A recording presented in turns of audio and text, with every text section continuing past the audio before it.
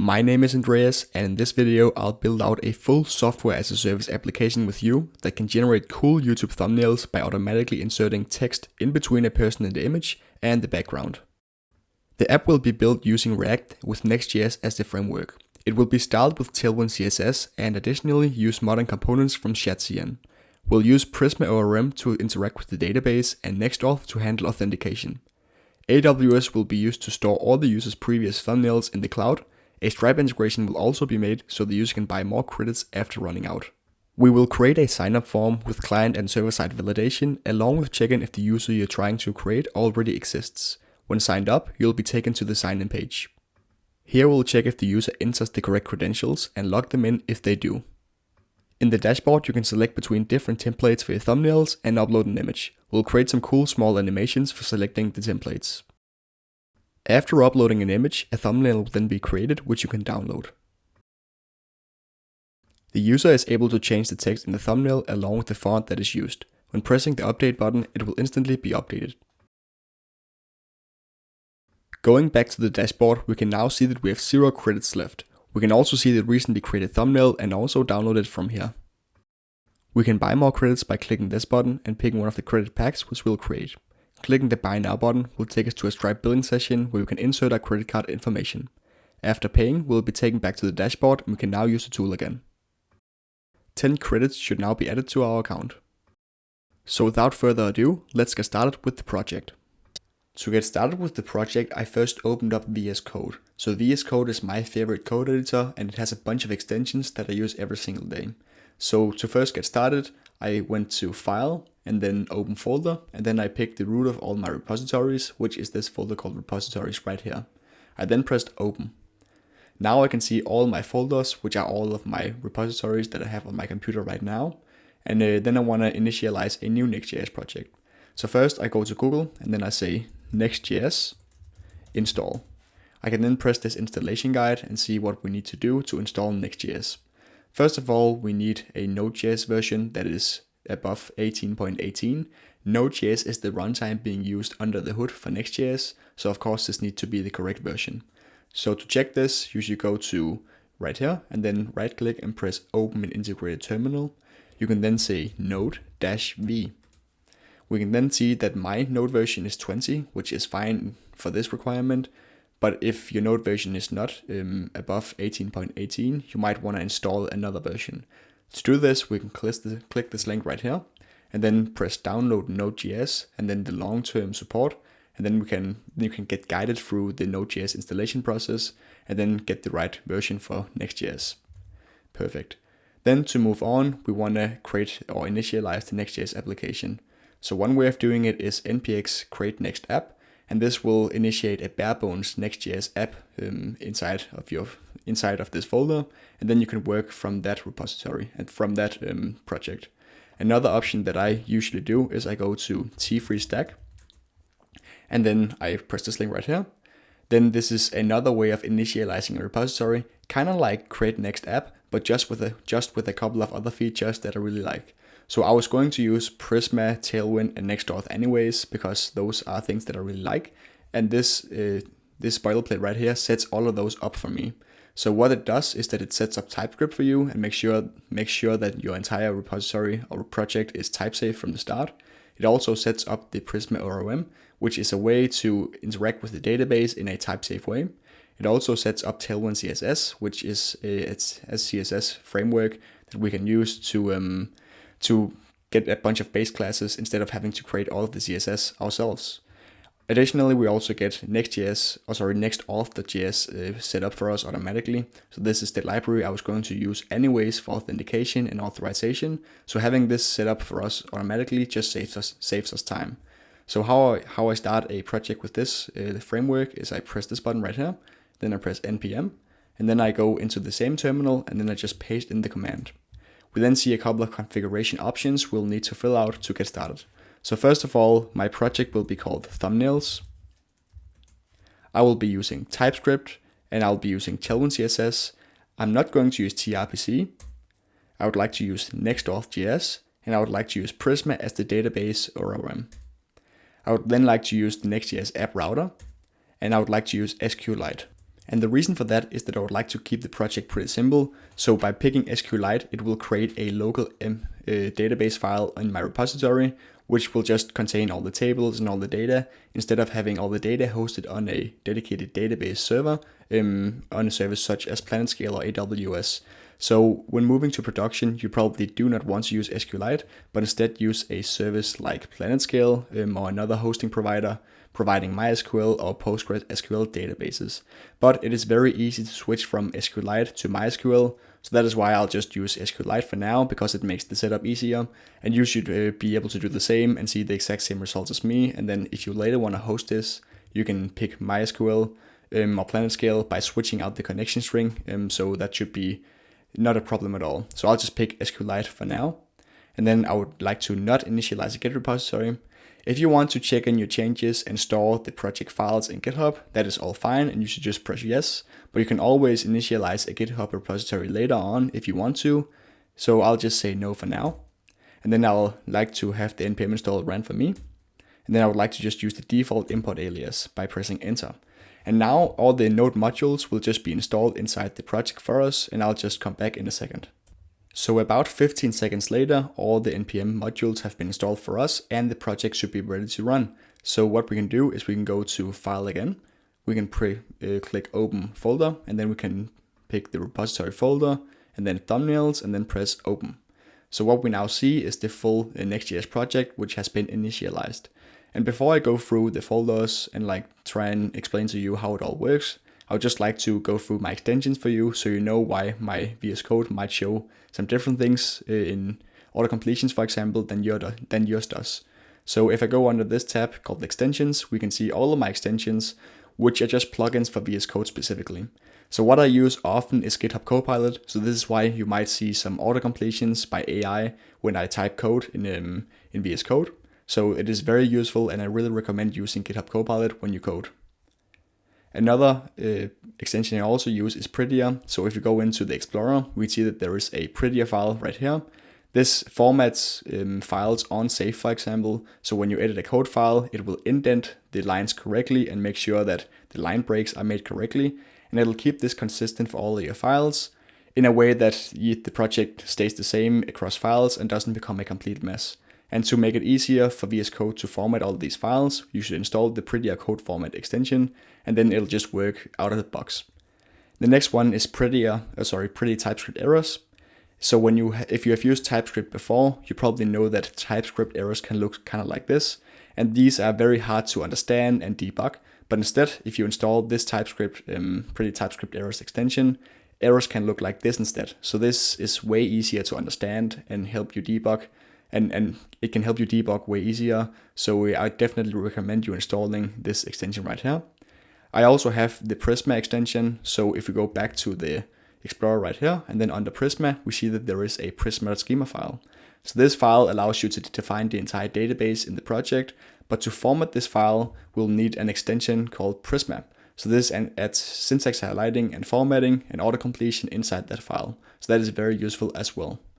Lastly, if I go down, we see that we have a Tailwind CSS IntelliSense extension. This means, as you can probably see right here, if you hover a CSS class inside a React component, for example, you can see that it auto-completes with different background colors, as in this example, or it can help you auto-complete or preview classes before you write them out. So this is very helpful as well for working with Tailwind CSS. Cool, so those were all of my extensions. So now that the project is set up, we should probably go through some of the folders and files so I can let you know how everything works, and then we can try and get the project running. So let's do that next. If we take a look at our files, we can see that first off we have a tsconfig.json file. This file defines all the rules for our TypeScript transpiler. So for example, when you get thrown an error by TypeScript, it's a rule being defined in this TypeScript config.json. So this flag strict true defines a bunch of rules, for example. So it is very often set to false or true depending on how strict you like your TypeScript.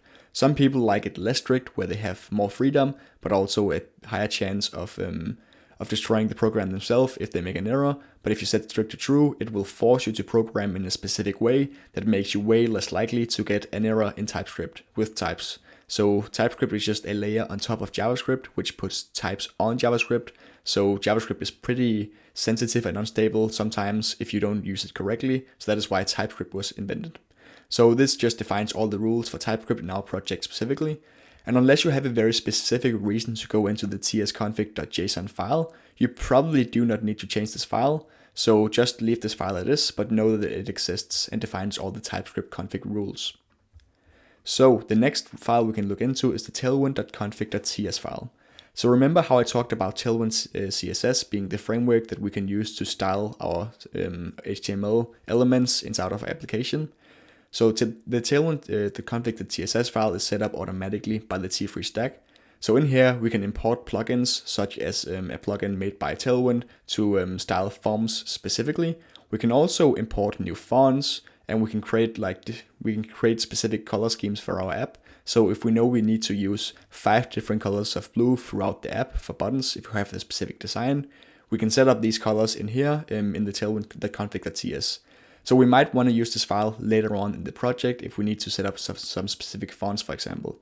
So the tailwind config.cs is a file that you are more likely to use in the future. The next file is prettier.config.cs. And as we see right here, it is just using a plugin called Prettier plugin Tailwind CSS. And this is probably a plugin that is set up by the T3 stack that formats Tailwind CSS in the correct way. We don't really need to know what it does or how it works. We just need to know that prettier.config.js is a file that auto-formats your code, so it can indent the code correctly, for example, or save the file in a consistent manner. So this is just what this file does. The next one is postcss.config.cjs. This is another Tailwind file. It is another file that is required for Tailwind. It is also being set up by the T3 stack, and as far as I'm concerned, we don't really need to change anything in this file. The next one is package.json. This is a very important file which you will probably open pretty often. So first off, we have the name of the project, we have the version of the project, and then next up we have something important called the scripts. So if you open up this menu down here called npm scripts, you might need to enable access to the menu by right-clicking in one of these and then pressing npm scripts as checked. We can then see all of the scripts. And scripts are commands we can run. For example, next build, Prisma db push to push a database schema to the database, or next dev to start a development server, or next lint to start the linter and find TypeScript errors, for example. So these are all scripts that you can just press down here to execute instead of having to type into the terminal yourself. So some of the important ones are next builds or Prisma migrate dev, so we don't need that. Let me just order them in the way that they are most used. So first off, we have next dev, which is probably the most used one. We have Prisma db push, Prisma studio, Prisma generate, and then next start. Like this. So this is the order that we will use them throughout the project. So next dev will need to use this to start up the server every time we want to check how our code is looking. Prisma db push, every time we make a database change, we'll need to run this command to push the schema to the database.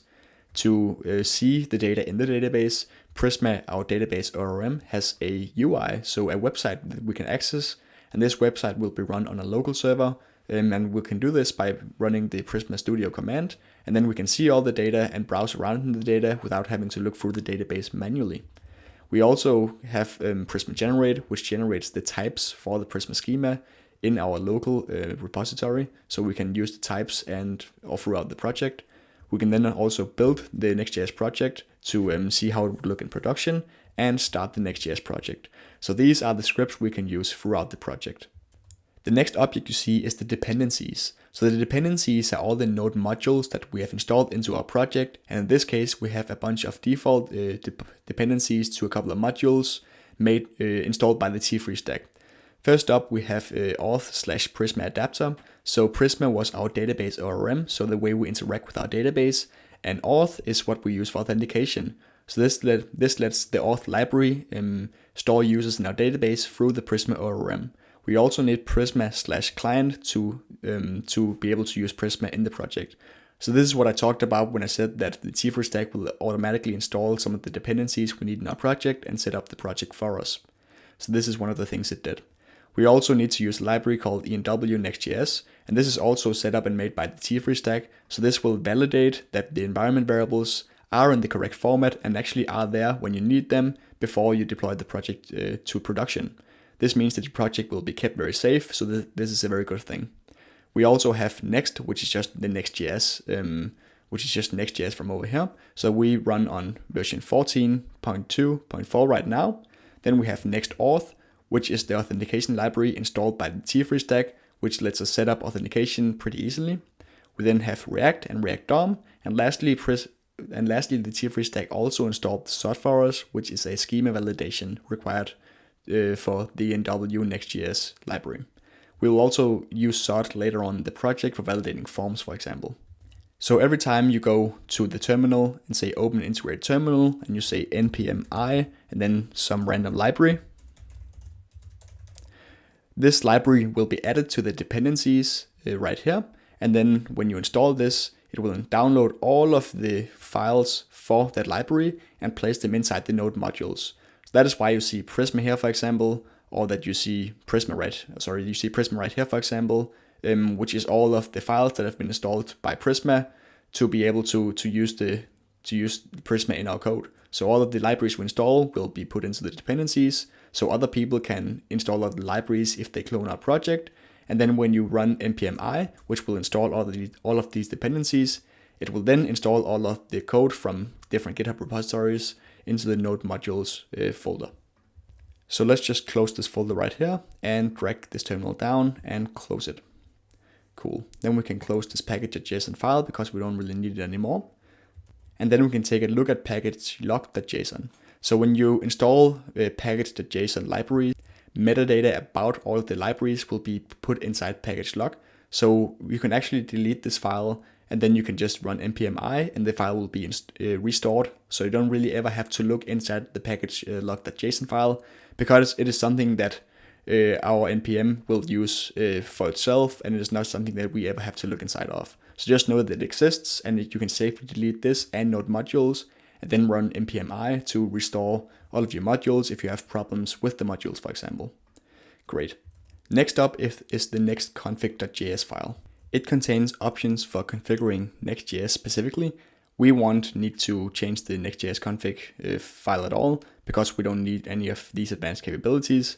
But what you might want to do is configure server-side rendering or like add custom plugins or loaders, but it's not something that we want to do at all. So next up is the next.env.d.ts file. And as it says, this file should not be edited. So this is just set up by default by, I guess, Next.js or the T3 stack, but we don't need to edit this file as it says. So let's just skip this one. Next up, we have the git ignore. So if you initialize a repository on GitHub, and you can do this, by the way, by clicking this button to initialize it locally, and then publish to GitHub to publish the local repository to your GitHub account. So if you do this, you will have a GitHub repository initialized in this repository.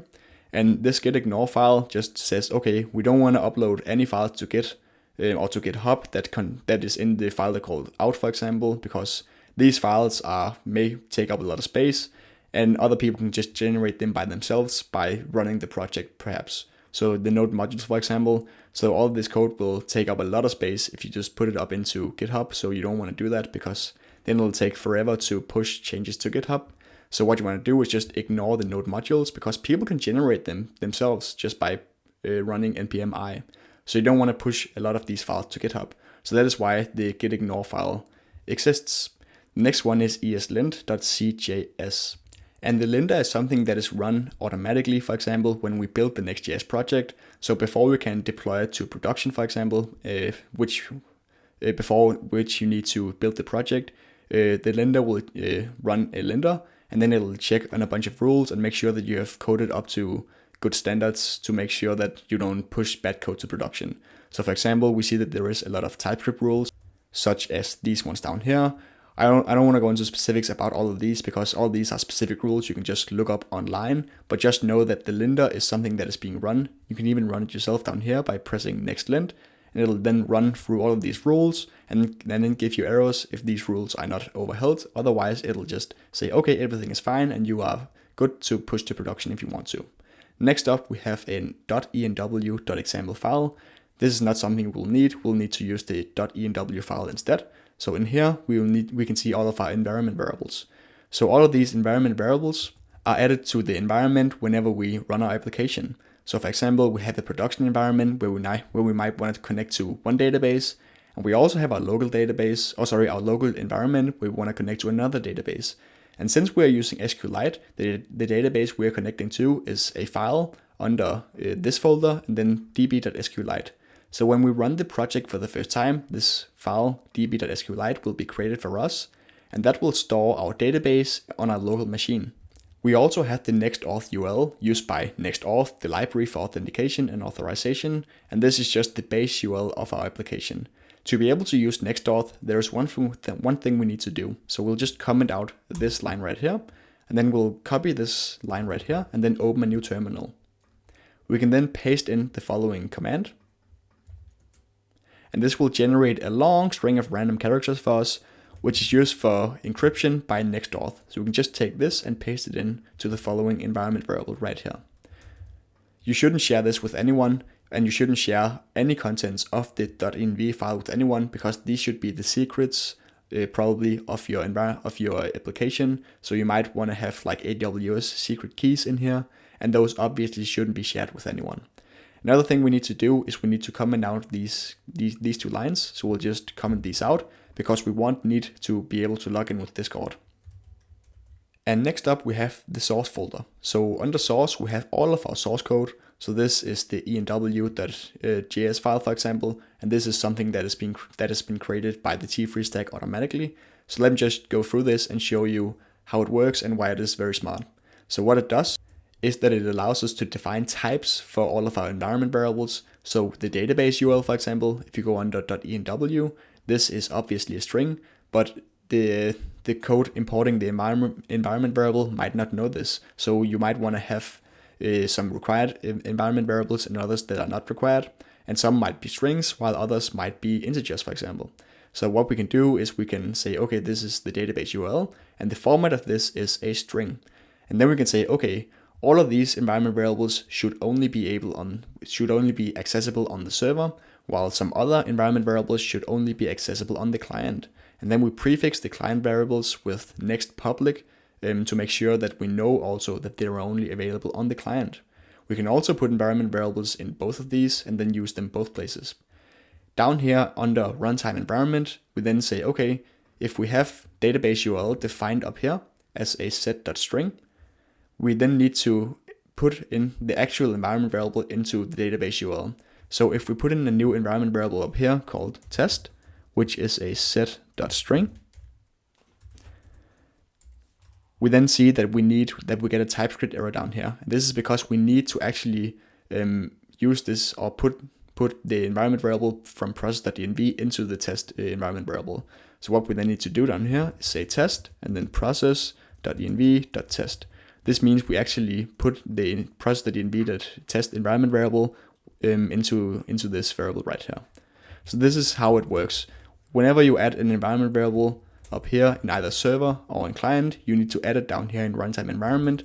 And this is what has been done for us already with database URL, for example, or with the Next.auth secret, which makes us able to get type safe environment variables throughout the code base.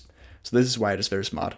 Also, because we know that it is a set.string and that it is required on the server, before we push to production, this will also be checked for us, and we will have an error during the build process, which lets us know that, hey, you have actually not added the database URL to your environment variables, so the code won't work until you do that. And that is what I talked about when I said that the code was safe by using this library, enw Next.js from the T3 stack. So remember that I commented out the Discord client ID. So this is because we don't want to be able to log in with Discord. So if we go back to the enw file, enw.js file, we also see that these two are required. So I'll just remove these two because we don't want to log in with Discord. And then I'll also remove them from down here in the runtime environment. So now we should be able to start the app in just a second without getting any errors with, hey, you haven't defined these two environment variables right here. So I'll just delete these two as well and then close these two files. And the next folder I would like to go through is the styles folder. So the styles folder contains a file called globals.css. And this is required to set up Tailwind. So this is done for us automatically by the T3 stack when it set up Tailwind for us. So we don't really have to change anything in this file. Just know that it is a required file for Tailwind. So just don't go in and delete this file right here. So we'll just close this folder again, and then we'll go under server. And under server, the T3 stack has done a couple of things for us. First of all, we have an auth.ts file. And I'll go through exactly how this file works in another chapter. But first of all, I just want to tell you that this is what the Next.auth library uses to set up all of the authentication with. So in here, we can define a bunch of stuff such as, okay, we want to be able to log in with Discord. So we don't need to do that because we chose that a second ago. So I'll just remove this provider as well. But this just lets us know that, okay, we can log in with credentials, so password and email and password, for example, or Discord, and we can adapt to the database, so interact with the database, store users in the database with Prisma. So these are just all the options for our authentication and authorization. But I'll set up this file with you in a later chapter. So another file is db.ts, and this is also set up automatically for us by the T3 stack. And what it does is that it creates a Prisma client for us and then exports that Prisma client as a variable called db. So this exposes the db client and lets us interact with the database. So in any other file, we can say db dot and then access all of the tables. So user, for example, and then we can say dot and then run database queries on those tables. So that is what this file does. This is also set up by the T3 stack for us, so we don't have to think about this at all or ever touch this file. So we'll just close this file as well, close the server folder, and then go into the app folder. What the app folder does is that it lets us define API routes that other servers can use, for example, to send API requests to our API with, and then we can process those requests. So for example, they can send a post or get request to our server, and then we process that request and send the response back with code. But what we can also do is that we can define specific routes that the users can access. So as you see, we have a layout file and we have a page file. So inside the layout file, we see that we have a title, we have a description, and we have an icon. So the title right here, for example, is the title you would see up here, and the icon is the icon that you would see right here up on the tab. So the layout defines some of the page, so the layout of the page for this page and for all nested pages, and the page file defines the page. So this is what the user will see if they access a specific page. So if the user goes to localhost, for example, or your web page, so we'll just say web page, and then they go to /, so just the default page, they will be routed to the page.tsx, and this is the content that they will see. If you then instead create a new folder called home, for example, and then put a page file inside that, so let me just copy this one. Then if the user goes to home, then they will see the content of this page file inside the web page now. So this is how routing works in Next.js. If you go to home, then you will be routed to the content of the home folder. And if you just go to the default route, you will be routed to the content of the default page.tsx file. So this is how routing works in Next.js. And then also inside the API folder, we see that we have API, auth, and then Next.auth as folder names. And then we have a route.ts file. So let's just go into that file right quickly. This file has been set up automatically by the T3 stack for Next.auth to work. So this is necessary for Next.auth to work. So this is also what I mean when I say that the T3 stack sets up Next.auth automatically for us. This means that we don't have to write this code ourselves and find out how it works. So we can just close this file again because we'll never need to change anything in this file. So if we close the app folder again and close the source, this is what the source code folders. This is what the source folder is. And inside this folder, we'll define all of our pages. We'll also add a new folder called components. We'll store all of our React components. So this is where we'll store all of our source code basically. If we then move on to the public folder, this is where we will store all of our resources. So any images we would like to store statically on the server, we can store right here as just files, and then we can serve those to the client so we can show specific images that we have on our server, for example. We also have an icon right here, which is the following icon up here. So this icon will also be shown if we ran the server ourselves. And then we can switch out this icon for whatever icon we would like to use in the future. And then we can show the correct icon up here. So any static resources we can put in the public folder, and then we can use those throughout the Next.js project. Lastly, we have the Prisma folder. So in the Prisma folder, we have the schema.prisma. And this is just the database schema definition. So in here we see all of our tables. We see that we have a post table, for example, with a primary key called ID, and there's auto increments. We then also have a name column. We have a credit at. We also have a credit by with a relation to a user table, for example. So these are all pretty basic database concepts. So we have different tables with relations. We also have data types. This is a string, for example, for the following column. This is an integer for this column, for example. So this is all pretty basic database stuff. And the reason that I said that it was easy to switch from SQLite and then back to PlanetScale if that's something you wanted to do in production. So that is the reason I said that is because we have the following object right here. So this defines the provider and then the database URL. So when I run this project in a bit, then I'll show you that it generates a .SQLite full file. So this file will store all of our data in my database in my local repository right here in just a file.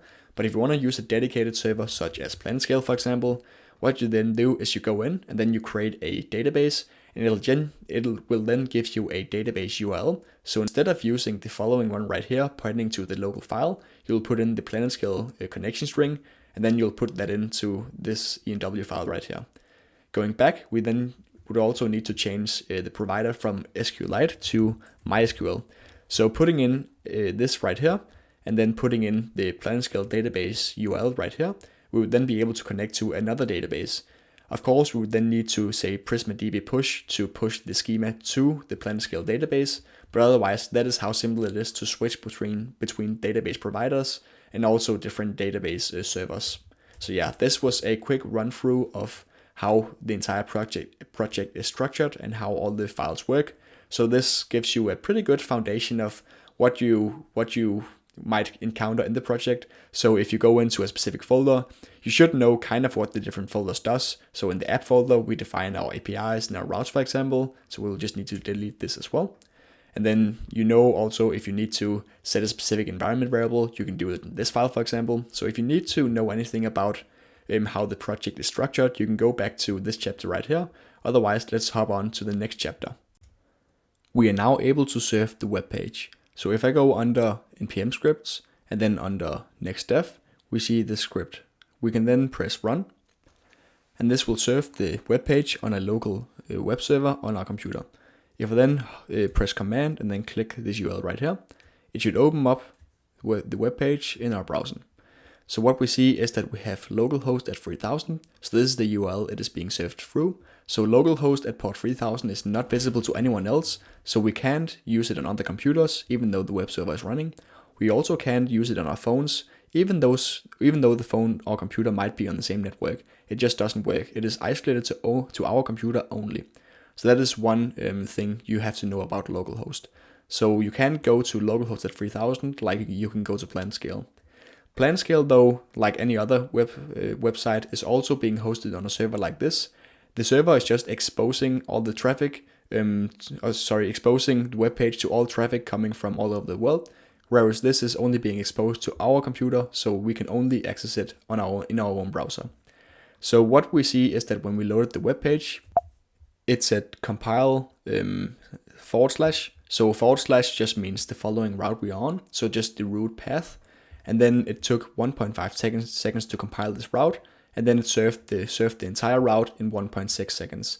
This means that whenever we go to a new route in Next.js and we are running it on the dev server, it will compile the route the first time we go to the route, and then that'll take some time, but then the next time we go to the route, it'll be much quicker because then it is already compiled. One thing that is a pro of the dev server though, is that we can change things in real time. So if you go under source and then app, and then we go to page, then we change create from create test, and then we save. Now we immediately see that test showed up over here in the UI, so it was reflected as soon as I press save. That is very neat because it saves us a lot of time, because we don't have to rebuild, recompile, or restart any servers. We can just press save and it works in real time. So that is very neat and a very nice feature of Next.js. It is called hot reloading. I can then close this again and then close the folders, and then talk to you about the other option apart from the dev server. So the other option is pressing next build and then pressing next start afterwards.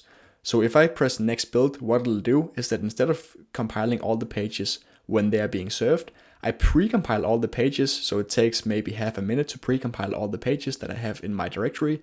It'll then optimize all of the code so it runs super fast and snappy, and then it'll put that into a folder.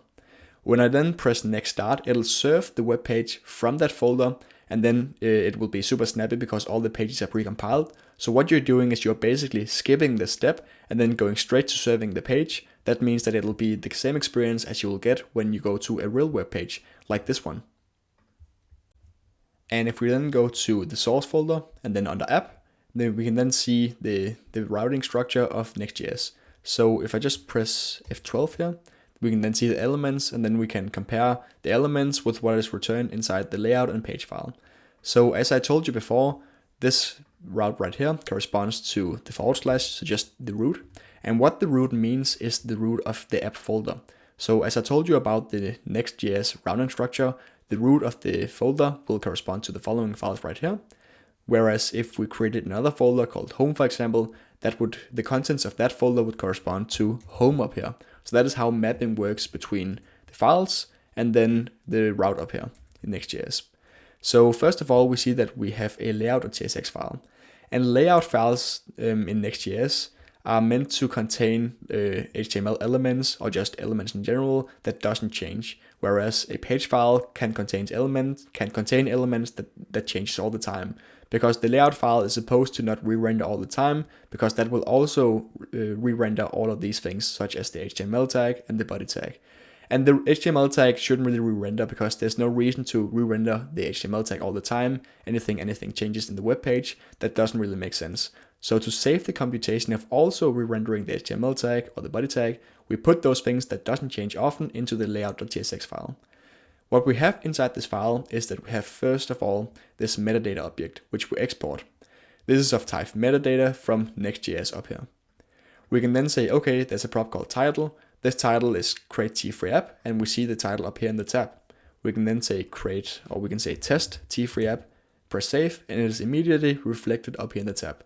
We can then revert that and press save, and we then see it being reverted. We also have a description, which is not visible from how we look at it right now. And then we have an icon. So as you see, the icon has a rel, which is icon, and then we have a URL. And the URL has a /, which means it is taken from a root somewhere. And remember how I told you about the static assets in Next.js? So this root is the public folder. So we see that it's called favicon.ico. So if you go into the public folder, we see favicon.ico. This is the following icon right here. This icon is the same as the one we're seeing up here. So that is why it corresponds to what is inside the public folder. So this is how we can customize how a specific tab looks in a specific route. The other thing we have is this function. So in normal programming, we just have functions such as function root layout like this. So in a normal function, you would just have parameters such as a string hello, for example, and then you can pass this hello string down and use it inside the function. But in React, we have props instead. And props are just objects basically you can pass down as parameters in the function. So this prop children is being passed down into the function, and then we can use this prop inside the return statement. So the type of children is being defined right here. So we have an object, which is the type, and then inside this object, the type of children specifically is React node. So this can be, if we just hover this, it can represent JSX. So that is everything that can be rendered. And everything that can be rendered means everything we can put inside this return statement and then render right here on the web page. So HTML can obviously be rendered, for example, but something random that shouldn't be rendered, like an object, probably can't be rendered. But if we just render it like this and then say HTML, that is obviously renderable. So we know that children is renderable because it is coming from React, or it is of type React node, and that way we can safely put it into the return statement containing the HTML. So how it works is that in React we have the syntax with the following symbols right here. So this will render a variable inside the return statement inside the HTML. So this is called JSX. So if I have a variable right here and I say const hello equals 1, I can then put hello inside this, and then I can press save, and now we see 1 up here as being rendered. So that is how we render variables inside HTML. Now I can revert this and then render children again. And then we can guess that children must be all this purple background, the text, the buttons, etc. So how it works is that this layout file wraps around the page file, and then the page file is being injected into the children prop right here, and then being rendered. So if we go into the page file, we see a main, we see a div, and then we see this create text right here, create T3 app. So this corresponds to what we're seeing on the web page. So let's just try and change some of that. If I just delete all of this and then put in an empty div, which is a container, then we see a white web page, which corresponds exactly to what we're expecting. We're expecting HTML, body, and then children is just a div. So we see HTML, body, and then just a div. So it corresponds exactly to what we're expecting. What we want to do in our project is use a UI library called shadcn.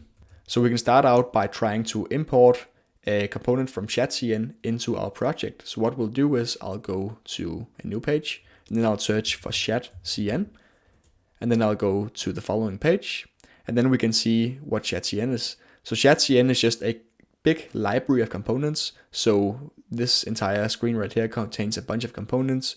It contains buttons, it contains a side menu, it contains some text, it contains this toggle right here, for example. All of these are reusable components that we, in some cases, would have to create ourselves, but now because libraries like shadcn exists, we can just use the shadcn components and then have it all made for us automatically without having to code all of this stuff up ourselves and spend all the time doing that.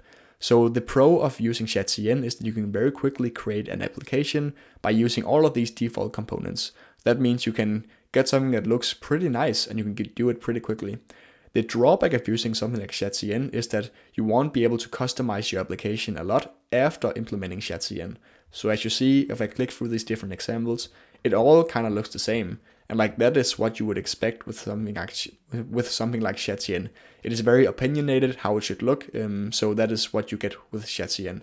So if you have a very specific design you need to adhere to in Figma, for example, with specific colors or shapes or anything, you might want to create the components yourself. Whereas if you have a design you just want to quickly whip up and then create a website with, you can just use shadcn and just prototype with that, for example, or just use shadcn in production, and then you'll have something that looks nice and you can get it done very quickly. So to install shadcn, what we'll do is we'll go to docs, and then I'll go to installation and then Next.js. We can then say npx shadcn at latest init. So I'll just copy this command, npm, and then I'll go and open a new terminal inside the root folder. So I'll go to the root right here, right click, press open integrated terminal, and then what I'll do is that I'll copy and paste it in this command and press enter. What we then see is a couple of options. We have two different styles. I'll just use default style, neutral colors, yes, and then I'll just wait for it to install. What we then want to do is try out a component from shadcn, and then I can show you how it works. So what shadcn did was that it created a file called components.json. This will be a list of some of the components that we have installed with shadcn, and where shadcn is able to find these components. So what we can then do is that we can add a button. So npx shadcn at latest add button. So if I press this command, say npm, I can then install a button. So what it then did was that it created a folder under source components, and then components and UI are folders that it just created, and then it added a component called button.tsx. So inside this right here, I'll just close down the terminal and this sidebar. We see that we have a couple of things. First of all, we have some classes stored inside this variable, and these classes are determined based on this helper method. So these classes up here, I guess are always applied, whereas these classes down here are applied based on what variant it is. So if it's a default button with a default style, we apply these classes. If it's a secondary button, we apply these classes. So going to button, we should see how that matches up with how the button actually looks. So this is the default, style default. We can also, this is the default. So this is the primary style. This is the secondary style. So the secondary right here. Then we also have destructive, which is this color. And we also have outline, and that corresponds to the following classes. So these classes will be put on to or will be appended to the classes up here, depending on what style you choose. And the style you choose is just a prop you pass down to the button, like so, variant and then outline. And then depending on this, it will pick the classes. So we really don't need to change anything inside this button.tsx. I just want to show you what shadcn does. So we create a button, which is just a component, and then we export that button. And then you can import the button into your software, into your components, and then you can use that button as if you made it yourself. So let's just click close right here, and then try and import that button. So remember we had a div, so we can just import that button into our component and then show it. So we have a div, and then I'll say open, and then I open a tag called button. Then I close the tag, and then I press command and dot, and then I can say add import from components UI button and click that. Now we imported the button we just installed, and then we can put in some text into the button. So I'll just say test, and then I'll press save. And immediately we see this nicely styled button up here, which is being rendered on the web page. This corresponds perfectly with the button we see right here, just in dark mode. So I am in light mode right here, but in dark mode right here. So that is why the button looks the way it does. Let me just close this. So this is how we can use shadcn within our project. Obviously, there's a bunch of components we'll need to install, and we can just try and install those now. And the way we can do this is we can go to a new terminal again. So we'll open a terminal in the root, and then we'll go to the last command by pressing the arrow up. And then, let me just see, instead of shadcn add button like this, we can remove the button part and then just say add. And then what that will do is it'll allow us to pick from multiple components which we can install. So let me just go through this list and see what components we might want to use. So we definitely want to use the button, which we already installed. We also want to use a card. So if you go under shadcn and then under card, cards are something that we use a lot of times in development. So when we create a login form, for example, we might even have it in the example over here. So if we create a login form, we should be able to put the entire thing into a card and then like create an account right here, for example. So this is what we'll do in our case. We'll have a register form inside a card, and this is the card. We'll also have a login form inside the card. So going back to the card, this is how the component looks. And we would want to install this card so we can use it. So the card is being picked down here. And we will also need to put in a, let me just see, we will probably want to use a input because inputs should be styled as well. And then also a label. We also want to put in a, let me just see, a select. So selects are drop downs.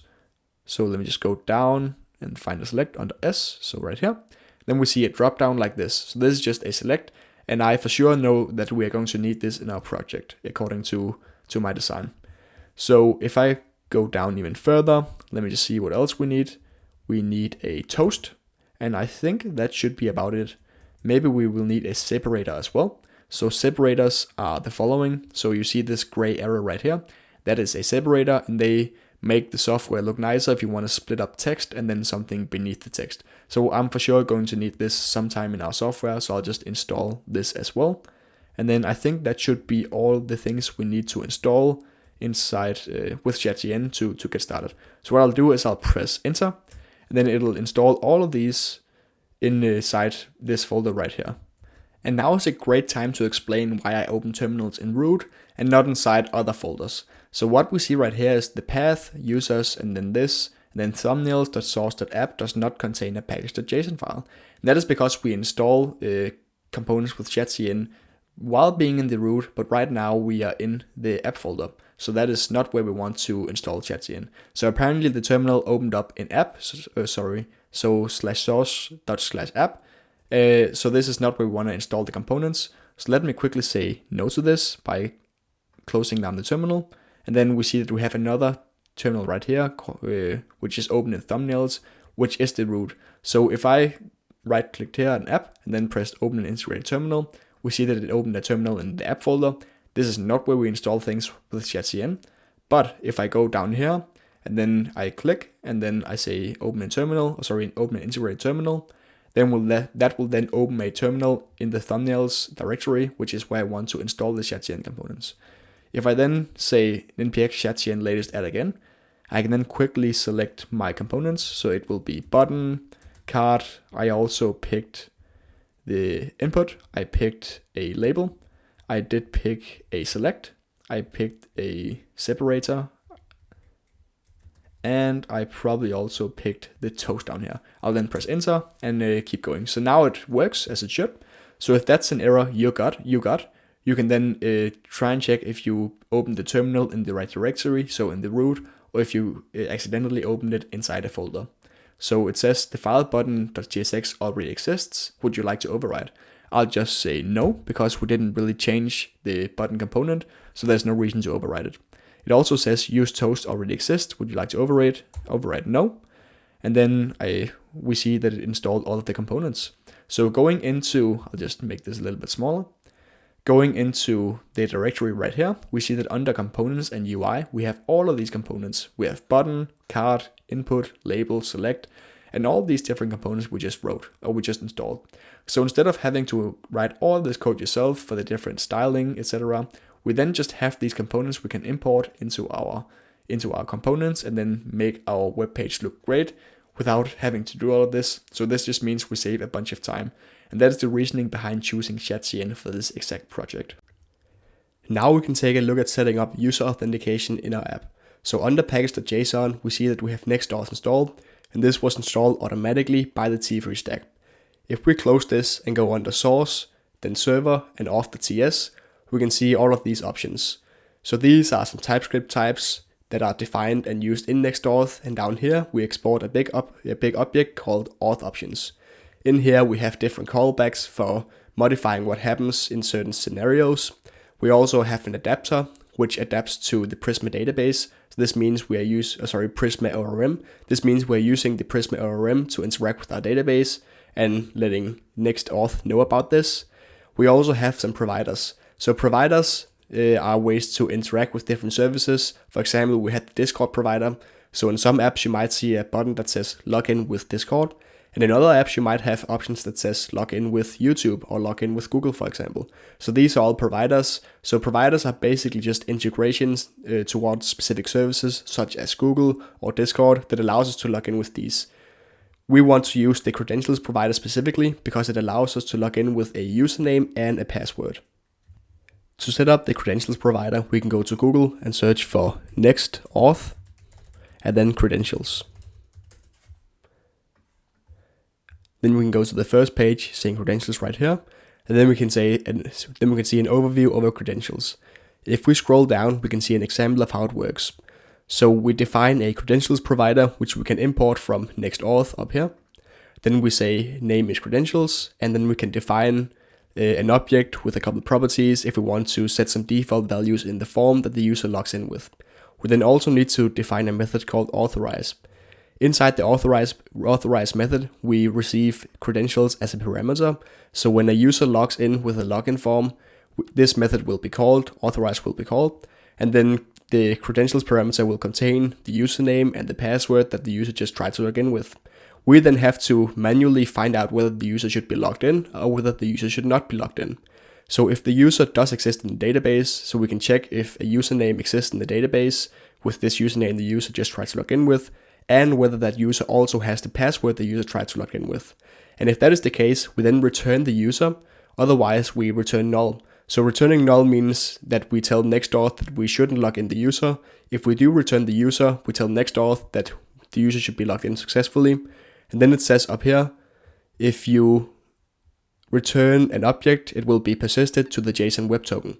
This JSON web token is the default session type in Next.auth. So let's just learn a little bit about that before we move on. So if I open a new tab and then go to auth.js, so auth.js instead of Next.auth, because Next.auth actually migrated to auth.js. So if you go to this page right here, we see auth.js. And under this page, we have a page called concepts. So if I just enlarge this a little bit, and then I go under session strategies. It then says, when a user visits your application, you want them to not have to log in every single time. After logging in once, your application should save some data about the user and allow them to pick up where they left off next time they visit. This is called a session. And we have a couple different ways to create sessions. We have a JWT token with JSON Web Tokens, and we have a database session. So let's just go through JWT session first. So Auth.js can create sessions using JSON Web Tokens.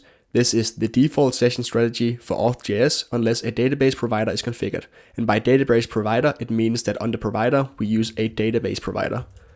So this is an option that you can have, but this is not what we're going to use. We will use the credentials provider instead. So we aren't using the database provider, and thereby we're automatically using the JWT session. So this is the only one we'll look into. It then says when a user signs in, a JWT is created in an HTTP only cookie. Making the cookie HTTP only prevents JavaScript from accessing it client-side, which makes it harder for attackers to steal the value.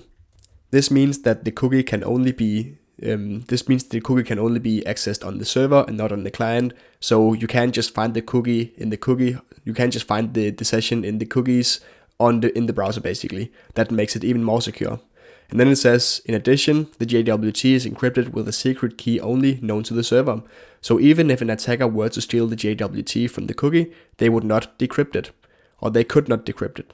Combined with a short expiration time, this makes JWTs a secure way to create sessions. When a user signs out, Auth.js deletes the JWT from the cookies, destroying the session. So let me just recap what it actually means. So when a user logs in, a JWT web token is then created. So JWT stands for JSON Web Token. A JWT is then created, and this will store a session for the user.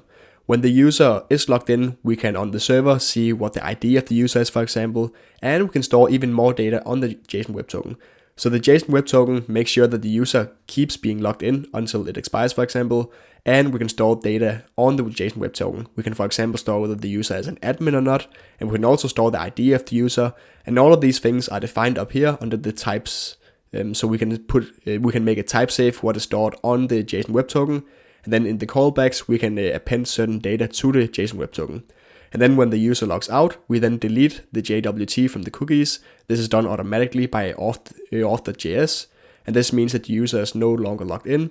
And then the next time a user logs in, a new JSON Web Token will be created, and that will then store the new data from the new user that has been logged in.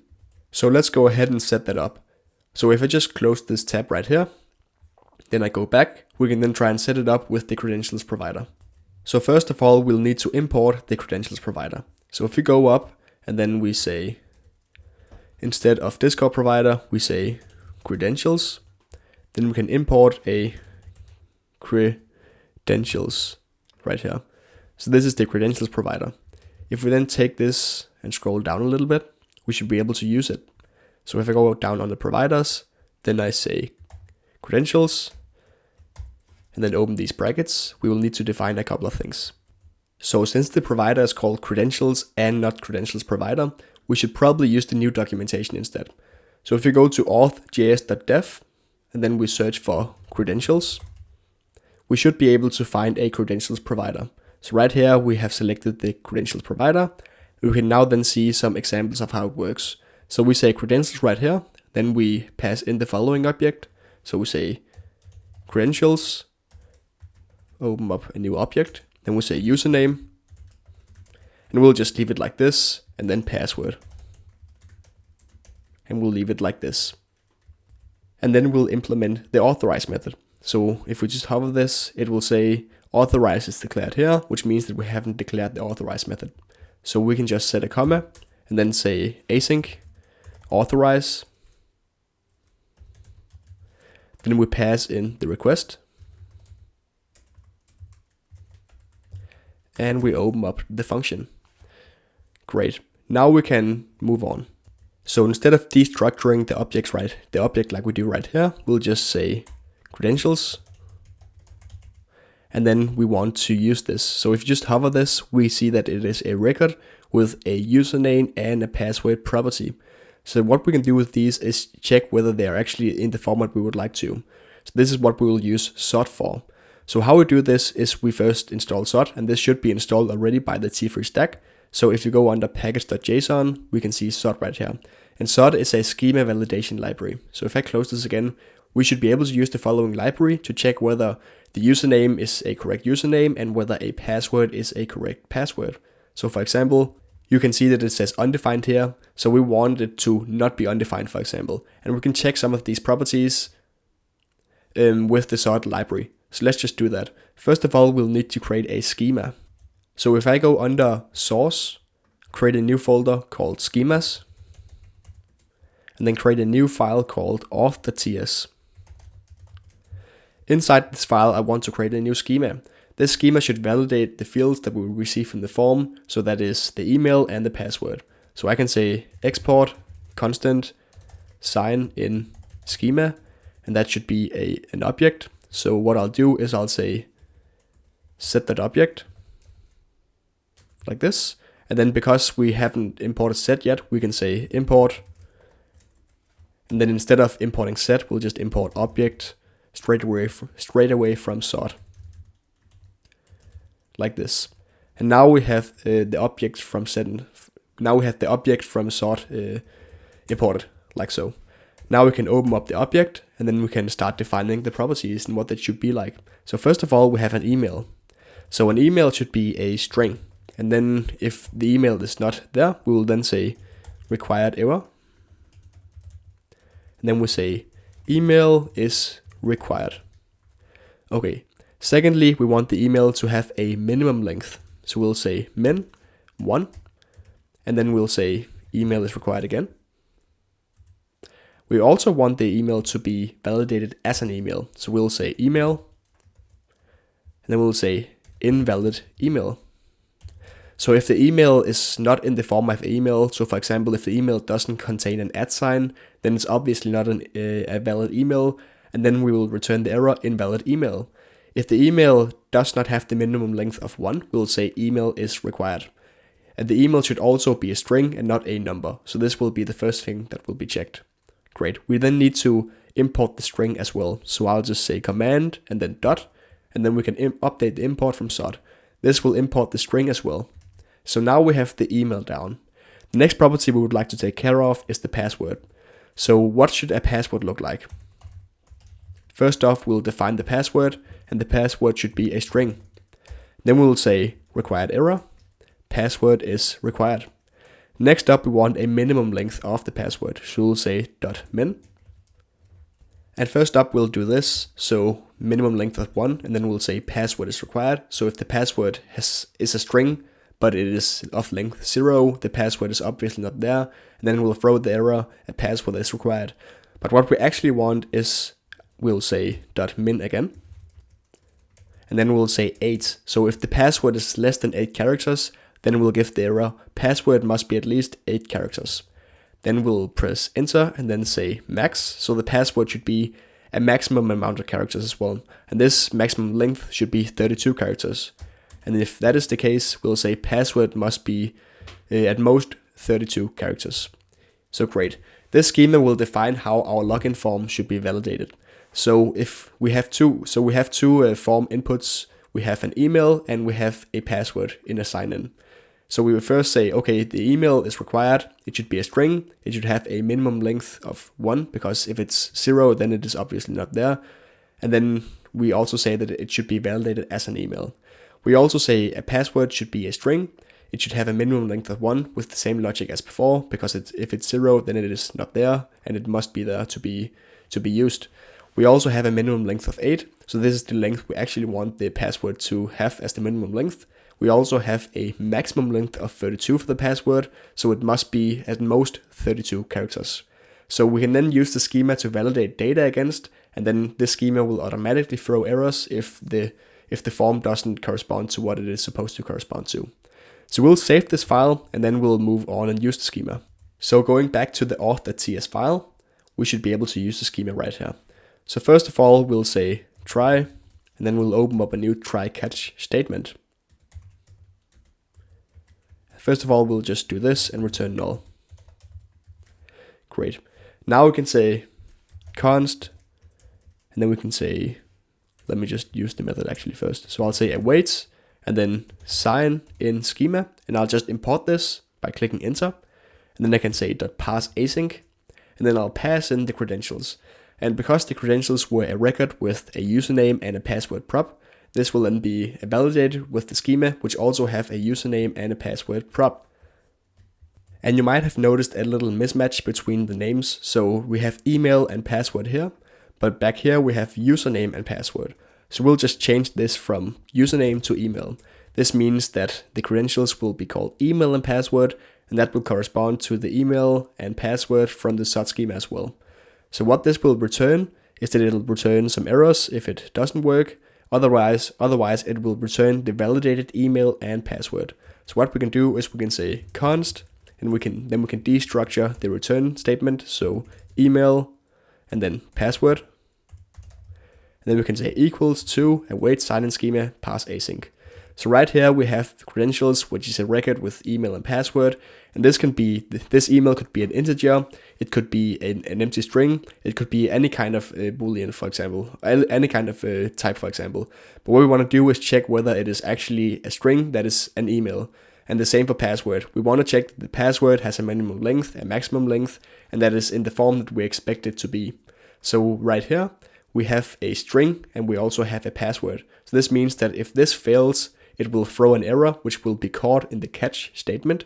Otherwise, if it doesn't fail, then we can use the email and the password as validated strings, both of them, because that is what we wanted to validate that were inside this schema. And then we can move on with our authorization. So if I just press enter and then enter again, we should be able to find the user that has the following email.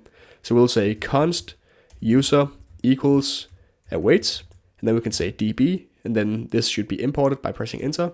Then we can say .user .find unique, and then we can open up the following object, and then we can say where, and then email is email.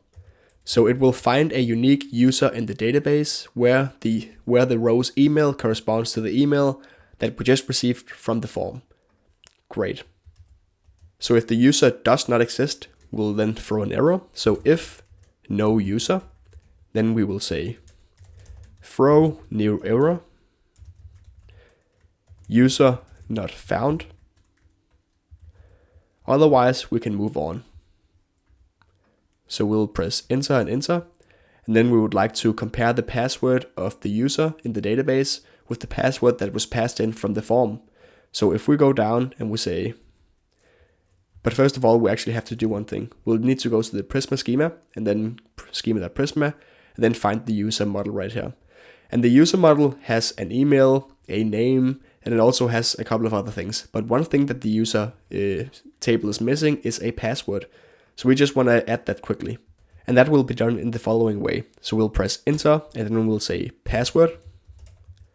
And then we'll add a password, which is a string. So this is a table, and this is a column in the table. So it's just like a regular database table. This password will be a column, and then the string will be the type of the column. And we can then press save.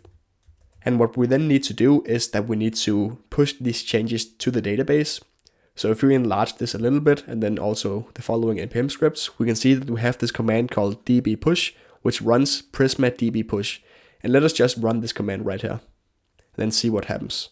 So it says SQLite database db.sqlite created at, and then it'll create a file for us. So under Prisma, we now have a file called db.sqlite.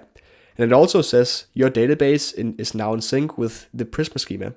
And then it generated the Prisma client. So what it did is that it created the following SQLite database, which is just a small file. Then it pushed all of these tables to the database. So this is now the schema of the SQLite database. And then it also generated a Prisma client. This means that if we go under auth.ts, it generated the following right here. So all the types for these tables, so db.user, for example, were then generated so we can use them in the client. So now we should be able to say password, and then we can actually see the password in the where statement. And since the password didn't exist before, we can assume that the password was just added right now. So what we want to do is we want to check if the password that we just received from the form actually matches with the password that the user submitted, or that the user has. One thing we need to notice though is that we never store plain passwords in the database.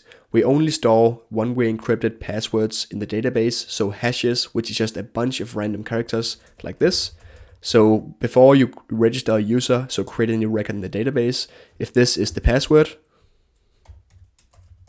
then we run that through an encryption method. So encrypt, like this, and then we encrypt the password, and then this is the password which we'll put into the database. The reason we do this is that if the database gets leaked or get hacked, then the hackers can see all of the emails along with all of the users' passwords, and we don't want to do this because then the hackers can just log in with the users' emails and passwords on all the other services where the users also just use the same passwords, for example. This is very insecure, and that is why we also always store encrypted passwords in the database. This means that in a second, when we want to set up the registration for the users, we encrypt the passwords before we set them up or before we put them into the database. And this also means a couple of things for the login flow right here. So let me just go through a little example for you to understand it better. So we have the database, for example. This will contain an email for the user. So this could be hey@gmail.com. And let me just go through this. And then we also have a password. And this password will be an encrypted password, so it'll look something like this. So the database will store, this is just one record for one user. So the database table user will contain a bunch of users, and this is just one random user I just made up. So the email in the database will be stored in plain text. So this will just be hey@gmail.com, and the password will then be an encrypted hash. But when we then want to find the user, we can say db.user.findUnique, where email is the email, because this email will also be in plain text from the form, and that way we can find the following user. But we can't just check if the password from the form right here corresponds to this password, because this one is not encrypted and this one is encrypted. So if we say form, then we have the email in plain text like we have here, but we also have the password in plain text. So this will be the input for the form. So we'll have the email in plain text and the password for the form. So the email will be able to correspond with the email from the database, but the passwords will not be the same. This means that if we look for a user in the database with this email and this password, we'll not be able to find the user in the database. What we then need to do is we need to encrypt this password as well. So like this. This encryption method will then return the following. And now we can say, okay, does a user exist in the database with this email and this password? And then we can find the user that we actually want to find. So that is how we find users in the database. First, we check if the email or if a user exists in the database with the following email. If the user exists, then we take out the password for the user. We then encrypt the password, and then we compare whether the passwords are the same. So if the encrypted passwords are the same. So that is the flow we'll follow in the following authorization method. So let me just go ahead and do that. And to encrypt passwords, we will use a library called bcrypt. So let me just go and npm install that. So npm bcrypt. Then we can find the following under npm and scroll down. And then we see that it is npm install bcrypt. So I've just closed this method or this terminal by pressing a random button. And then opening up a new terminal. So here in the root, I say open integrated terminal, and then I just paste in the command. It should install bcrypt in just a second. And we should then be able to import it from bcrypt. So if I say import bcrypt from bcrypt.js, we can see that we aren't able to find it right now. So I actually didn't install the library that I had in mind. I installed bcrypt and not bcrypt.js. This is also a great opportunity to learn how to uninstall libraries. So what we did before was that we said npm install bcrypt. So instead we'll say npm uninstall bcrypt. And then we'll try and install the right library. So instead of bcrypt, we'll say bcrypt.js. Like this. And then we'll go down and then find the installation command. Let me just see what that is. npm install bcrypt.js. So let me just install that library instead. Great. And now we see that we get an error still. So we'll just say restart TypeScript server and then see if that will fix anything, and it didn't do. So let me just see what it says. try npm install and then the types for bcrypt. So I'll just copy this command and then put it in. Sometimes libraries do not contain the types for the library, and then another package is made that contains all the types, and that makes it type safe. And that is why it throws errors. So what I'll just do is I'll go in and restart the TypeScript server again, then see if it fixes the error. And as we see right now, we are able to import bcrypt. So first of all, we installed the wrong library, then we installed the right library, and then it said, hey, types are missing in this library, so try and run this command and then install the types, and we did that, and now we're able to import bcrypt from bcrypt.js. Great. So now we're able to use bcrypt down here. So let me just show you how to do that.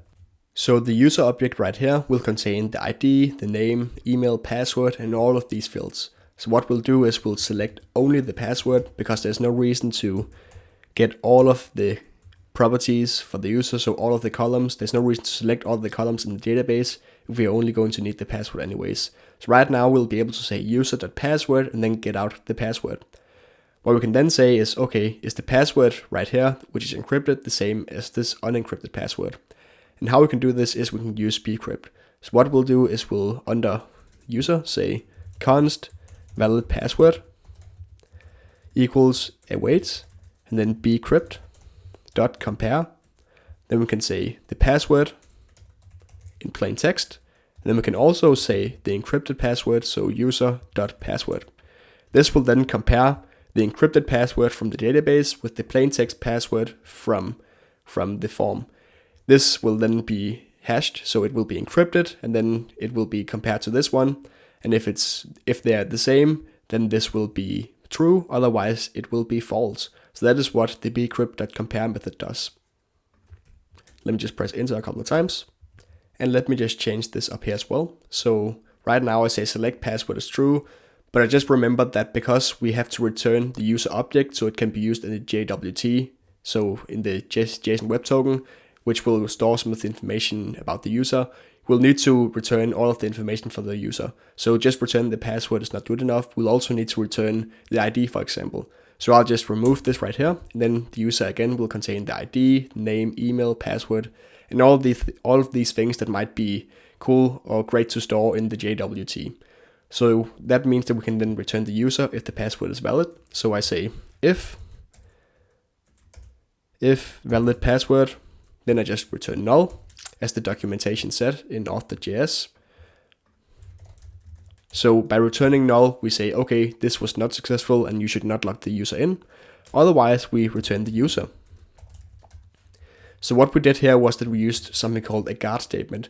So instead of saying if valid password, then return user, because if we do this, then we can have a bunch of if statements inside of each other, and this can be very hard to look at because it's hard to find out what the actual flow of the program is if it's a bunch of if statements inside of each other. So instead we say if not valid password, then we return null, and then the last thing we do is the action we actually want to do, which is return the user and log the user unsuccessful. So we use these guard statements a couple of times. First of all, we decoded the form, so we checked if the form was valid or not. Then we found the user, and then first of all we said, okay, if there isn't even a user, then we throw an error. This is like the first thing that needs to be true before we can log the user in. Next up, we said, okay, is the password valid? And now we're able to log the user in with this password. If it is not valid, then we say, okay, return null and tell next auth that do not log this user in. Otherwise, we return the user that we found in the database. And because this sign-in schema.parseAsync might throw an error, we'll just check for that down here in the catch statement. So what we'll do is we'll say if error instance of, and then we'll say sort error. So this is something that we can import by pressing enter. So now we have it imported from sort right here. Let me just scroll down again. We can then say return null. This means that if the error is an instance of a sort error, and a sort error would only be, the error would only be an instance of the sort error if this parseAsync method failed. So if this if statement is being run, so if this return null happens, that means that there is an error with the sign-in schema parseAsync. So for example, if the email was just an empty string or the password wasn't the right amount of characters, that would then throw an error, which will be caught down here. And then we also say, okay, there wasn't an error validating the schema, so we'll just return null. Then we can remove this return null right here, and then we can look. So it says authorize and then a big error. So it says type undefined is not assignable to type user or null. And this probably happens because, as it says here in the documentation, we must either return null or we must return a user object from the authorize method. But the try and the catch both return something, but outside the try and catch, nothing is returned. So what we'll do is we'll return null down here as well, and that should fix the error. So yeah, now the error is fixed. That means if for some reason this isn't run or something, then it'll return null. This is just for type safety, but obviously this will probably be run, and then it returns a user if a user is found, and it returns null if the password is not valid. It throws an error if no user is found, and then if the form wasn't validated correctly, it then returns null as well. So now the authorization method is set up, and we should be able to move on to the next part. So if I go over to the documentation in Auth.js, and then under session management, I click custom pages, I then want to put in the following right here. So if I copy this in, right under the authorize method, right under the credentials, right under the providers, like so. What this does is that it allows us to create custom pages. So right here it says to enable custom pages, add the following to your Auth.js configuration. So by default, Auth.js or Next.auth will set up a bunch of pages for us. It will have a default sign-in page, a default login page, a default sign-in page, and also other default pages such as sign-out, for example. But we want a custom sign-in page where we can style the page ourselves. So what we'll do is we'll create the following object. We'll say pages, and then we'll give it a prop called sign-in. And then it should redirect, when you want to log in, it should redirect to this following route right here, which will contain our custom sign-in page. And we'll just change this to sign-in, like so. We'll then also add a secret. So this will be the enw.nextauth secret. And then we'll just make it explicit that we're using the JWT session strategy. So this is a pretty default thing to do. This is something you often do, and this is also why it recommends it. So it says session, and then we'll just say strategy. And the strategy will be either database or JWT, but we picked JWT, so that is what we are defining right here as well. The last thing we need to do to set up our authentication is that we want to append some data to the JWT token. So it will be possible to do it here in the callbacks, but before we can do it in the callbacks, we'll need to define the type of the JWT token. So what you're able to do is that if you just press enter a couple of times here, right there, we can then say declare module and then next auth /JWT. Then we open up a new object and say interface JWT and then ID string. This means that we just augmented the JWT token to also contain the ID of the user. And we can now then use these types to add the data to the session. So if you go down to callbacks, we will need to use 2 callbacks. So if we just hover callbacks, we can see what they actually do. Callbacks are asynchronous function you can use to control what happens when an action is performed. Callbacks are extremely powerful, especially in scenarios involving JSON Web Tokens, as they allow you to implement access controls without a database and to integrate external databases or APIs. Cool. So what we'll need to do is we'll need to use 2 callbacks. First of all, we have a JWT callback. So if you just hover the JWT callback, it says, this callback is called whenever a JSON Web Token is created, so for example at sign in, or updated, so for example whenever a session is accessed in the client. Its content is forwarded to the session callback where you can control what should be returned to the client. Anything else will be kept from the front end. So that when we log in, we will need to set some data in this JWT, for the JWT token. So what we'll do is we'll say token, and then we can open up this, and we say if, and then token dot, and the token will contain a user. Then we say token dot token. So instead of both token.user and token.token, we'll just destructure this to token.user. This allows us to not dot into the properties, but to just use them directly. We can then say token.id equals user.id. Great. And then down here, we can then return the token regardless of whether the if statement is true or false. Great. So this token will then have the ID set as the user's ID from the database, and then this will be forwarded into another callback called session. So if you just create another callback right here called session, then we say session. We can then say session dot, then we can say session again. We'll just destructure the following parameter like so. And then we say, user.id is the same as token.id. Great. And then we can say return session. And because we had to do like this, session.token.id, we can then just destructure it from up here. So session and then token. And I'll just remove the following. So now when the JWT callback is called, we then set the ID as the user's ID. Then we return this token. This token is then the input for the session callback. And then we set the session's user ID as the token ID. And then we return the session.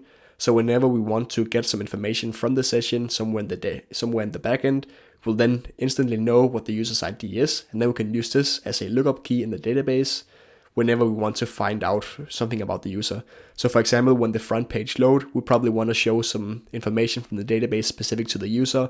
So maybe you want to load all the thumbnails that the user has uploaded. So that way we find this session, we find the user, and then we also find the ID of the user that is currently logged in.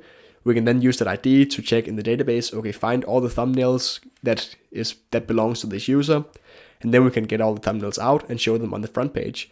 So that is why it is very powerful to have the user's ID, for example, saved in the session. You can also store other data by augmenting or changing these types up here. Maybe we want to store the email of a user in the JWT token, or maybe you want to store the role of the user as it says up here in the session. So these are all things you can change, but for now we'll just keep it super simple and only store the user's ID in the session. And I'll just save this page, close these tabs right here, and then I'll start working on how to log in the user.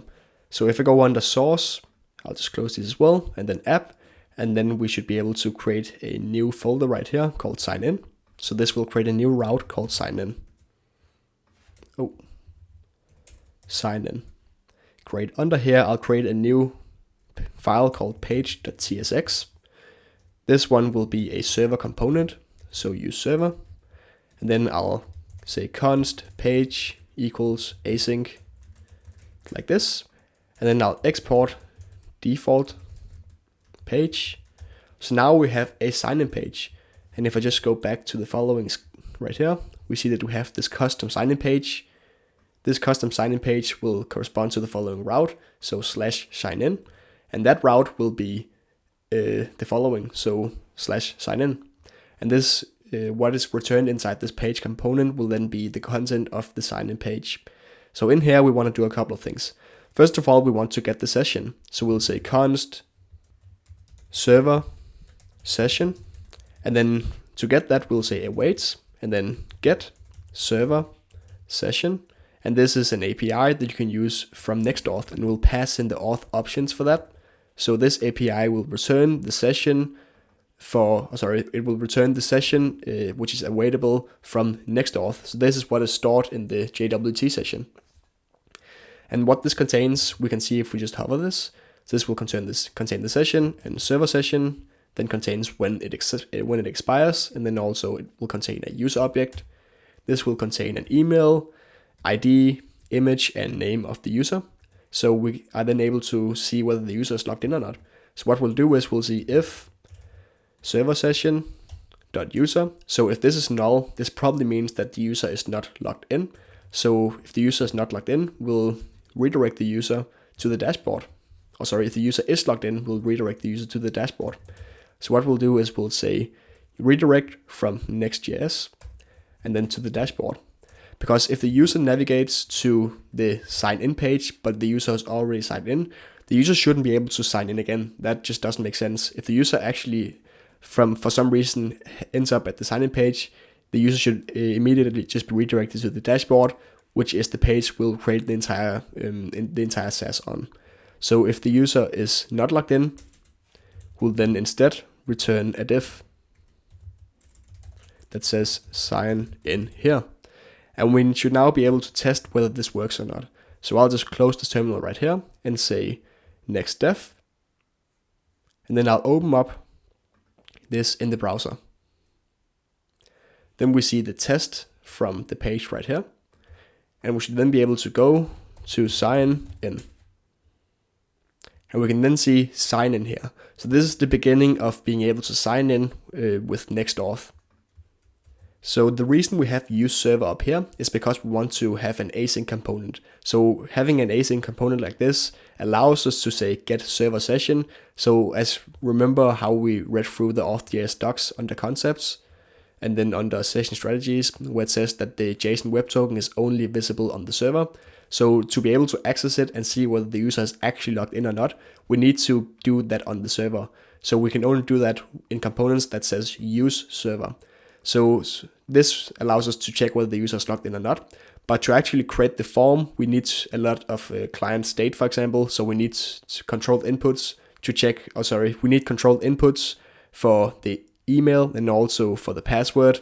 And these will then store the email and password while the user is typing them in. And then we also need a button that says sign in, and that will then sign in the user. So this will need to be done in a client component. So what we'll do is that we'll just create a client component for that. This means that instead of having all the clients use states, for example, inside this, which is not possible because this is a server component, we'll just create a client component instead. So under components, we'll just do that quickly. So I'll go under components, and then I'll just scroll down, and I'll right click right here on UI and say new file, and then sign in .tsx, and then I'll press enter. And then here we'll have a const sign in, which is a component, and that component will then be like so. And then inside this we'll need a couple of things. This will be quite a large component, so just follow with me. First of all, we'll export default sign in. And then because it is a client component, that means that we can say use client up here. So having a client component means that we can use stuff such as, let me just say number and then set number. So this is use state. So this state right here is stored in the client and not on the server. This means this can only be done in client components and not on server components. So that is why the server things are done in the server component, and then the client stuff, such as managing a form, is done in the client components. So this allows us to use stuff such as use state. So what we'll do is now that we have this sign-in component exported, we can then import it over here and then return that. So I'll just make a React fragment, then I'll say sign in, and I'll just import this right here. And it says type void is not accessible to React Node. So let me just go in and fix that right here. So I'll just return something. Because it didn't return anything, then it obviously is going to give an error. So now it doesn't give an error anymore, and we should be able to see the component over here render. So if I go into this and say hello, now it works, and we have some client stuff inside a server component, which is then being rendered in the sign-in page. So great, now we're able to build out the web page for signing in. We can now get started building out the form itself. So what I first want to do is install a library called React Icons. React Icons is a big bunch of icons made by a lot of different packages. For example, we have hero icons. Then you can import all of these icons and style them the way you want. So if you want a back arrow, for example, you can just search for this. You can click an icon, import the icon, and use the component like so. So it's a very easy way to use a bunch of different icons in different styles. So how I'll install it is I'll say npm react icons. That should then give us a command we can run this is the following one because I use npm, so this is the one I'll copy. I'll then open a new terminal, and that is in the root, and then I'll paste this in and press enter.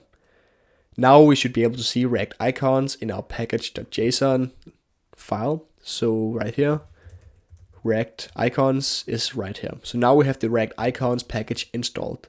Great. So what we can then do is we can create a button that says go back.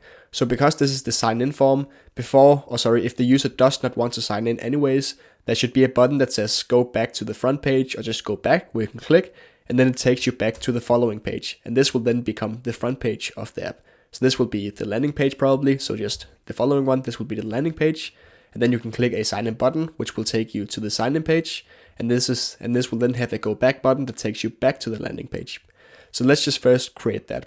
So how I'll do this is I'll remove the following use state. I'll remove the hello, and I'll put some classes on this div. So I'll put a flex onto this div. I'll say h screen with a dash, and then I'll say items sensor and justify sensor. I'll then say hello inside of this div in a paragraph, and I'll press save.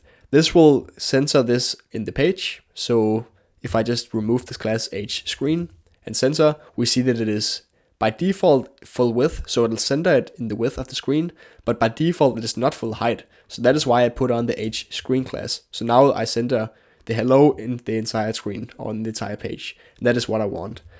Inside this div, I'll create another div, and inside this div, I'll give it a class that says flex call, and a gap of 4. So a normal flex without flex call just creates a row where you can put multiple items next to each other, but a flex call creates a stack where you can have items under and over each other.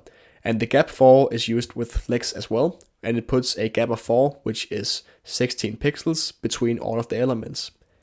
Inside this, I'll use a link from next link. Using next link instead of the normal link from HTML means that you can browse between routes in Next.js applications without reloading the page, and this makes it look way better. And you should definitely always use next link instead of link inside Next.js applications. We'll put in an href. This href should take us back to the front page, so just the slash. Then we'll give it a class. So I'll say class name. And then what I'll do is I'll say flex item center and gap 2. I'll just make a closing link as well. Great. Inside this link, because it's a flex, it means we can have two things next to each other.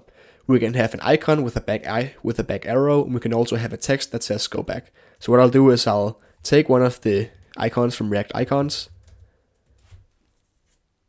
go to this page, say arrow back, and I like the IO package. So I'll find an arrow right here, and then I'll say IO MD arrow back, and then I'll just close this, and I'll just put it on a class as well. So I'll just say height of 4 and then a width of 4 as well. This will correspond to 16 pixels. So in Tailwind CSS, you can usually just multiply this number with 4, and then you get how many pixels it is. So gap 4 would be 16 pixels. Height of 4 would be 16 pixels as well, and gap 2 would then be 8 pixels. Sometimes you can do it, sometimes you can't, but like in the most cases you can just multiply it by 4 to find out how many pixels it is. Let me just see if I can auto import this. So I'll press command and dot, and you can't auto import this. So what I'll do is I'll go up, I'll say import, and then I'll say IO MD arrow back from React icons IO, and I'll just tap. This was GitHub Copilot, and that just finished this for me. So this means I can now see the following icon inside my web page. So right here we can see the icon, and if I press this icon, it takes me back to the front page, and I can go back to the sign-in page. And this all happens with no page reloads. Great. Let me just put in a text now that says go back. Go back. So now we can see the text go back, and I'll just put a class name of leading 7. And then we see the following button, and I can click this and it takes me back and forth. Great. So now we have the link, and now I want to create the card containing the form. So we had the card from shadcn, which we imported from the start. So I'll just press import by pressing enter right here. I'll make the closing tag, and I'll put a class name inside the card. So I'll say vfull, and I'll say max vsm. This means that the card will take up as much space as possible, but no more space than 384 pixels. So on a mobile that is less than this amounts of pixels, it will fill the entire width. Otherwise, it will be bound in its width to 384 pixels. So it means it won't take up the entire space, it'll only take up some of the space here in the middle. Great. Now you can put in some of the things that shadcn also offers. So I'll first put in a card header. And the card header should have a card title. The card title should be sign in. This should also have a class name, so I want this text to be styled in a specific way, and that should be text to Excel, so it should be pretty big. Now I also want a card description, and I'll also put a class name on the card description. Oh wait, let me just see how it looks first. Enter your email and password below to sign up. Great. So this is already styled a little bit by shadcn, I can see, so it actually looks pretty well automatically. Then under the card description, let me just see what else. No. So we don't want to put anything more in the card header. We have the title and the description, and then next we want to put something inside of the card. So what we'll do is we'll create a form, and then inside this form we have an onSubmit, which we'll set up in just a bit, but otherwise we'll just put in the inputs fields inside of this form. So it will have something called card content. Then we have a class name, and then inside this class we'll put grid and then gap of 4. Great. So we'll just close this card content as well. Oh, and we have an error which we just need to fix, and the error is closing this one. Great. Inside this card content I'll put a div with a class name as well. I'll just remember to close it this time. This should be grid and gap 2. Inside this, I'll put a label also from shadcn, so I'll import it right there. And then I'll just close this right away and say HTML4. And this will, like this will be HTML for email. So this will be the label for the email input field, and it should just say email. Great, now I have a label that says email. I just want the input right under that. So I'll say input, also from input from shadcn. So you see how I keep importing shadcn components from the same folder, so the UI folder. So this is the power of just using the pre-imported shadcn components. It's really nice and it's very easy to work with. In here, I want to use a couple of things. First, I'll give it an ID that says email.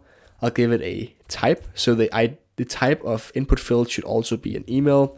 I'll put in a placeholder, and the placeholder should be mail@gmail.com. And then I'll just close this up, and then let me just see how it looks. I'll close it up like this. So now we have an input field, we have the label for the input field. Great.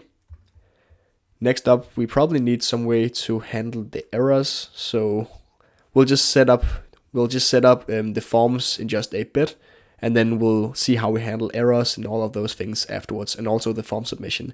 Let me just set up the skeleton of the entire form. So we'll just copy this, paste it down here, and instead of email, we'll say password, and we'll say password as well right here. And then the input, we'll say password, and password as well. So in HTML forms, what you probably have already noticed is that you have a label and you have an input. So the label is what is right over the input, like so, and the input is the following input right here. And then the input is rendered in a specific way that looks pretty nice. So when you click it, for example, it gets this focused border around it, and this is all styled and handled by shadcn. So the placeholder for the password should probably not be there, because you shouldn't have a placeholder for an example of how a password might look. It doesn't really make sense. So I'll just delete that. And now we have an email and a password. And then lastly, I would like to put in the card footer with the button that says sign in. And this will then take all of this data from the input fields and sign in the user. So I'll say card footer, which is also right in here. I'll then close up this component and say, well, let me just give it a couple of classes first. So I'll say flex flex call, and then a gap of 2 between the elements inside of this stack. Then I'll put in a button from shadcn, close this. Then I'll say the button should be of type submit. So a button of type submit will submit a form. So if you have a button of type submit inside a form element, when you then press the button, then something called submit, so on submit, this function will then be executed. So what we'll need to do is just in a bit, when we have the skeleton of the form, we'll need to define a method with what happens when you submit the form, and that will then be put into the following prop right here. So that is how that works. So that is why we put type submit onto the button. Great. Then we can put a class name that says vfull, because we want the button to take up the full width, like the input fields does, or like the input fields do, so it looks nice. Inside the button we say sign in. Then great, now we have the sign in button, and then right under the button, because remember we put in a stack with a space in between, we want to put in another item. So what I want to put in is a link, and this should be href to sign up. And I'll also do this from the root. Then I can close up this and say button, and this button should say don't have an account. So this is a pretty regular thing to do as well. So it says sign up, and then right under that it says already have an account, or sorry, don't have an account. Then you can press this and it'll take you to the sign up page, instead of having to press go back, and then you have to find the sign up link. Then you can just press a single button and it'll take you straight to where you want to go. So this button should be the variant link. So remember in shadcn we had a bunch of different variants. So we had default, destructive, outline, secondary, and because this is already a primary button, so this is just the default one that looks black with the background color, we want another button right under that which doesn't have any color at all, so it's much more subtle, and by putting in a link it becomes much more subtle as you'll see in a second. So if I press save, we see that we have another button that says don't have an account, which is much more subtle. So this looks pretty nice, and it's a pretty good starting point for a sign up form. And now you can start to look into, okay, what actually happens when we press sign in. And how I'll manage the form is by a library, or is with a library called React Hook Form. So this I will need to install before I can do anything with the form. So because I don't want to submit it in the typical HTML way, by having React Hook Form, it can be done in a much simpler way. So I'll just copy this command, run it in the same terminal right here. And then I can close this again in just a second. So you see we define a form with a hook called useForm. We then have a register method for registering the different input fields. We have a handle submit method for also handling the form when it is submitted. And then we have a form state containing all the errors for the form with validation. This means we can integrate React Hook Form with sort and then see if the form is valid or not when the user is typing, which is very nice. So going back, we now want to use React Hook Form to set up this entire form. So I'll just make this a little bit smaller. I'll do this, and then we can see the code even better. Great, so what I'll first do is I'll use the hook called useForm from React Hook Form right over here. So how I'll do this is I'll say const, and then it should be register, and then handle submit, like so. And then it should be form states, and then with the errors. Great. So now we have the different things destructured from the output of the use form. Then I can say equals use form, and I should be able to import this in just a bit. Then what I'll do is I'll do this, and let me just find out why we can't import this form right here. So first of all, I'll just try and import this and see if that works. So I'll try and import it up here in the top. And that was everything it needed. So right now we actually have it imported and we can use React Hook Form. Great. The next thing I want to do is I want to set up the form with the correct types. So what you need in use form is you can put in a type like this, then you put in a type into a So this is called a generic type. So you can put in a TypeScript type, and we actually just want to use the sort form. So if you, the sort schema. So if you go down under schemas, this is a schema that says exactly what the form should do or shouldn't do. So in here, we can actually just derive a type from the following schema. So what I'll do is I'll copy this name and I'll go back in here.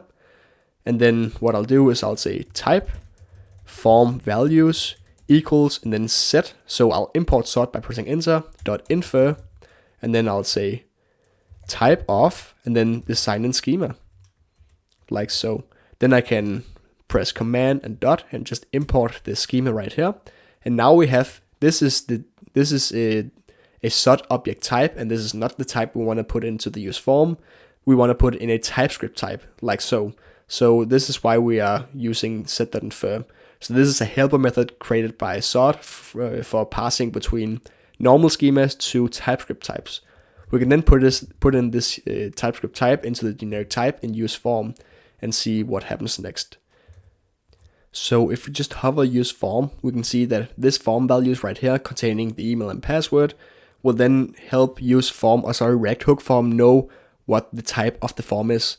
So we have an email and we have a password. So in handle submit, for example, we know that we should give, or when the form is submitted, the type will be an email and a password.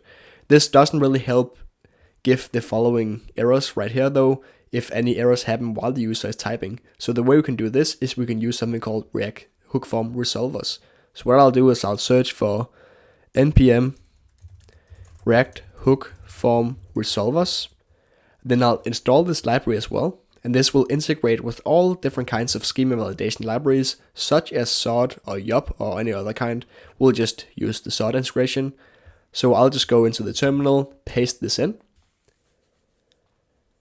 And now that it is installed, we can use it inside the use form. So we can pass in another property. So what we want to do is we want to say resolver. And that should then be sort resolver. And the sort resolver should be sign in schema. And it looks like it doesn't auto import it. So what we'll do is we'll just import it manually. So I'll just say import, sort resolver from hook form resolver sort. Great. So now it is set up. So what it does is that we have the type of the form values, which are email and password. So when you submit, we get these types automatically inside the method that submits these. But when we want to validate the form, we need to use a resolver. So what React hook form does is that it uses resolvers. So right now it connects to this sign-in schema, and then it uses these rules to find out whether the schema is correct or not. So this is just getting the types for when the form is submitted, for example, whereas this sort resolver actually validates the schema in real time and allows us to put on these error messages such as password must be at most 32 characters long. So this information doesn't come out of these types right here. This is just whether an email is a string or whether a password is a string or not. Whereas this is actually the rules that we need to validate it and show the errors underneath the input fields. So great, now we can register the different input fields and then start setting up the form. So first of all, we need to use the register method, and then we can scroll down to each of these input fields. So under this one, we can say ... and then register, and then we register this field as the email. So this register method will return some properties, and these properties will then be destructured and then put on as properties in this input right here. We will need to do the same for the password input. We just need to register this as password instead of email. The next thing we need to do is to say to the form what happens when it is submitted. So we'll say on submit. And then when it is submitted, we'll use the handle submit method from right here that is returned by the use form. And that will then forward the form values into a custom method we make, and we'll just call that onSubmit for now. So this doesn't exist right now, but this handle submit will then find out what the values are in the form, and then it'll forward those values, so what the email and what the password is, into the onSubmit method. And inside the onSubmit method, we can log in the user and then show error messages, for example, if the user is not logged in correctly. So let us just create that method up here. So I'll say const on submit. Then I'll say equals async data form values. So we know the form values because it is the type inferred from the schema. So we know what the type of the form inputs are. So the email is a string and the password is a string. And this is also known by React hook form because we pass it in as the generic parameter right here. Great. Then we can say, okay, first of all, there is a sign-in method. This sign-in method is created by Next.auth. It doesn't look like we can auto-import it, so we'll just try and import it ourselves right here. Sign in from Next.auth, and then I think it's React. Great, now we have the sign-in method. Then we want to pass in, this is an async method as far as I know. Yeah, it returns a promise. So we'll say await. We just need to put in the rocket notation here as well. Then we say, okay, we want to pick the provider that we set up inside this auth.server and reset up the credentials provider. So we'll say credentials right here. And then we want to pass in the different parameters for signing in with credentials. And because we picked credentials, this will be an email and it will be a password. So we'll pass in an object with this data. So first of all, we have the email. So we take the forms email from data.email. We take the password from data.password. We also want to put in something called the callback URL. So if the user is successfully logged in, the user will be redirected to the dashboard. Another thing Next.auth does though is that it redirects the user to another page. If the user is not successfully logged in, then it appends the error as a query parameter. We do not want that. We want to show the user right on this page if the user is not successfully logged in. So we'll just say redirect to false. This means if the user fails to log in for some reason, it will not redirect the user away from this page. It will keep the user on this. It will keep the user on this page, and instead of redirecting, just return the same data. So we'll just say const response. So instead of appending this data to the query parameters, we just have the data straight here or right here, and we can then show the data in a modal, for example, if we want to. So now we can use this response for something. And what I'm thinking is that if the user is not successfully logged in, we show a toast. So if you go under shadcn and then toast, we can see that we can show a modal like this one, or a pop-up like this one. So we want to show something that is probably destructive like this. Oh, user is not logging correctly, and it's a big red div. So that's exactly what we want to show. So what we first need to do to set up the toast is to append it to a layout file. So we'll go right here, say layout, and then in here we need to let shadcn know where it should show the toast, because right now we can't just call a method and expect HTML to pop up, and they expect some random HTML to be injected into the client. That's just not how it works. So we need to let shadcn know where it should initiate the toast from. So we'll use this called toaster right here, like so. Add import, and then I'll just clean up my imports. So now we have this toaster method right here. So as it says in the installation, we need to add the toast, which we already did. We need to add this toaster component, and then we can call the toast, which will then use this toaster component to show the toasts. So now we should be able to show a toast inside the sign-in method, inside the onSubmit method. So let's just first see what the response contains. So it does contain error OK status.ul. So if there is an error, we must assume that the user is not logged in. So we'll just say if response.error, and then we'll show an error with the user not being logged in correctly. So we'll say toast, and then we'll pass in a couple of parameters.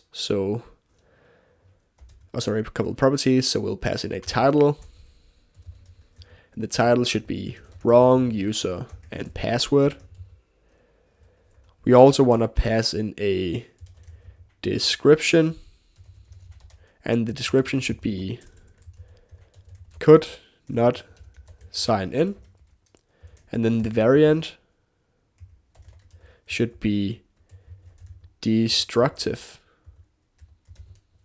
Oh, destructive. Great. Cool. And let me just see why this is not working. So add import. So now we have it imported from hooks and use toast. Great, so now we should be able to see the toast. So if I just comment out this, and I just show the toast regardless of what happens, we should be able to see how the toast looks. So if I just go in here and I just say sign in. Oh, I need to fill out this form first. I'll just put in some random gibberish. And it looks like nothing is happening right now. So let us try and debug why that is. So I think all I need to do might be to refresh, because we just added this to the layout. And the layout doesn't render all the times because it's a layout file, so it only renders very rarely. So because we just added this, we need to manually refresh it. So I'll just refresh, and then we should be able to say hey again, and then hey blah blah blah, and press sign in. Now we see wrong user or password, could not sign in. So this is what the user will see if the user isn't correctly logged in. So apparently it works like it should with the modal. The toast. And let's just move on to if the user is actually logged in correctly. So I'll say else if, and then response.ok. So if the response is okay, and this is a boolean, so we'll just say router.push. So we have a hook called router from Next navigation, and this allows us to do client-side routing with the method. So we'll be able to say router.push, and then we can push the client to a specific URL. And in this case, we'll just push the user to the dashboard. Great. So now we are able to log in the user. So the user will actually be pushed automatically with the callback URL. And if that fails, then it will just push the user with router.push. So in any way, the user should be able to sign in now. One thing we haven't done though is the registration. So right now, the user should be able to sign in because it all works automatically with Next Auth through this sign in API right here. But we don't have any users in the database, and that is obviously a problem because then we can't test signing in. So what we should definitely look into next is signing up users. And how we'll do that is the following. So we'll actually just go into sign in, copy this, and I'll press app, and I'll just paste it in here. And instead of sign in, I'll just call it sign up. Inside this page, we also have a page, and then if the user goes to the sign in method, sign up page, the user should obviously also be redirected to the dashboard, because if you already signed in, there's no reason to sign up again. So instead of a sign in component, we just need a sign up component. Otherwise, we can actually leave everything else like it is. So what I'll do is I'll just copy this sign in method, sign in file, and just call this one sign up. And then I'll call this one sign up as well. And I'll export the sign up component too. And then if I go back into the sign up page.tsx, I can just import this one instead. Delete this import. And now this sign up page should be all ready. We just need to change this sign up component. So in here, we need to do a couple of things. So first of all, if I go down, I see that it says sign in. This should obviously be sign up. So if I just navigate to this one, I can actually just click this one. So now it says sign up, and then we should probably say already have an account. Like so. Now it says sign up and I already have an account. This one also says sign in. So I'll just call this sign up instead. And then I'll say enter your email and a password below to sign up. Great. So now the form looks better and it makes it look like you can actually sign up in this form. So then we need to change another thing. So first of all, I just hit the wrong button. So first of all, one thing I forgot is that we have all of these errors here in the form state, and these are obviously not shown neither in the sign in component or in the sign up component. So what I'll do is I'll start by implementing them in the sign in component, and then I'll just copy that over to the sign up component in just a second. So right under the input, what I'll do is I'll just say if errors.email, and then I'll say and. So if this is true, then we'll just render some HTML, and the HTML we'll render is a paragraph with a class name. It should be text as m, text red, so it's very eye-catchy. And then we'll say, okay, inside this text we'll just render errors.email.message. Great. So now we can show. So when SOT Resolver does its magic, it might find out that there is an error for the email field specifically. It'll then store the message of that error inside errors.email.message, and then we can then show that error if errors.email even exists inside this paragraph. And we obviously need to do the same for password. So the errors that will be shown specifically is the ones from the schema. So inside auth, under schemas, so this would be an error, for example, that could be shown, or this could be an error that could be shown. So I hope that makes sense. So let me just scroll down and just add it to password as well, like this.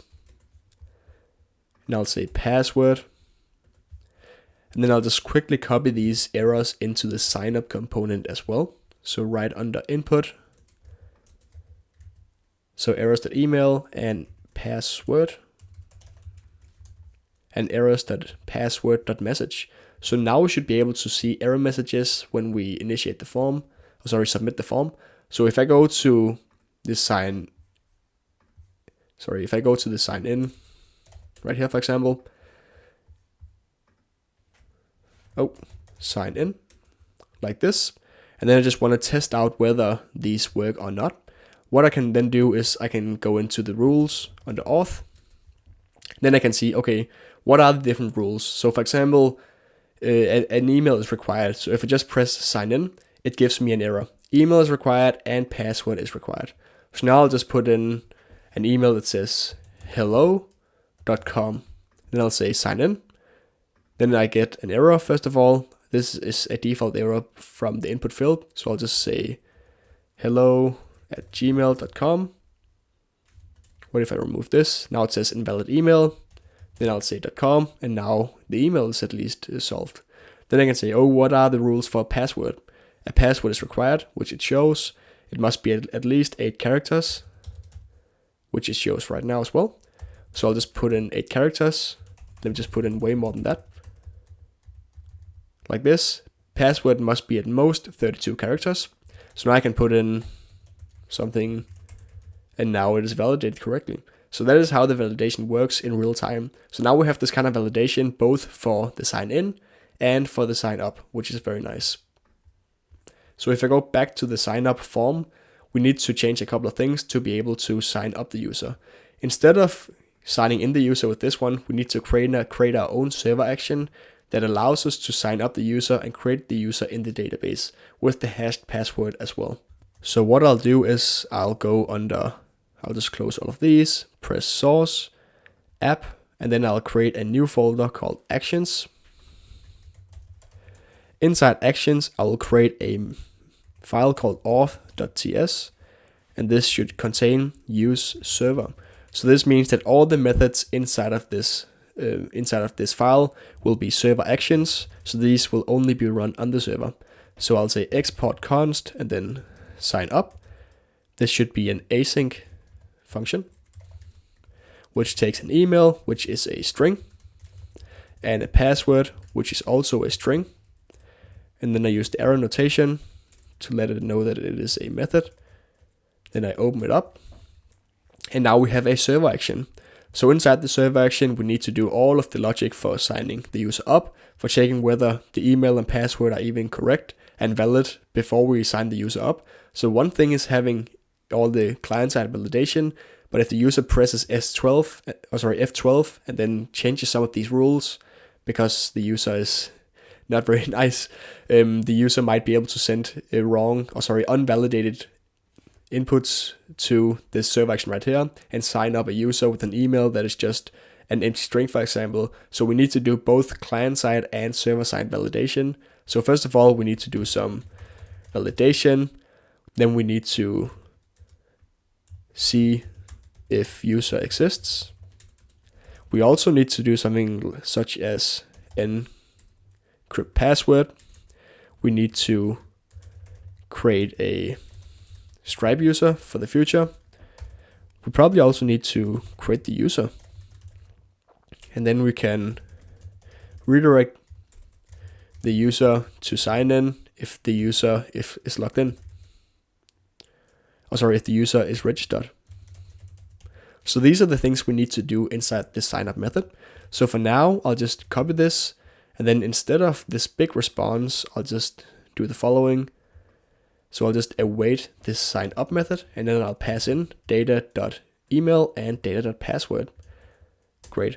So now we just need to change the sign up method and the following fields right here. Otherwise, all of these input fields and the form logic should be able to stay the same because it's very similar signing in versus signing up. It is just what we do on the server that is different. So moving on, this is what we can do. If we go into the following server action, then we can start filling out these features that we would like the server action to contain. First of all, we would like to do the validation. So we have the email and the password, but we want to validate with the schema we created before that they're actually in the form that we expect.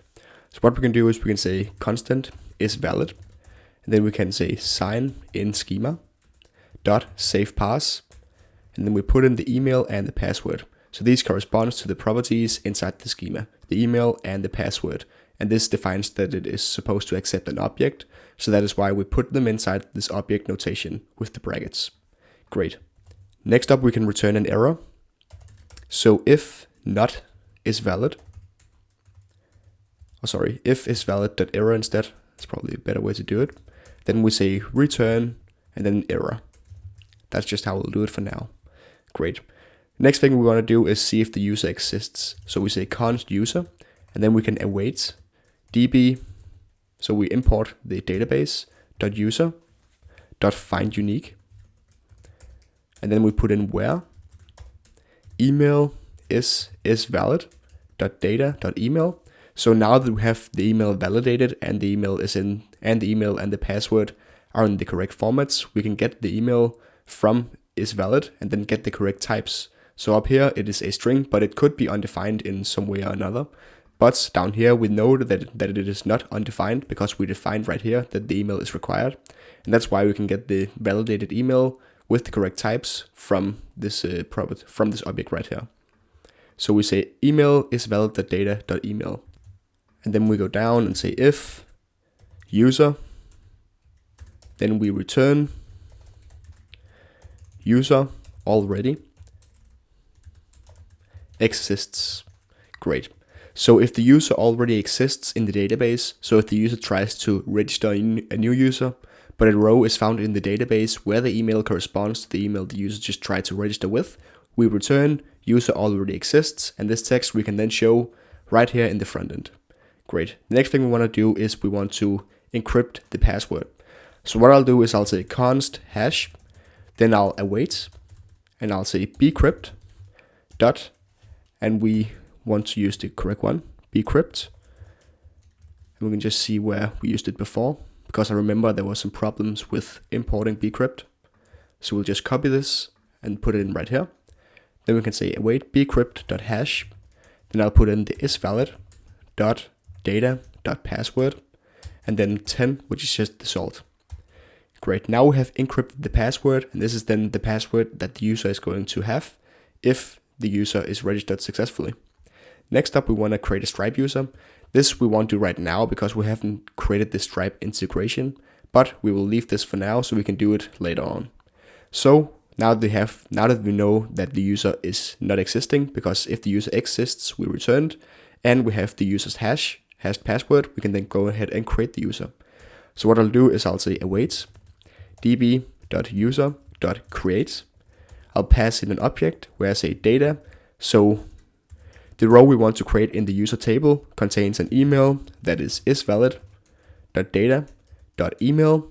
The password will be the hash of the user's password, and we will like to go and say select also. No, we don't need to select anything. Great. So we can then redirect the user to the sign-in if the user is registered. So we'll say redirect from the next navigation, and we can then say to sign in. So let's just go through this flow quickly. So when the user tries to sign up, we receive an email and a password from the form right here, the following email and password. We then say, okay, does the email and password correspond to the sign-in schema? So if the email is not in the form of an email, or if the password is more than 32 characters, for example, we then return an error. So if is valid.error, which is an object returned by the savePass method, and the savePass method will contain an error in the following property right here, if there is an error in passing the schema. If there is no error, we then go further down to right here, where we say db.user.findUnique, select the user where the email corresponds to the email the user just tried to sign up with. We can then check if any records exist in the database with an existing user, and if any users are returned, we then say user already exists. If the user does not exist, we can then hash the user's password from the form, so the password right here, which is then being validated by the schema. We can then take that validated password and then say, okay, bcrypt.hash. We then put in the password with a salt. 10 is the default salt, by the way. I'm pretty sure it is. Yeah, so we can then take the user's email and hash, and then we say db.user.create, and then we can say the data is the email and the password.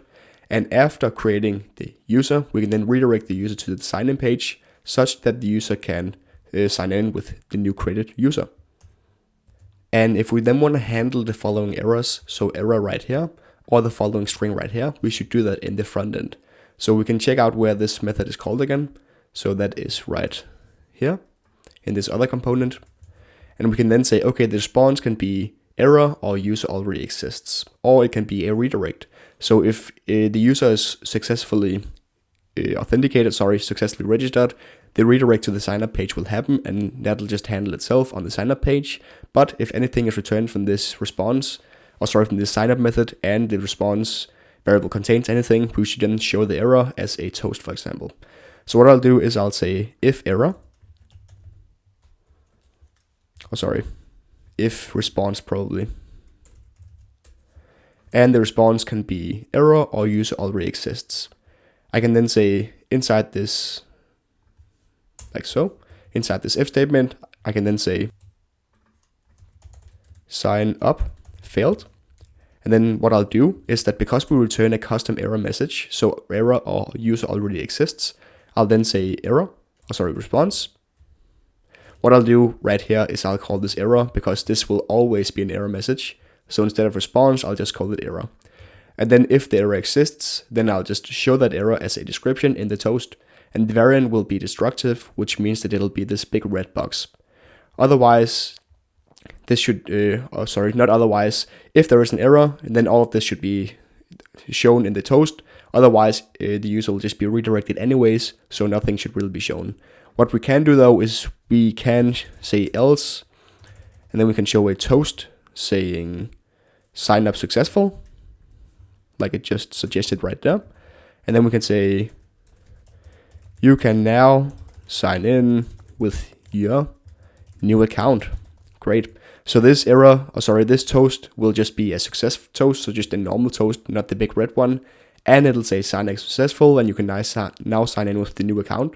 So this will be shown this will be shown in the redirect, I think, such that the user knows that the user can sign in after being redirected to the sign-in page.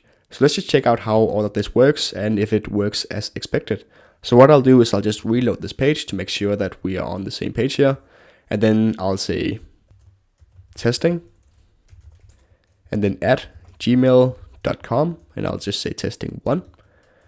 Then I'll say hey as the password and say sign up. And now we see sign up successful. You can now sign in with your new account. So great. Now we see the following toast right here, which means that the user has been signed up successfully. And we should be able to sign in with the new user.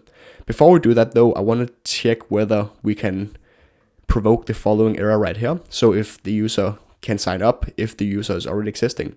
So what I'll do is I'll put in testing1 again, which I copied before, and I'll say hey, and then I'll say sign up. And we get the error that we expected. So sign up failed, user already exists. So the logic for signing up works as it should now, which means we can move on to the next part.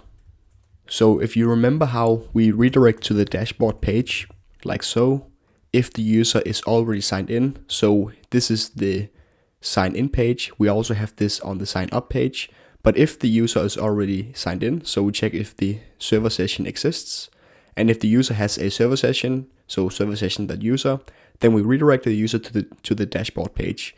But we don't have a dashboard page right now, so this will create right now.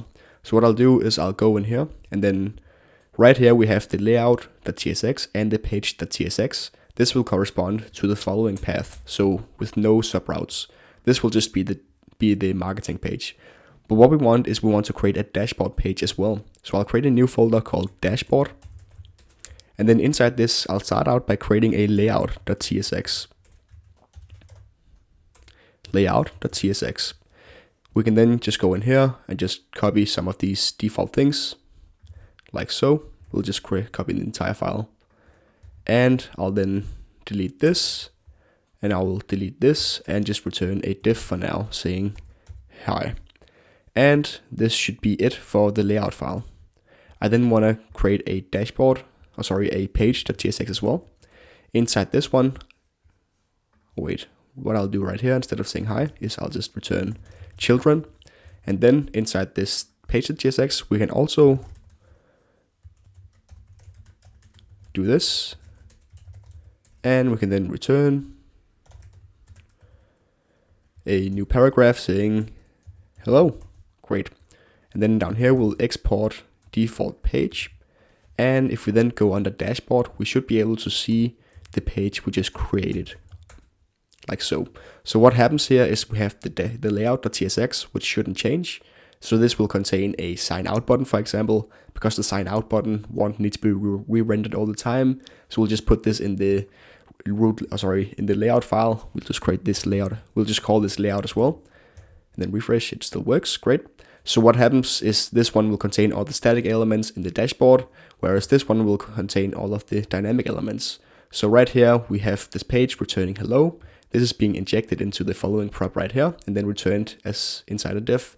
So this is why we see what we see right here. So what we first want to do is we want to create a standard layout for the entire dashboard. And how we'll do this is we'll go under the return statement right here. And we'll then create a div with the class flex. It should have the height of the entire screen, so it fills the entire screen is height, because by default it only fills the height of it only fits the height of the elements inside the div, but we want to fill the height of the entire screen. We then want to say with full as well. We want to put it as a stack, so flex call. We then want to say item center, overflow, y scroll. So like this, and we want to say px6 and py6 as well. Then how this will look, I'll just show you in a bit. So what I'll do is I'll say a navigation bar, then I'll say flex, and then I'll say with full. What I'll then do is I'll say items center, justify between, and I'll say padding bottom of 6. Great. Inside this, we can then open up the following one. And then what I'll do is I'll say, I'll just go out here and I'll just return children so we can see how it looks. So right now we have the following. We have a navigation bar up here. And then we also have the elements you see right here, which are the children. And then we have the entire page with a padding of 6 on the x-axis and a padding of y on the y-axis. So the green you see all around this page. So this green that is horizontal right here is the px6, and this up here is the py6. Then we have the entire page being the height of the screen, so that is what the h screen does. We also have vfull. This is by default though, but we just set it anyways. We then have a flex call and a flex, which means we put all the items into a stack. That is why you see the things as a stack right here. Then we also have item center, which means we center the items inside this div. What we then have is that we have this navigation element right here. What it does is that it creates an element in the HTML page, which we just define as being navigation items. So what we'll put inside this nav tag right here will be a sign out button, for example, and also how many credits the users have left. So I'll just remove this first of all, and then I'll say the user, I'll just do this for example, and then I can do a link to, with the button inside of it, like so. And then I'll say buy more, and the link should also have a href to a page. We can just call this dashboard, and we can then say pricing. So another page called pricing. So the link will just import from next link. So this way we have a text saying 1 credit left, and we say buy more if we want the user to be able to buy more. And we should also have a sign out button. So what we'll do is we'll create a button that says sign out, and that should have an href. Sorry, we'll just put this inside a link as well, like so. And then we will just say href, and this should just be to sign out, like so. So we now have these couple of things in the navigation bar, 1 credit left, so the user can see the status of how many credits the users have left. We also have a buy more button and a sign out button. We can make all of these things look a little bit nicer though, so that is what we'll do right now. So I'll just create a new div, and I'll just wrap the entire div, wrap all of these elements in the div, and I'll say class name and then flex, and save this, and I'll say item center. So you see how right here it is aligned at the top instead of being aligned in the middle, and it doesn't really look very nice. So we can use item center with a flex to align the items inside this div on the y-axis. So I'll just save this, and it'll be aligned nicely. And I can say gap 4 to create a gap of 16 pixels between all of the elements, like so. So now it looks way nicer already. And up here I can then say justify and then end, and it should be aligned at the right side, like so. So great, now we have the following layout where we have this one and 2 buttons, and we have the page elements. So hello, for example, the entire page content inside the following div. Great, so we can then put the entire page inside the page file right here, and it'll just render nicely, and it'll always be wrapped in the navigation bar up here as long as you are in the dashboard route. So to sign out, we can use an API on the client from Next.js. So what we'll do is we'll go under components, and then not under UI, but just under components, and we can then say new file, and we can say sign out.tsx. And what we'll then do is we'll say use client. So this will be a client component. We will then say const sign out equals new component, and we'll just export this component by default down here as well. So we'll say sign out. And inside the component, we'll do a couple of things. First of all, we'll return, and then we'll say pi sign out light.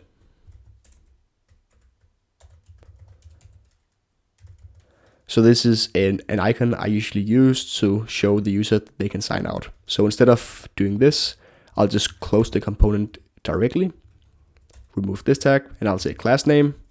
And then it is a height of 6 and a width of 6 as well for the icon that signs the user out.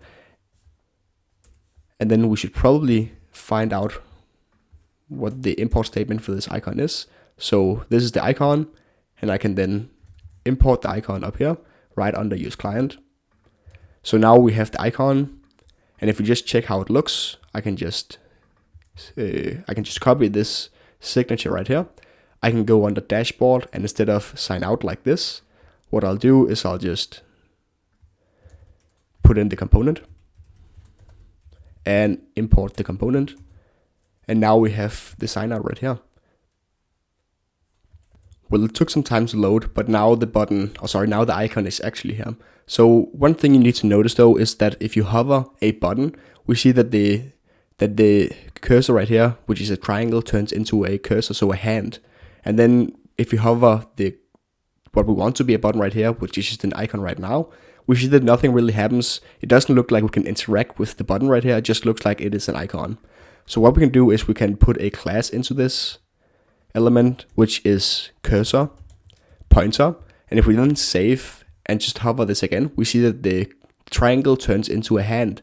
This means that we show the user that they can actually interact with the button, and that it's a pretty nice thing to do. What we can then do is we can say onClick, and then we run a new method if you click the following button or the following icon. And the method we want to use is sign out, which is provided by Next.auth React. So we'll just do this. And then Next.auth will handle all of the signing out for us if the user is signed in. So if the user is signed in and presses this button, it will sign out the user and redirect them to the sign in page. So now we have a working sign out button, and we can just try and test it out. So here in the sign in page, we see that if the user is already logged in, we redirect to the dashboard. Otherwise, we show the sign in page. So if we go to sign in, we see that we can easily access the sign in page, and this means the user must not be logged in. So what we did before was we created a new user called testing1@gmail.com. So we'll just sign in with this user, sign in, and we are then redirected to the dashboard page. Great. Now if we go back to sign in, we see that we can't access the sign in page because we're immediately redirected back to the dashboard page. But if we click the sign out button right here, we are then signed out, and we can say sign in, and we can then go back to the sign in page. So although the functionality doesn't work as you would expect right now with automatic redirects from when signing out and to the sign in page, for example, we can still sign the user in and out by just knowing how the flow of the app works for now. So now we can modify a couple of things to make the user always be redirected to the sign in page, for example, if not being signed in. So how we can do this is we can create a file called middleware, and we'll create this under the source folder. So we'll say new file, and then we'll say middleware.ts. In here we can say import, and then we have a method called with auth, which is being provided by Next.auth. So we'll say from Next.auth and /middleware. We can then say export default with auth, and we'll then say pages in a object. And then we can say sign in, and this will correspond to the route sign in. If we then put in a semicolon, and then we also say export const config, and then we put in a matcher for the route dashboard.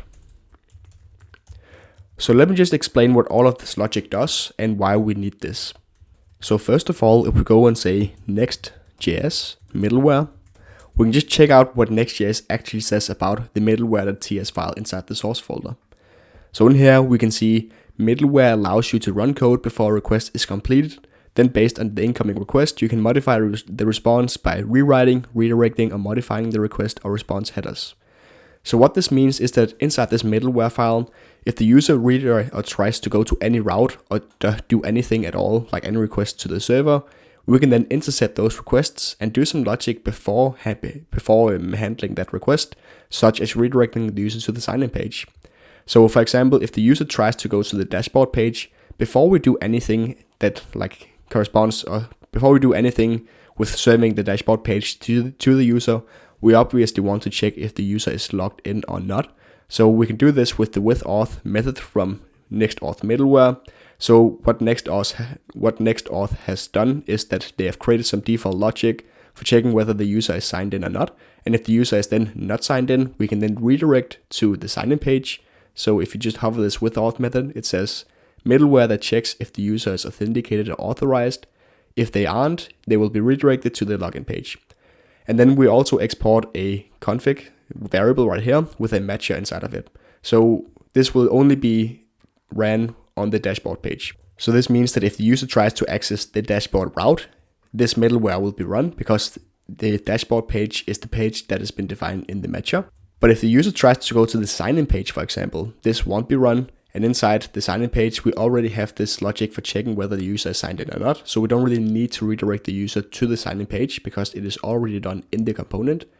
Also, if the user tries to go to the following route right here, which is just the marketing page, the user shouldn't be redirected to the sign-in page to the dashboard or anything if the user is logged in. So the user should be able to access the marketing page always along with the sign-in and sign up page. And if the user is then signed in, we can then redirect the user to the dashboard page. So this is what the middleware.ts file does. And then we say that in the with auth method, we also define that the sign-in page is the following route right here.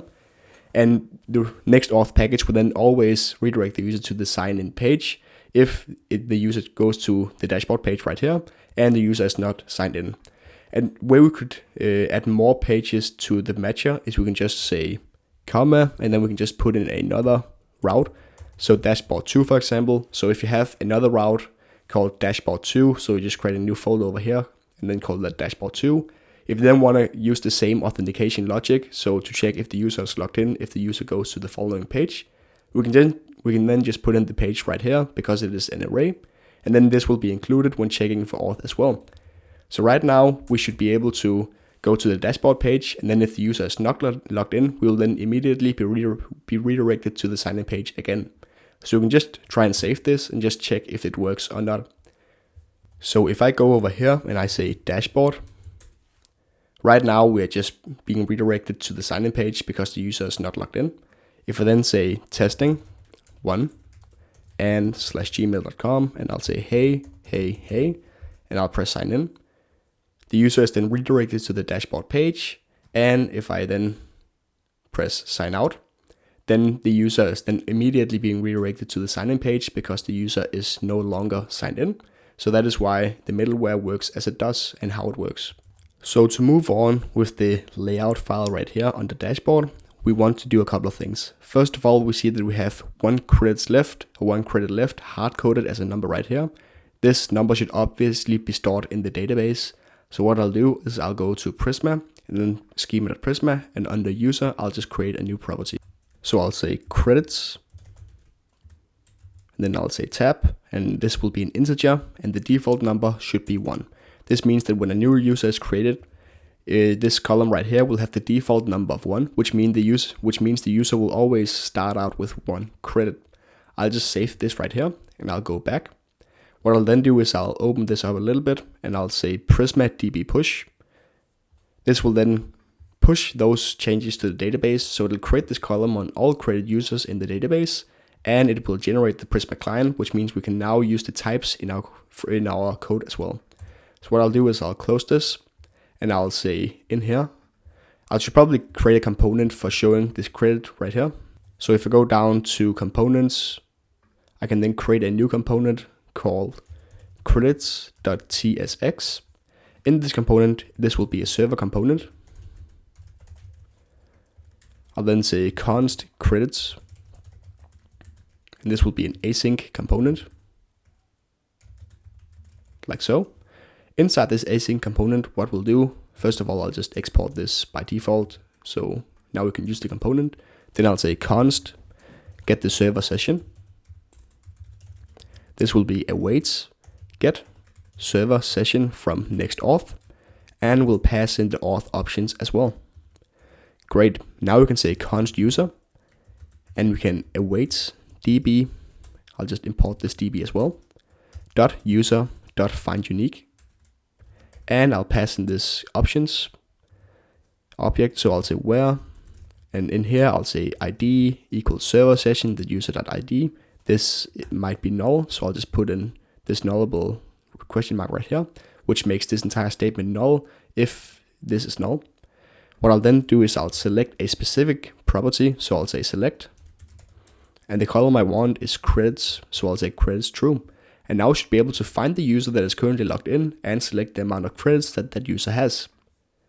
Great, I'll just say semicolon right here, and then I'll say return. And what I want to do is I want to return some nicely formatted text that says user has this many credits left. So I'll say user dot credits left. So this number will be dynamic and based on how many credits the users have left in the database, and it'll then say credits left always. So right now we should be able to use this credits component. So if I go in here and I just import this like so, we see that the component is imported up here, and this layout file should also be a server component. So this means that the layout file is a server component and the credits component is also a server component. So now we should be able to just get this from the database and render it for the user. Great, if we just log in right here, and we see that we have an error, so we can just try and debug that and figure out why the error happens. So what we see is server actions must be an async function. So we can go under layout and we can say export default function layout. So we just want to put in async somewhere. So go into page, maybe this needs to be async. And then I can refresh over here. So this will also need to be a server component, by the way. We still get the same error. And if we just take a look at this again, it's pretty obvious that the layout file isn't async. So I can just go under dashboard/layout. We see that this is not async. So we'll just make the following async because it is use server. And we see that it works as it should. So if we now say testing1 and try and log in, spelling error, hey, and then sign in, we then see that we have the following error. So unknown field credits for select statement on model user available. So what is going on right here is that it can't find the credits column on the user. So first of all, I'll just try and say close this one, close the following terminal. I'll say Prisma DB push again, and I'll just close this one. Then what I'll do is I'll open Prisma DB Studio and see if I can try and spot what the error is. So we can see that we do have a credits column right here. So what I'm thinking initially is that it is probably something wrong on the client because we didn't close the terminal after running Prisma DB push. So first of all, if I refresh this, we see that the server is completely shut down, which is perfect. We can then try and start up the server again and then refresh again. And then we'll just see if it works as it should after the server restart. So it'll just have to compile the entire dashboard page again, which will just take a second. And after about 10 seconds, it took quite a while for it to compile actually. After about 10 seconds, we now see the dashboard and we see 1 credits left. So this number actually comes from the database and it's not hard-coded anymore because we're using the credits component, which we just created. So great, now we're able to show database content right on the page with server components. So that is very nice. And now this layout file is actually good to go. We have a credits text showing how many credits we have left. We have a buy more button that redirects to another page we need to create in another section. We also have a sign out page and we show the contents of the page.tsx file. So the next thing we want to do is just create all of the content in this page.tsx file, and all of this is actually good to go. So if you just try and see how it looks on a mobile, we see that we have some padding on the Y and the X axis, which means that it doesn't completely lie up against the edges. So we have a little bit of space between the page content and also the edges. That is very nice, especially on a mobile phone. So I can just open the mobile view, for example, and we do see that it looks pretty nice. And also on a desktop, it looks nice as well. So everything is good to go with the layout page, and we're ready for filling out the dashboard page right here. One thing I do want to mention before we move on is why the sign out button works the way it does. So if I go back under layout.tsx and then we look at the following component, we see that this is a server component. But when you sign out through Next.Auth, you can only sign out on the client side as far as I know. This means that we can't use the client-side APIs on a server component because it is a use server, because it has this use server string on the top of the component. That is why we created a component under sign out with use client up here. This means that in this client component, we can use all of the client-side APIs provided by Next.Auth. And this is a client-side API for signing out. So this means that we can call this inside the client component and then we can sign the user out. So that is why we have a specific component for the sign out button instead of just including this in the server component in here, because that wouldn't work. It would throw an error over here, and that is what we're trying to avoid. And with that cleared up, we can move on to creating the dashboard page, which the user will see when the user is logged in.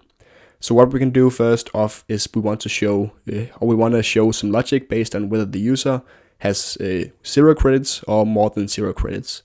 So first of all, we want to get the user's credit count. So first up, we want to say const server session and then get the user's server session with Next.Auth. So we'll say get server session.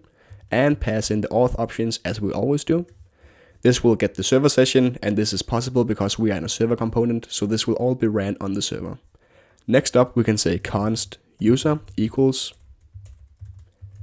await, like this, and then we can say db import that .user .find unique, and then what we want to do is we want to find the user where the ID corresponds to the server session user ID, like this. And the only property in the table we want to select is the credits column. And we can now start building out the return statement. So first of all, we want to return a div. This should contain the entire page like we always do. So by saving this, we say that the hello paragraph removed itself, which is exactly what we expected. So we'll say class name first. Then we would like a flex page, which means that we can use the flex properties. We also want to center stuff, so we'll say item center, for example, and also justify center. This means we center everything inside the page. Then we want to say max width full. This means that the page will not overflow the full width of the page. This will become pretty handy later on. And then lastly, we want to make some padding as well. So we'll say px4. And then for smaller devices, we would like to say md max. One second. I meant for larger devices. So max with free XL. This means that so normally we just have max v full. So on mobile devices, we will have the max width of the contents within this div. This can only be the width of the page like this. But on larger devices over medium, so this means any device with a max width, any device with a width that is larger than this, we can only have the content inside the div be the width of max v free XL. Great. So we can then also say on larger devices we don't want this padding right here, so we'll say px0. So if I just say bg, for example, and then red 600,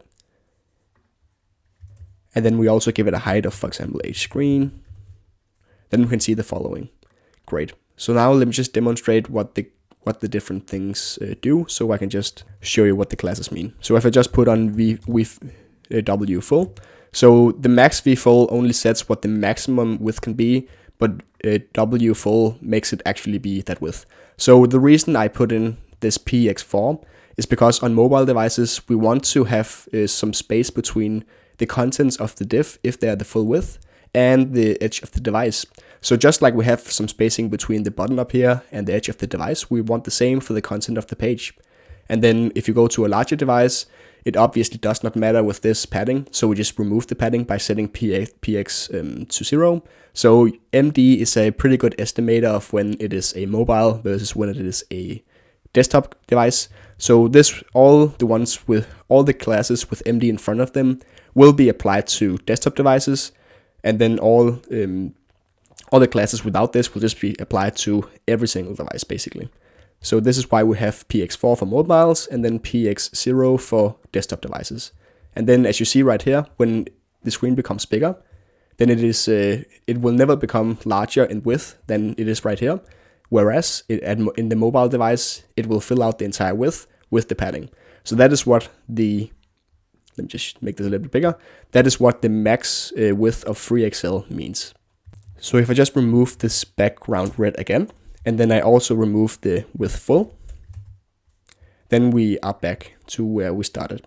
So now we can put in another div inside this div and try and build out the design even more. So first of all, I'll say div, and I'll give it a class name as well. So I'll say flex, max width of full, and I'll say flex call, like this. I'll say flex call to make it a stack, and then I'll put a gap of 10 between the different items within this div. And what do we want inside this div? So first of all, I want a state that shows the user that they should buy more credits if they don't have any credits. So what I'll do is I can put in this directive right here, and I can say user.credits, like so, equals 0. And if that is true, then I want to show some specific HTML. Otherwise, I want to show some other HTML. So I'll just do this.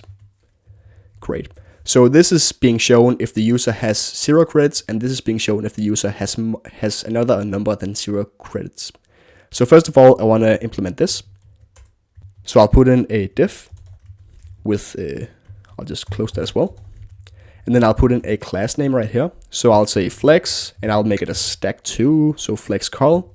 And then I also want to make some padding, so px10, and then also some margin top if it's a mobile. So I'll show you why this matters in just a second when I show you the entire design over here. Then if I just save this and open the following one up, I can put in some text. So I'll say h1, this is the heading. So I'll say inside here we want to show hi there. And I'll just put some styling on this as well. So we can say scroll M20. And the reason I put in this is because if you go to shadcn and then you go on typography, you can see a bunch of different paragraphs or like H1s that has been styled in a way that is similar to the design used in shadcn. So I obviously want to follow the design so it looks pretty nice with the text as well. So that is why I went to typography. Then if I go under a code, I can then see how they style it. So usually I just use these classes to make it look kind of like shadcn. So that is why I put in scroll M20 and then the rest of these classes. If I do save this and go back right here, we should be able to see the text if the user has 0 credits. So let me just say 1, because I know the user has 1 credit, so we can just simulate how this will look. So now we have the text that says hi there. Great, right under this we'll put another H1, and we want to create a thumbnail like this. And now we want to create a thumbnail. And obviously we want to style this text a little bit as well. So what we'll do is we'll use the same text as up here, and we'll just put this in this H1 too.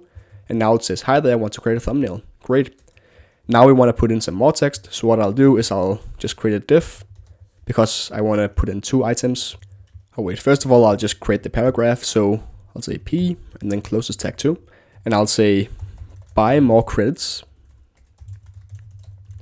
to continue generating thumbnails. Like so.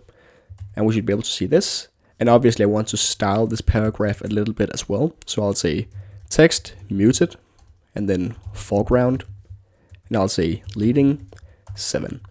And all of these classes are classes I usually use, and I just get these from typography. So I should be able to find some text that says text muted somewhere on this page.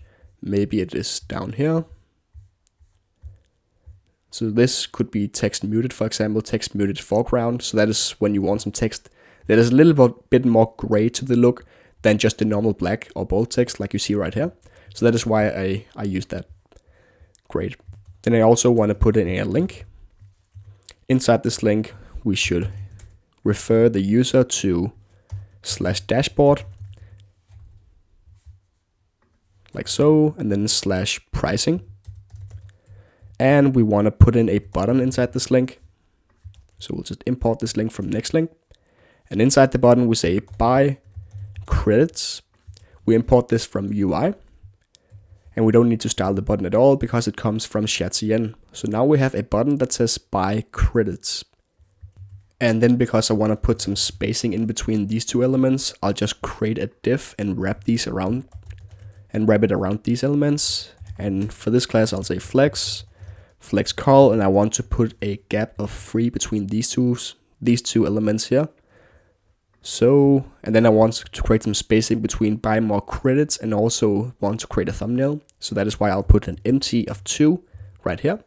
And now it looks a bit nicer, like you can see right here. And then what we want to do is that I know in the future we would like a feature to show all the recent thumbnails. So I'll put in another div. I'll just say class name empty8 to create some nice spacing between these elements right here and the recent clips. And then I'll say show recent thumbnails here. So later on when we create this feature, we can put in the recent thumbnails right down here. Great. If I just enlarge this a little bit, I just want to check out how it looks on the different devices. So this is on a desktop view where it's a little bit bigger as you see, and this is like this because it's on a large screen. So on large screens, the text is automatically made text 5XL, which has the following CSS properties. On smaller screens, we have text for Excel, which is a bit smaller. So that is why you see the text resizing when the device width changes. So you see right in this breakpoint here, it changes. And then if I make it on a mobile device, it looks like this. So it looks very nice as well. So now we have a responsive design for a part of the dashboard. So let's continue working on the dashboard. Great. So what happens if the user actually has credits? So this is only if the user's credits are 0, but we want to show something else if the user actually has some credits. So we define what we want to show down here. And what I want to do is I want to create a component for the user to create the thumbnails, and I want to call this component thumbnail creator.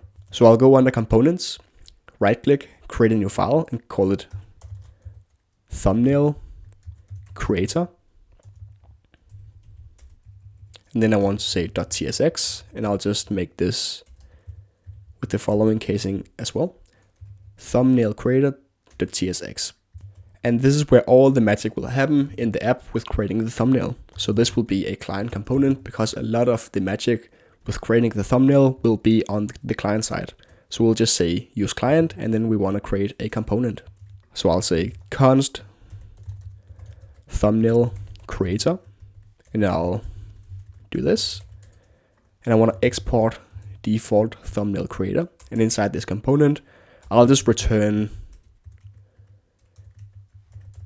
thumbnail creator for now. This way we can use the component right here by saying thumbnail creator and then like this. So when the user has credits, we say thumbnail creator, and then we want to show the user the tool that allows the user to create thumbnails. The first thing a user needs to do to be able to create a thumbnail is to upload a photo of themselves or whatever thumbnail they want to put the text behind. So what I'll do is I'll create something called a dropzone. So if you just go to Google and search for dropzone, HTML, a dropzone is an HTML component or like where you can drop files or you can click this to browse files. So this is kind of the design we want to go about it. So we want a plus right here. We want to say some text such as drop some files to continue. And then we also want to put a drop zone around it. So a border that has a dotted line around it or a dotted border around it, for example. So I'll just close this again and go back, and we can start to create this component. So the drop zone component will be a component for itself. So I'll go under components, new file, and then call this dropzone.tsx. I'll say const dropzone. And then inside this component, let me just export this by default first. Export default dropzone. I want to return a couple of things. So I'll say return, and then I'll just return a diff for now. What I do want to do is when you do select a photo or an image or a file on your computer, then I want to pass that photo back up to the parent component of the dropzone, which will be the thumbnail creator. So the dropzone will be a component used inside the thumbnail creator.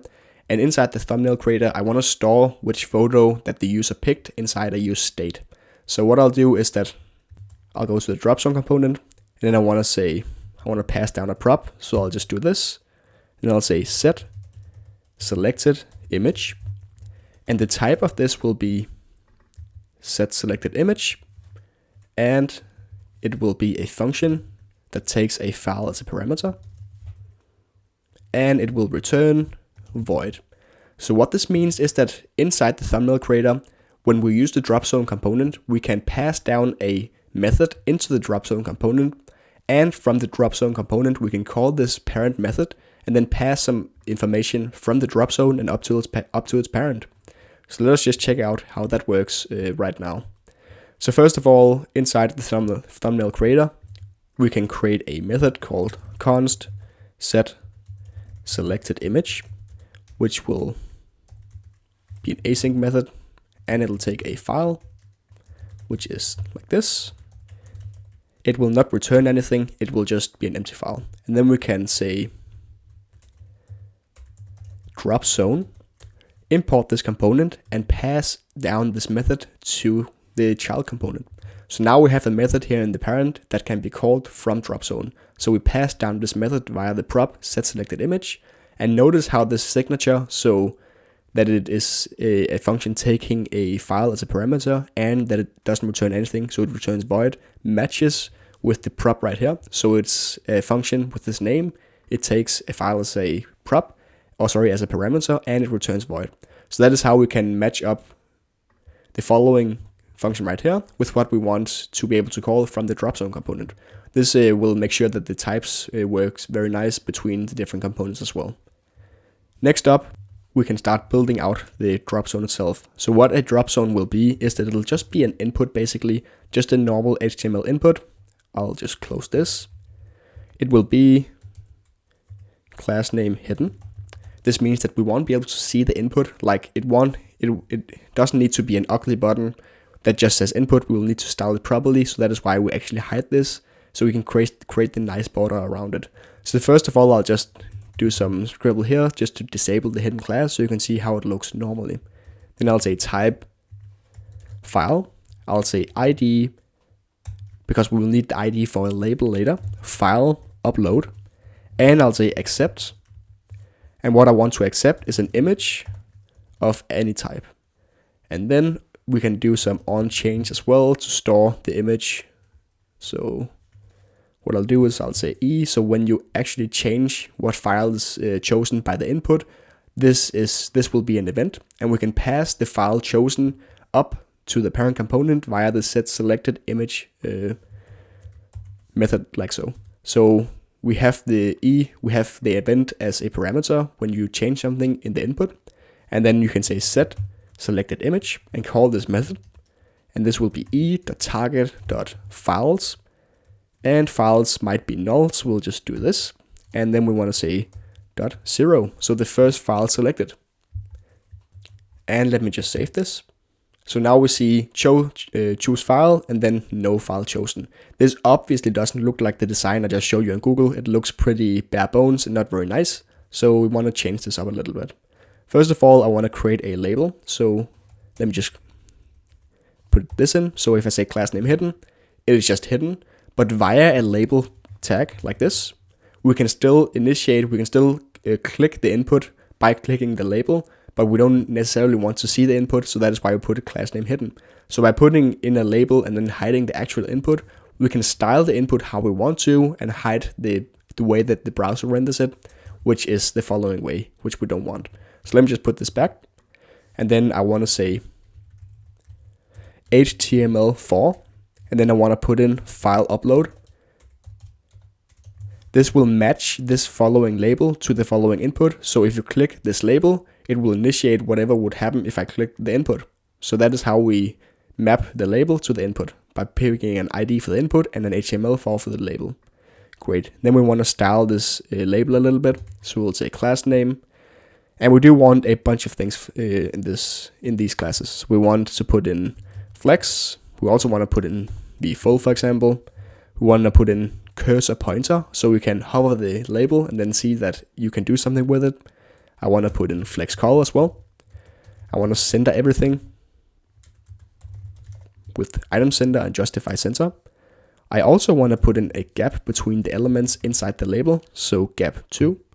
I want to make it rounded, so the dotted border will be rounded a little bit as well. So I'll just say rounded to XL.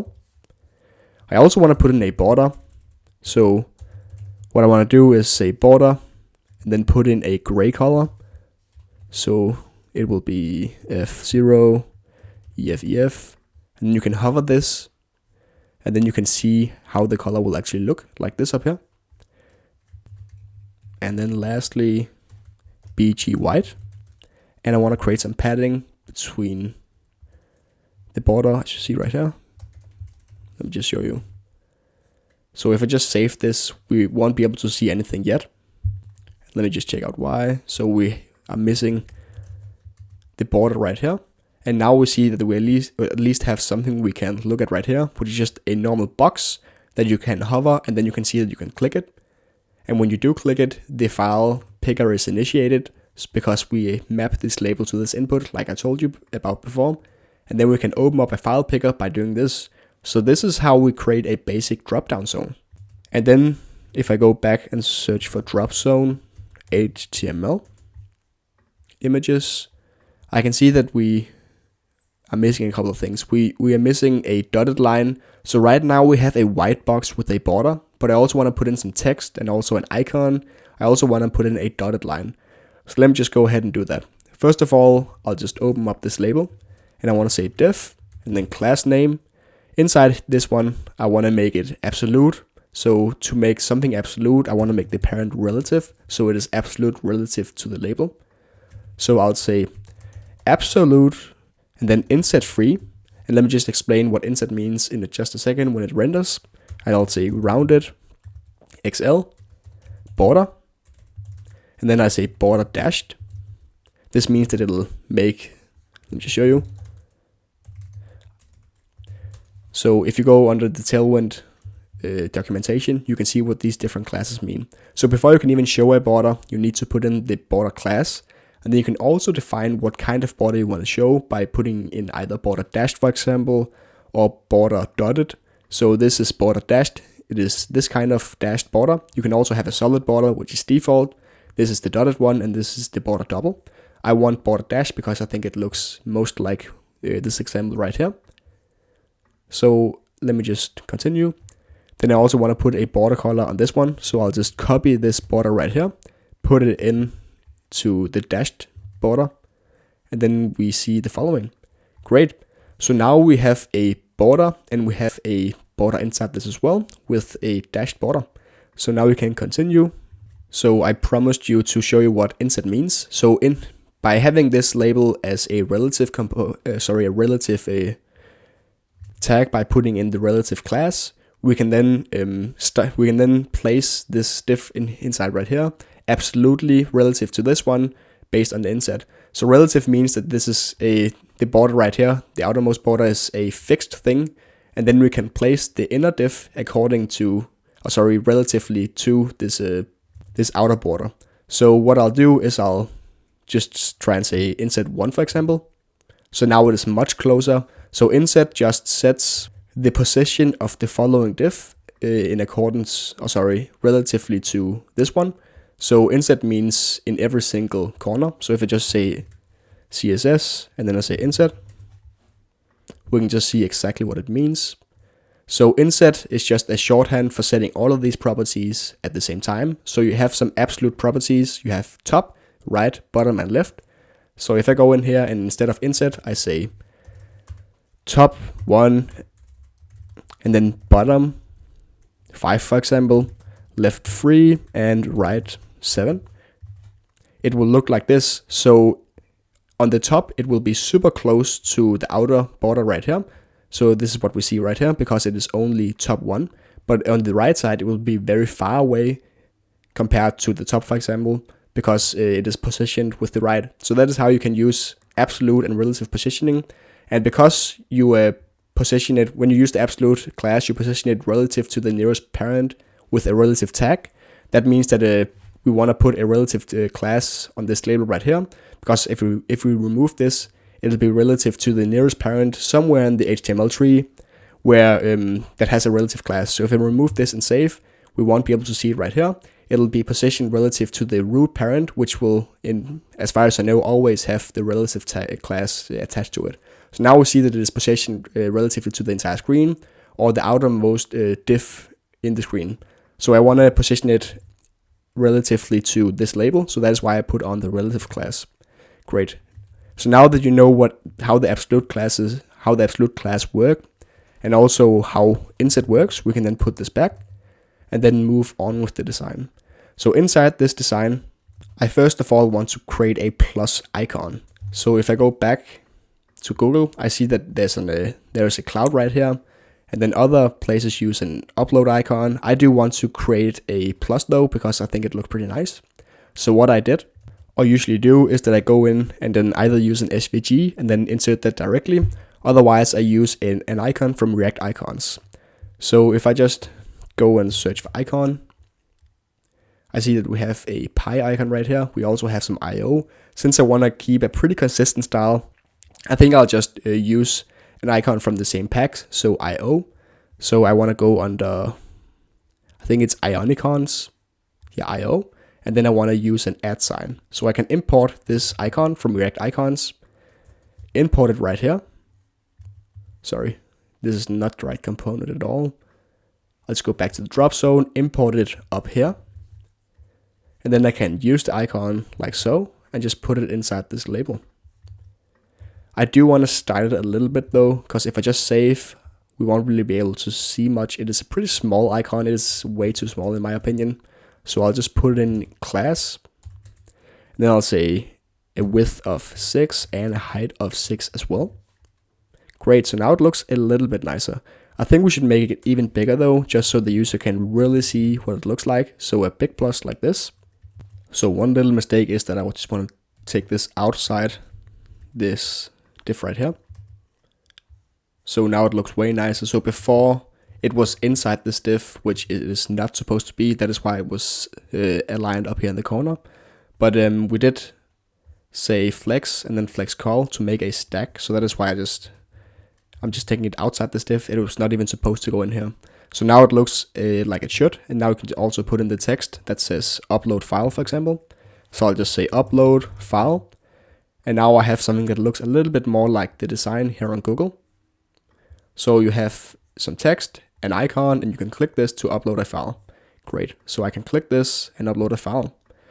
The only thing I want to do is I probably want to change out this icon. So let me just find something online. So what you can do is you can search for PNG and then file upload. So you can say, SVG file upload icon. So this is how you can usually do it. You can go online and then you can find an icon like this. And then you can save this as an SVG, and then you can embed it straight away inside this code. So I have one that I usually use, and I have it open down here. So on my other screen, so I'll just copy this SVG. This is one I have used for a long time that I found online. So I'll just use this one. So what I'll do is that I'll just add it right here. So instead of this iOS icon, I'll just upload it like so. I don't remember where I did find it, so that is why I'm just copying it in pretty savagely. But you can just copy this code if you want to use the same one. I have it in the GitHub.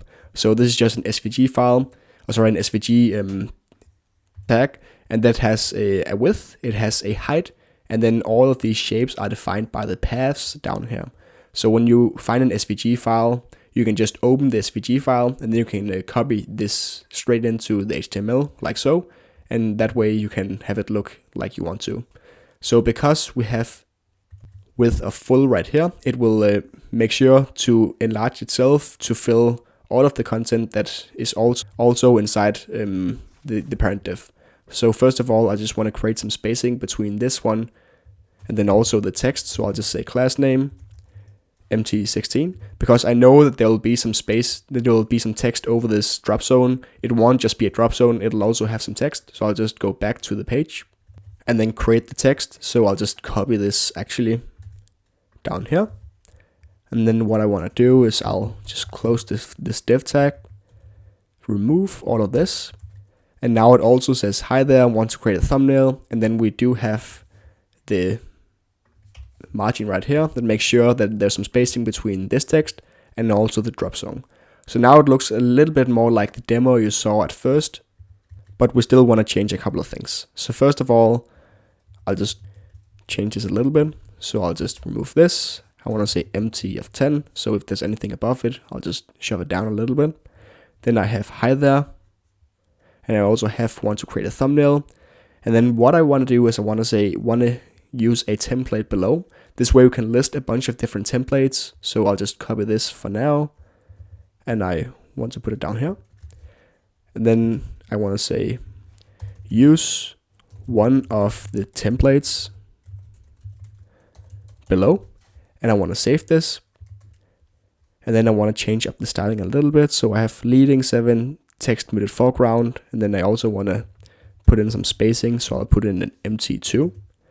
And then what I want to do is, as you saw in the demo, I have 3 images right here where you can choose between 3 different templates. So I want to create that container for that right now. So I want to create a div. And because I do want the images side by side, I want to say class name flex. I also want to create some spacing between this container and also the text. So I'll say empty to 10. I want to say flex. And then I want to say flex call. So first of all, I'll design it as the mobile first, at the mobile view first. So if it's on a mobile, it should obviously be under each other. So there's going to be 3 images and they will be under each other. But on a larger device, they should be next to each other. So that is why I'll say flex call. And then if we move up to a larger device, it should be flex row like this. And regardless of what view it is, I'll say items center and then also justify between. And then I'll put some gap in between as well. So I'll just say gap 10. And then on on larger devices, I'll also say items start. And then if it's a mobile, no. I think this should be all the classes. So now we should add some photos so we can just test out how this logic works and make sure that we have something that looks pretty nice. So I want to store the photo inside the public folder so we can access it through an image tag. So first of all, I'll just say image and then class name. I just want to put in a minimum width so it looks large always, and then rounded LG. And I want to put in a source, which is where we'll find the image on the server, for example. And this will just be style or test or something for now. So style test.png. And then we have a small error, so we just need to close this tag. But obviously we can't find this image because we don't have it inside the public folder. So what I'll do is that I'll just copy a photo. So right here on my other screen, I have a photo like this, and I'll just copy this into my public folder like this. And I'll call this style test.png. So when we reference style test.png right here, it'll pick this from the public folder under style test. Then I can press save and go over here, and now you can see the photo. I do want 3 different styles, so I'll just copy this image 3 times, and then we can see how the different classes act when we are on different devices. So first of all, we had empty10, which creates some spacing between these images, and then use one of these templates below. We then have flex and flex call, and item center and justify between. This means that when we are on a mobile device, we have it as a stack because we have flex call. And then we also have the gap of 10, which means we have 40 pixels between every image. So this is the spacing you see right here. And then when we move up to a larger device, like this, we see that it becomes a row instead of a stack. So they are next to each other. And this is what happens when we define flex row on larger devices by putting MD. And then we also set MD to item start. So when we are on the larger device, they will start showing from this point and not be centered horizontally. So right here, they are centered on the x-axis, but we don't want that on the larger device. We want it to be shown from the start right here. So that is how it works. Right now, these are just images, but we want to be able to press these to replicate how it looked in the demo. So we had a pretty cool animation down here where when we hover the images, they become larger, and it also showed some SVG icons. We also were able to select the different styles, so we need to create that as well. This is the perfect opportunity for us to create a specific component for this, so I'll just create that. So I'll go under components, say style. This is a specific template, and I'll call a template a style. Then I'll say const style equals. Then I'll pass in these props. And what I want to be able to do with the style is I want to pass in an image. This is the image that should be shown. So each of these style components will show an image. It'll also pass down a method that allows us to select a style from the child component and pass that style up to the parent component. We also want to know if it is actually selected. And we store that state in the parent component, so we need to be able to pass that down. So this is for passing whether this image is selected or not down to the child component. And this is for selecting an image and then passing whether the image was selected or not up to the parent. Great. Then we want to put some classes onto these. So an image is just a source image. So if we go back to the page, we saw that the image source is just a string. So that is why we just put in a string right here. The select style, let me just make the arrow notation so it actually works. And save this so it's formatted nicely. The select style will be a function, so it will take 0 parameters and it will return void.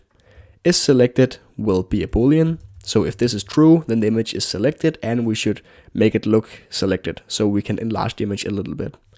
So inside this component, what we'll do, and let me just export it by default like this so we can use it. Then what I'll do is I'll just take it, and in here, first of all, I'll just copy this image. I would like to use it in the return statement, so I'll say return. And then instead, like this. And then instead of style test.png, I will say image. So this is the pass down prop. Then in here, instead of these image tags, I'll just open a new component style, which we just created. This will take an image, and this will be style test.png. It will also take the 2 other props, so select style, and we'll just create a new empty function for now. And it will take the isSelected prop, and I'll just say true.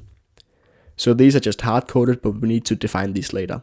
This is just for showing how it would look when we actually render the components. So right now we rendered these components so it'll look exactly like before because we rendered the same image tag only. We want to do a couple of things though.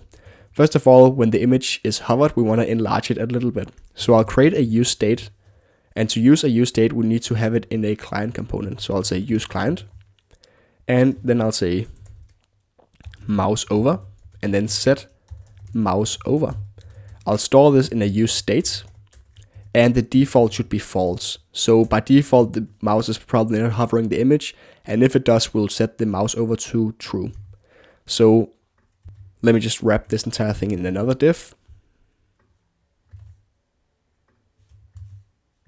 Close the div, and then we can say on mouse enter, which comes from React.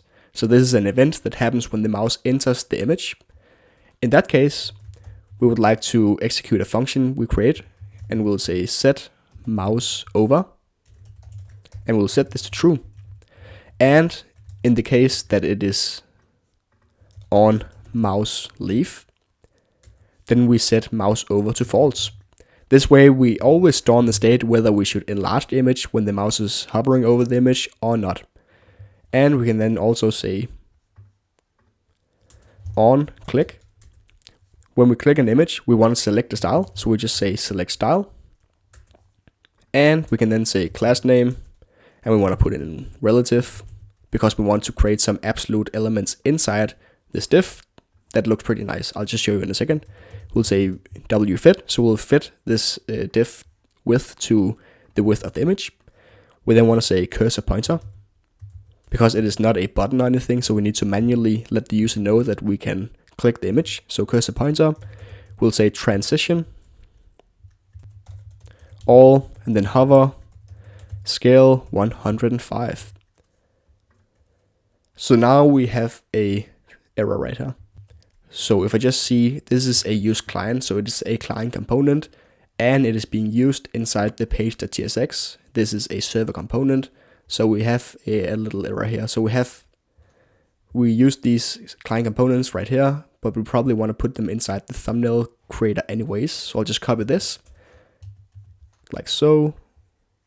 So I'll just say show the thumbnail creator, and then otherwise I just take all these divs and put them inside the client as a thumbnail creator.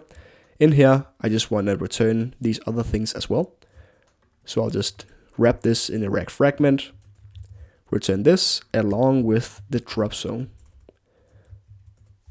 So let me just comment out the drop zone for now.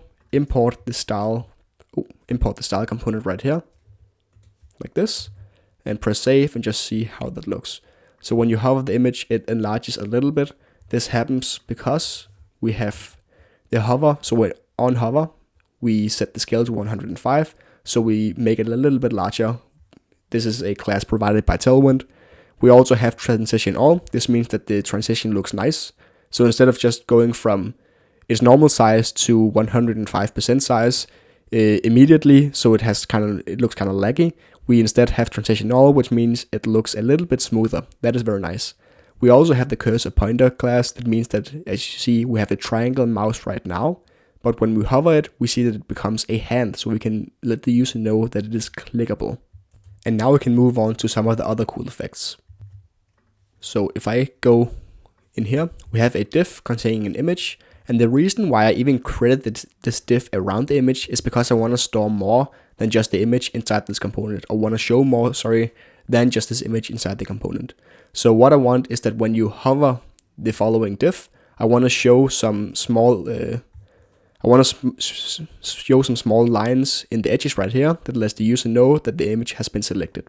So how I'll do this is that I'll go like this, and then I want to say mouse over, or is selected.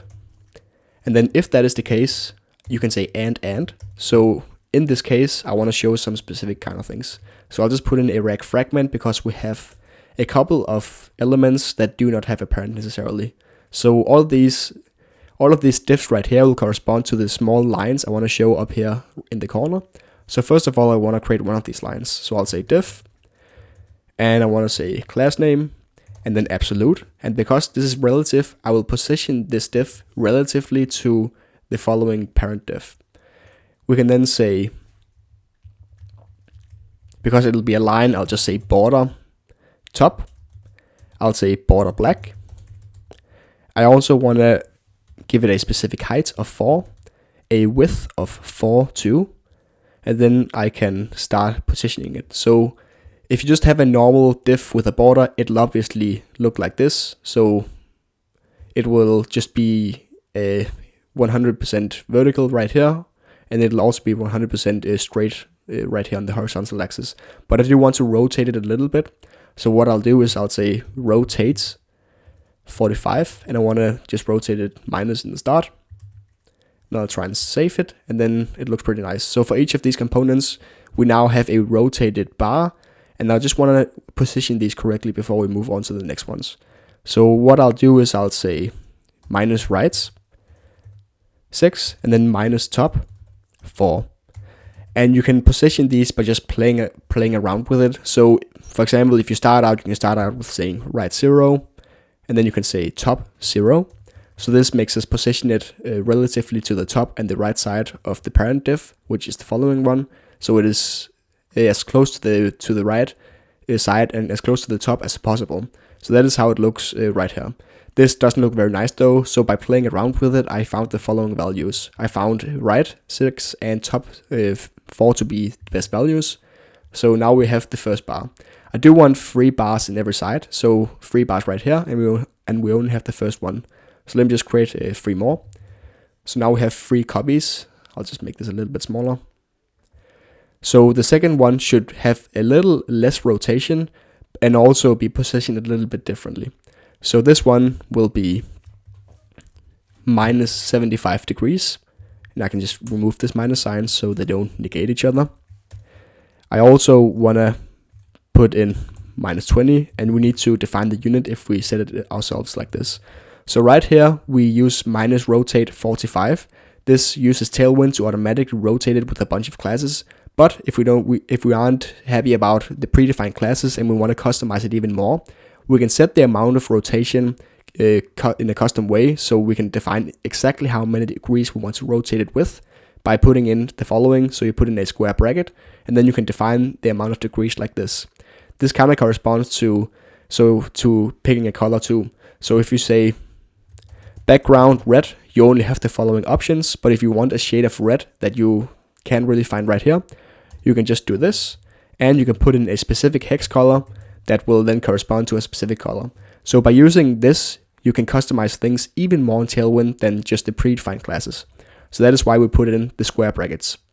Now we want to position them a little bit differently, because if we save, we see that they are rotated in the correct way. So this one should obviously be as the lowest one right down here, and the following one that's right in the middle should be the one on top. We want to position them a little bit differently. So what I'll do is I'll say 3 as the right value right here, and then I want to put in 6 like that, and I'll just try and save it, And now this one is fixed, and we just need the bottom one. So I'll say right 7, and I want to say top 0. And now that one is fixed too. And it looks like this for all of the different images. So as you see, both the image and the lines become enlarged when I hover them. And the reason they do that is because I have wrapped both the image and the lines inside this div. And when I do hover this div, the scale is 105. So that is all the child components, all the child elements inside of this div that will have its scale enlarged. So the next thing I want to do is just put the same thing in the bottom. So I'll just copy these 3. I'll just copy the first one to start out with. And then instead of right and top, I'll say left and bottom. So I'll say left and bottom. So the bottom for this one should probably be something like -42 or 6. So 6. And the left value should be something like 4. And then I also need to rotate it in a little bit of a different way. So instead of being -45, or that actually stays the same because it is the vertical one. The mid one. So I'll just do this, copy the following value in, and then try and save it. And then we have the one that is completely opposite to the one in the middle. Then I just want to copy this one and create the one to the left. So I'll say bottom 3 for this one, left 6. And then I want to put in a custom rotation too. So I'll just copy this one and make the value the opposite. So like this, rotate -20. So now it looks like this. And then we can copy this one with 75 degrees. And then I just want to position it a little bit differently. So 7. And the left value will be 0. And now we have this one. So now it all looks nice. So how I got to these values were just by playing around with them. It's kind of boring to just watch playing around with them, so I just did it on my own, trying all the different bottom and left values until something looked good.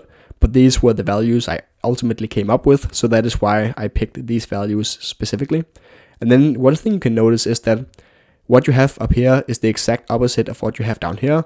The rotation values will be the same, so this one in the middle will have 45 degrees rotation, whereas this one will have -75 degrees, and the last one will have -20 degrees.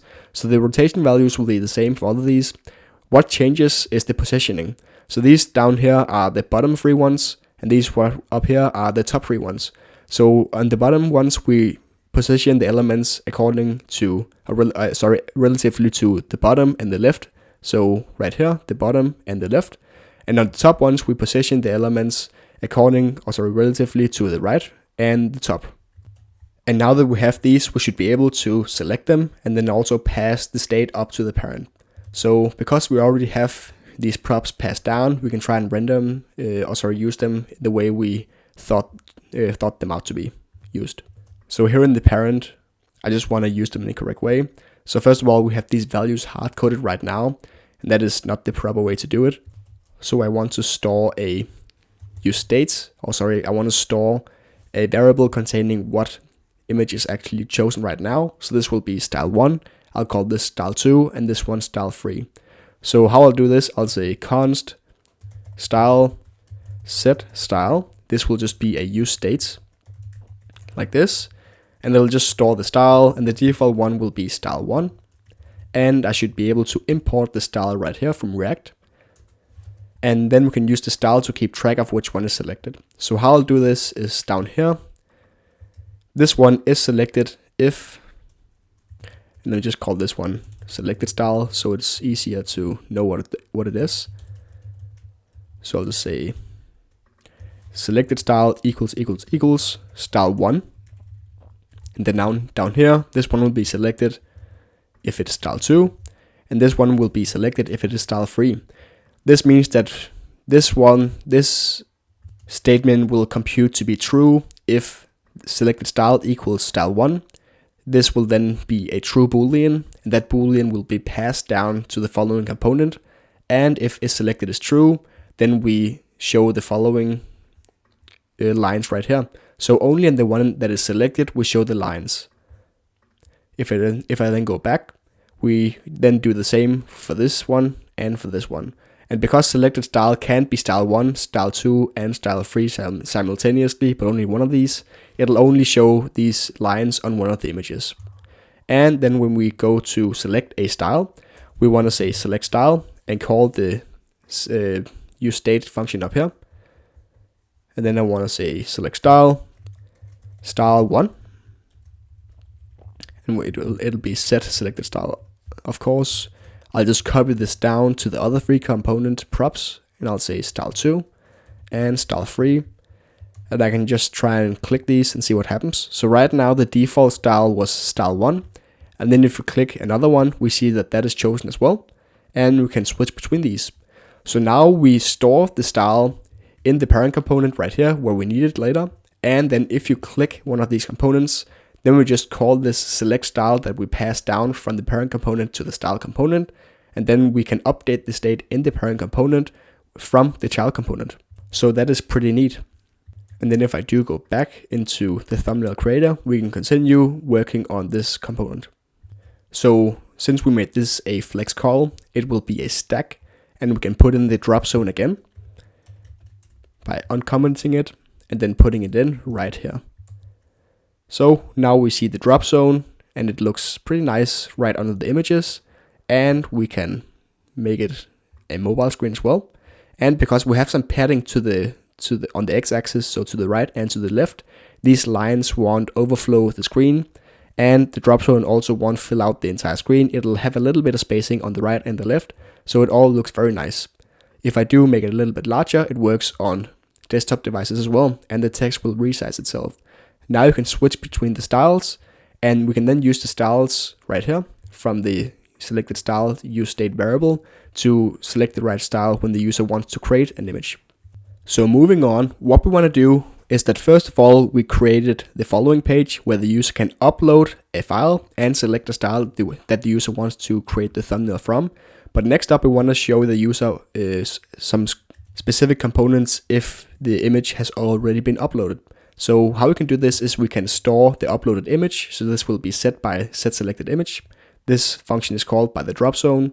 This means that when a user selects an image, an image is uploaded, and the selected image can then be stored, and we can then show the image. We can then show the components that the user create the thumbnail basically. So we'll say const and then image src. So this is the image that the user uploads. Set image src, so source, and we'll just store this in the useState, which will be a string or null. And why we make the type either string or null, this is just a generic type you can use for useState. This means that the type of this value can either be null or a string. And because we set it as null by default, it won't know that it is a string, that it can even be a string by default, because it can't infer that. Up here though, when we just pass in a string, the type can only be a string, as you see right here, so it'll infer that fine. But because it will be null here, it can infer that it can both be a string and null, so we had to set that manually like so. So when a user hasn't uploaded an image, it will just be null, and when a user then has uploaded an image, or picked an image, from this file picker, this useState will then contain a string pointing to that image on the user's hard drive. We probably also want to store some loading state, so I'll just say const and then loading. So when the user is uploading an image, if anything needs to happen, we can show a spinner while the user is uploading the image. So we'll say set loading as well. And we want to store this in a useState. This will be false. And because this is just a single value being passed into the useState, it can infer that this type is a boolean. So now we can show a spinner based on whether some image is being uploaded. So if the user is waiting for an image to be uploaded, for example, he knows that it is loading by showing the spinner. So moving on, when the user selects an image, this method is being called right here. So what we want to do is, because this file might be undefined, we want to check if it exists first. So we say if file to make the types right. And if the file does exist, we then have a file that is not undefined. In this, we want to say set loading to true. And then we do some logic. And then after this logic, we set loading to false. But first of all, let us just create the loader when the user uploads a file. So what I'll do is I'll go down here Well, wait a second, I'll just set image source, and we can get the image source like this. So const image source, and that will be wait a second, we'll need to use a file reader first. So I'll just say const reader. This will be a new file reader from JavaScript. We can then pass in this file and then read the file. So we can say reader.onload. This will be async. And we can then open this method right here. And now we can say const source, so that this will be eat.target. This might be null, so we'll just say null like this as a string. So this result can be all these different values, but we know that it will always be a string. There's just some TypeScript types that might bug you and be kind of annoying, but we know it'll always be a string because I've made this before. So I'll just say a string to force it to be a string. So source will always be a string. Now I can say set image source like this. So I'll just remove this, and I can then put in the source. And while all of this is going on, it should show the loading sign. So now that we show the loading and we have set the image source, we can then conditionally show some other HTML down here while all of that is happening. So obviously all of this should only be shown if an image has not been chosen. So first of all, what I'll do is I'll make a conditional statement that says image source, and then I'll say if that is true, then I show this. Otherwise, I show that. Cool. Let me just put it all in like so. Great. And then I only show all of this down here if an image has not been picked yet. So I'll just remove this last one. So if image source is null, this will be false, and this will not be shown, this will be shown. And because image source is null by default, this will always be shown at first. So you will always see the drop zone where you can pick a file at first, so you can actually pick the file. So if you just refresh, this is what we see. When you do pick a file, we show something else. So in here, when a file has been picked, we first want to show a loader while some background processing is going on. And then after the background processing has been going on, we can then show some other logic. So I'll say loading. If loading, then I want to return a specific diff. And this diff, I just need to close this as well. And I need to do this as well. So the other case, I should also put this into a React fragment.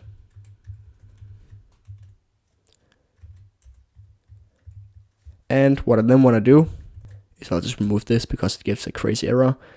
What I then want to do is I want to put a class name.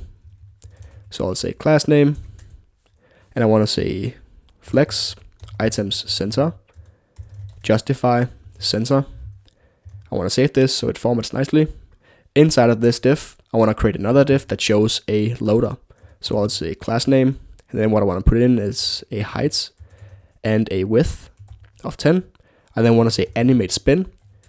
If I go to the Tailwind docs and put in animate spin, we can then see what it is. So animate spin puts in all of these CSS classes and make a spinner look like this. And this is exactly what we want a spinner to look like.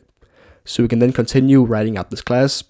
So we also want rounded full because it is a round spinner. We want to put in a border of 2. We want to make the border dashed. And we will say border gray 800. And let's just close up this diff like so and save it. So when you have selected an image and loading is true, we'll then show a spinner. And because we are just setting loading to true and image to the image source, so the loading will never be set to false right now, we can just try and select an image and see what happens. So I'll just click right here, select a random image, and let us just see what happens. And nothing happens right now. I'll just debug that later. Let me just see how this looks. So I'll just comment out all of this like so. And then I'll just say true and put in the following, save this. And now we can see how the spinner would look. So when something is loading, we see that we have this dash border, we have animate spin, we also have rounded full, which means the div is rounded like we see right here, and we have a border color. So this is how the spinner works, and we then have this inside a centered div. Great. So now let me just uncomment this again and just find out why it didn't work as we thought it would. So if we just debug our way through it, we can just say console.log, and we can say file, and then we can refresh over here to see if it even reaches the inside of this setSelectedImage method. So I'll just try and select an image like this, and we see that something is printed out. So that is nice. We can then put it inside the if statement, like this, refresh over here, and then select a photo. We also see a printout right now, so it means that this works fine as well. The next thing that happens is that we come into this read.onload function. So I'll just print inside this one, refresh over here, and then upload another photo. And we do not reach inside this method. So that is what is going wrong right here. So what we need to do is we can say reader.read as data URL, and we can then pass in the file like so. So what this means is that we can just go into Google actually, and then you can find out how you can find out what it means yourself. So the read data URL is a method of the file read interface, and that is used to read the contents of the specified blob or file. So we have a file up here, which is what has been picked from the file picker. And we can then also see down here that at that time, the result attribute contains the data as a data URL, representing the file's data as a base 64 encoded string. So when the user uploads a file, or select a file rather, we then read the file via this file reader class, and then we get all the file content stored in a string that is of form base 64. Great. We can then work with this base 64 encoded string to create the thumbnail. So let me just save right here and then go back. So now that we actually read the data as URL, all of this will also be triggered and will set the image source. This way this will be true and this will be true. So when we select an image now, let's see if it actually shows the loader as it should.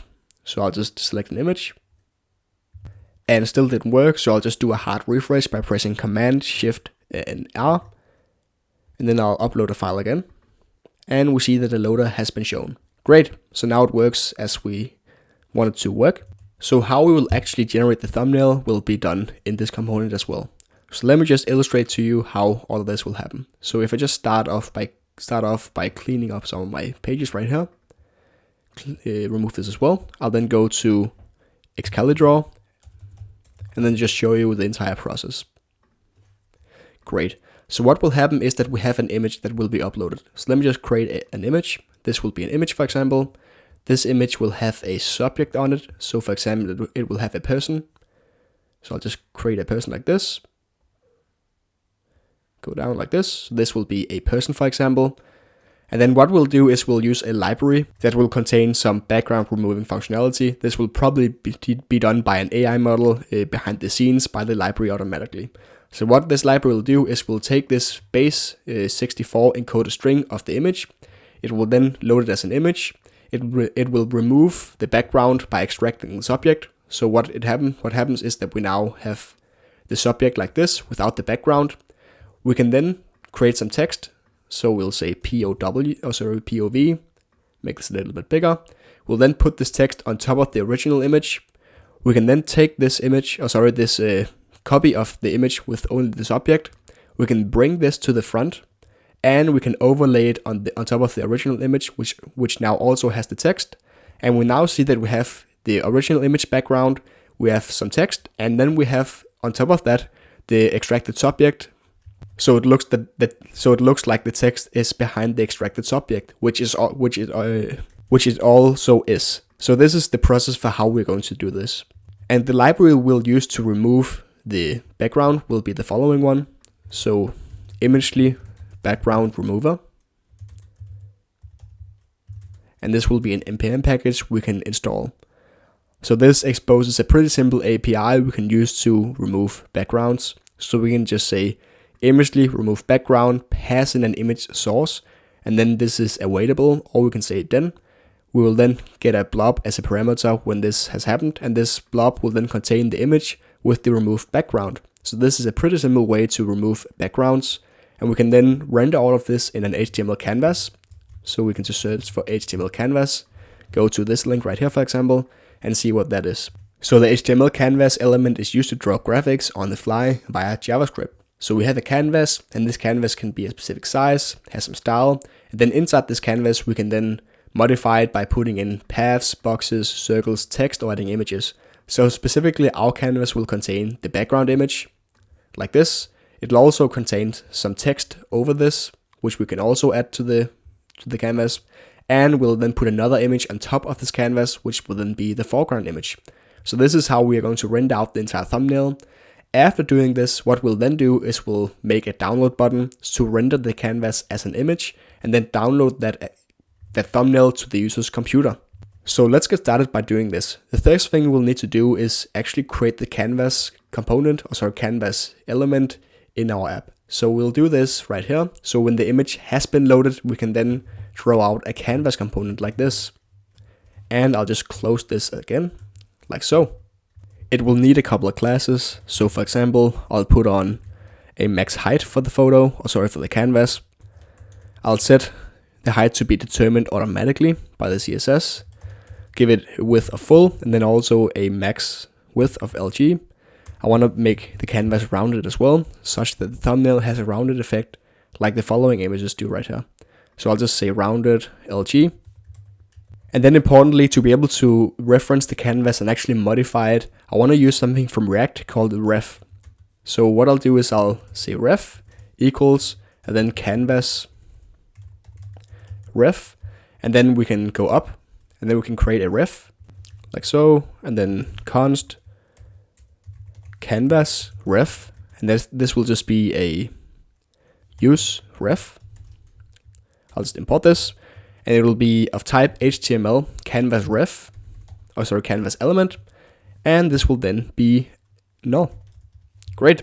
So now we can access the canvas element and actually modify the canvas and put in a photo into the canvas after the user uploads a photo by all from JavaScript right here through this canvas ref. So if I go to Google and I search for use ref React, we can just see what it actually is and how it works.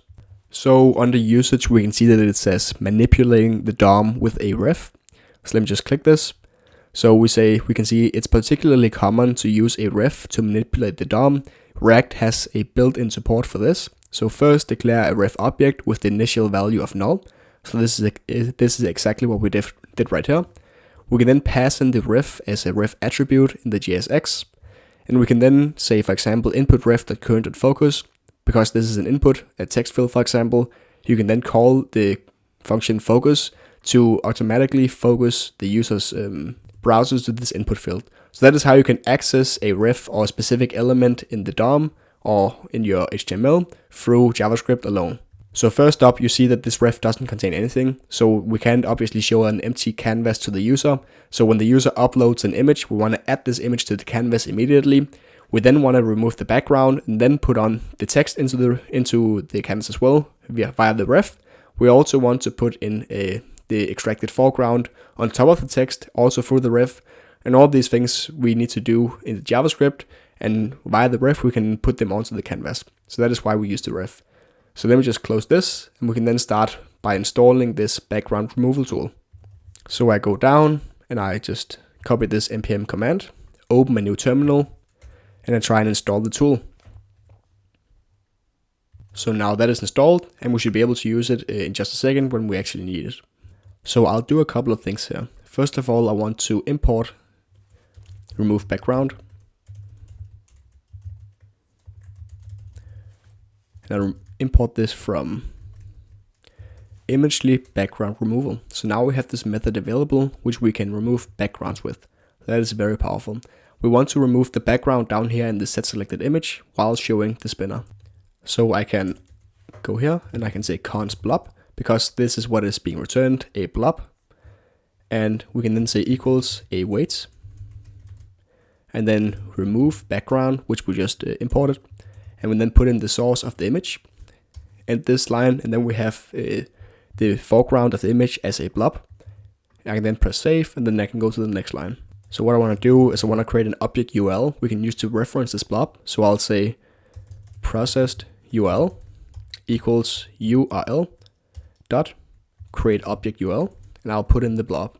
And what this does is that it'll create a unique URL that we can use to reference the data in memory. So a blob is just a bunch of data, and we obviously can't just show a blob in a source, in an image for example.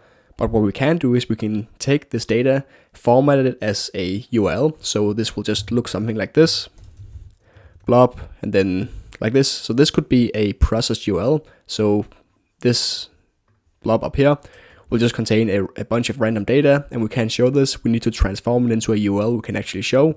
So a quick way to do this is by using the UL.createObjectURL, which will create a URL like this. We can then refer to in an image tag. So we would actually be able to use this, and then we would be able to put it into a source tag like this, and then we would be able to show the blob straight in the HTML when we want to. And that is what we're going to use this object URL for.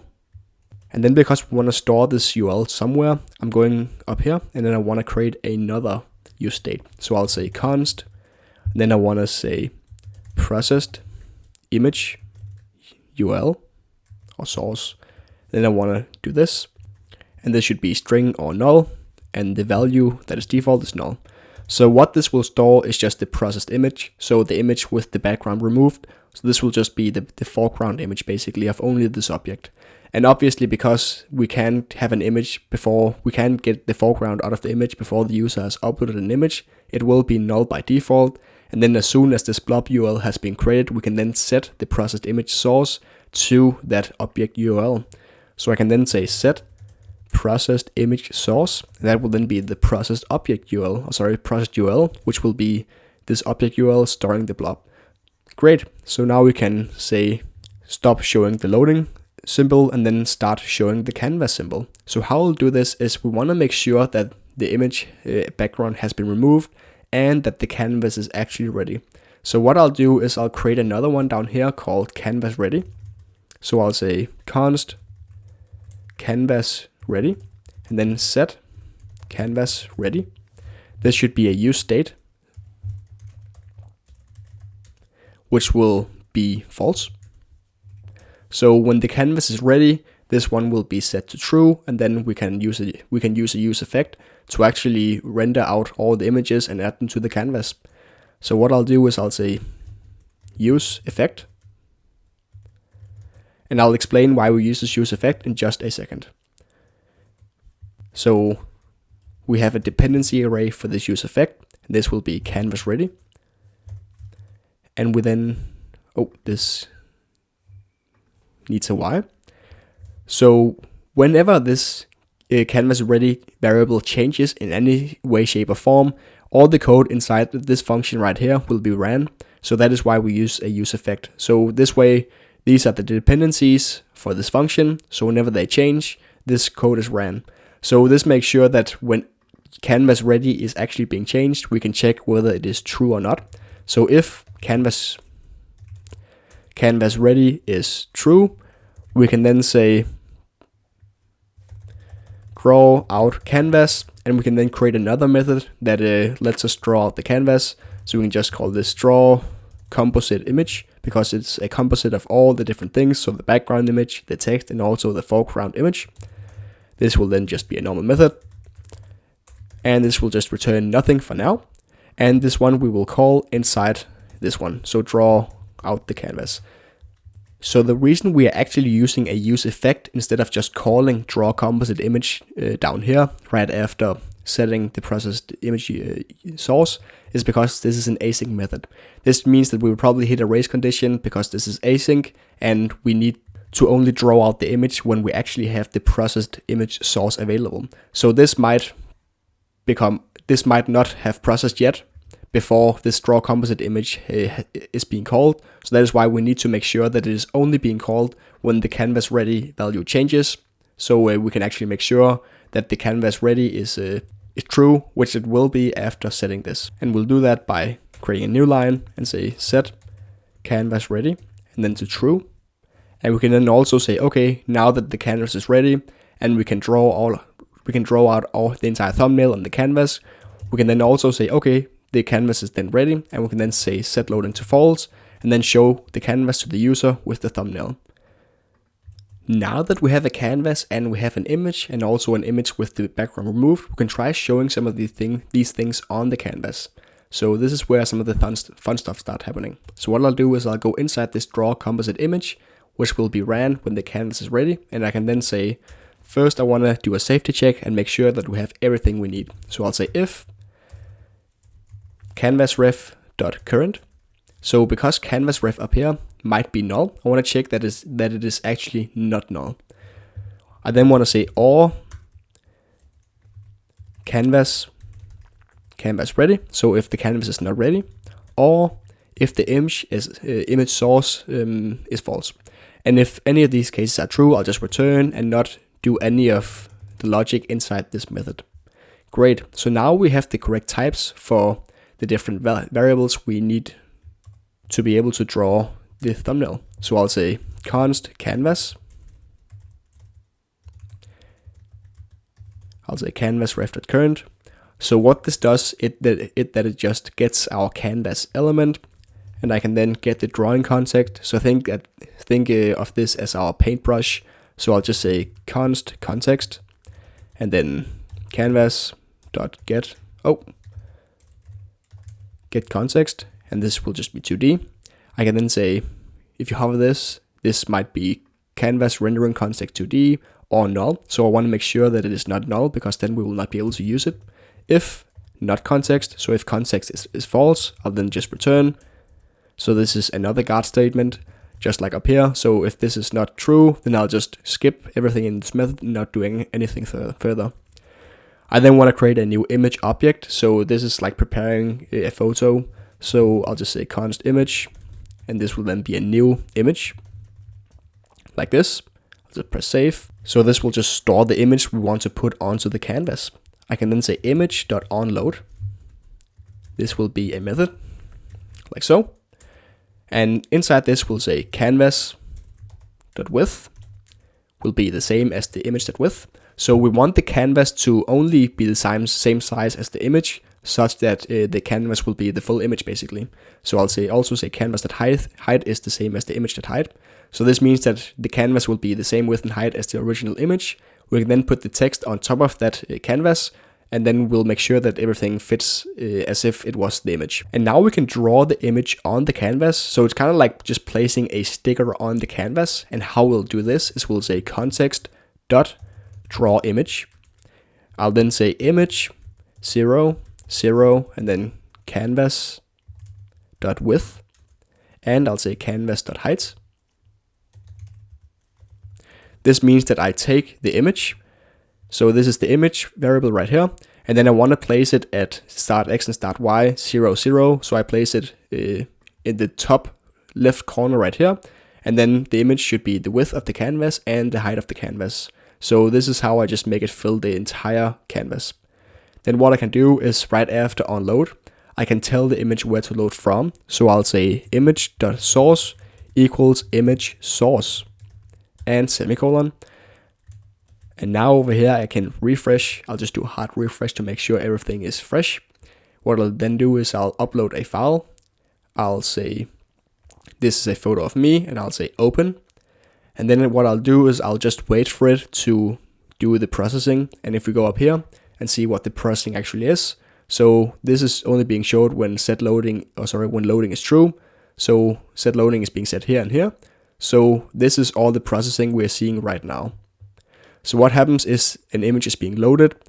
We then remove the background, put the image into an object URL, set this object URL, so the removed background image in the processed image source client up here, state up here. Then we say, okay, the canvas is ready, and then we remove the loader. When the canvas ready is true, we'll then execute this use effect down here, which we'll call the following function. We then check if the canvas is ready, and then if the image source actually exists. We get the canvas, and then we get the context of the canvas. We then create a new image object, which we can use to put the image onto the canvas. We then set the canvas width and height to the width and height of the image, and then we draw the image onto the canvas via the context variable we created up here with the position 0.0 and the width and height the same as the canvas width and height. And then what we get out of it is that we have a canvas with an image rendered completely like this. What we can also do is we can try and set the image source to the processed image source. So this will be the image containing only me without the background. So because this is not up here in the guard statement, so this might be null, string or null, we'll then say or not image source, then return. So this means that this will always be string if this line is being executed. I then press save and refresh over here. I can then press the upload file picker again, select my photo and press open. I'll just wait for this to load again. And it loaded right here. So what we see is that we now have the photo with the background removed. So we see a little bit of blue from the background up here, but that doesn't really matter, as you'll probably see in the end result when we put the text on top of the image as well. So now we have a full image with the background. We also have a subject without a background, and what we need to do is we need to put some text onto the image as well in between those two, and then render that as the entire canvas. So now we can start out building the actual thumbnail. So first off, we need to draw the background layer. This will just be the original image. So how we do this is inside this context.draw image, we need to set the image.source to image source, and then all that happens inside this image.onload will then draw the background image onto the context, so onto the canvas. Next up, we can then save this as a layer. So we'll say context.save. This will then act kind of like a layer in Photoshop where we save the settings for this layer. And then we want to render the font onto the top of this background image. So we'll just say calculate font size to fill image. Great. So what we'll want is that we want the background text, we want the text on top of the background to fill most of the image, but not quite all of the image. We'll just say 90% of the canvas. And we need to calculate this dynamically because the image can be all kinds of different sizes. So what I'll do is first I'll say, we need to set a couple of settings first. So we'll just say context.textalign. This will be center. We also need to say context.text base align. This will be middle. This kind of corresponds to setting flex and then justify center and also item center. So we just center the text just in a canvas context. What we then want to do is we want to set a font size. So I'll just say font size equals 100. I then want to set a selected font. So my font will just be, Arial for now. So as you saw in the demo, you can change it later on. That is why we set the font size and also the selected font as let variables and not as consts. So we just say let selected font be Arial, like this. And then later on we can create a switch statement with the selected style where we can then set the different fonts as we want to. We won't do that for now though. We can then set the font of the entire context, that is the canvas. So we can say, we can do this, and then we can inject this into the string, like so. So we'll just say font weight, and that'll just be bold for now. So I'll just say bold. We want this to be able to be changed dynamically later on. That's why I'm putting it into this statement right here. And then we also want to set the font size. So this will just be a font size. This will be 100. And then we say pixels. Then we also want to set the selected font. This will just be the selected font like this, Arial. So we just need the string to set the font for the context. Great. And then next up, we can measure the width of the text. So I'll just say const and then text width. This equals context.measure text.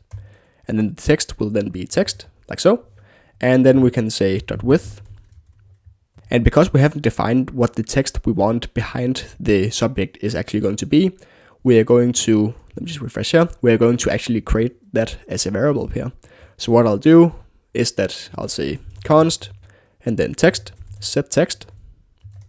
And this will then be a use state and the default to just be POV. So this will be the text we are measuring the width of down here. But But we want to set the width of the text to an actual width. So I'll say const and then target width, which is what we want the width of the text to actually be. This will be canvas dot width, and we'll say 90% of the canvas, which corresponds to 0.9. And we then need to adjust the size of the font based on what we want the target width of the text to be. So what we'll do is we'll say font size, multiply that by the target width, divided by the text width, and semicolon. So let me just explain why this works as it does. So for example, imagine we want to fill the text to 90% of the canvas width.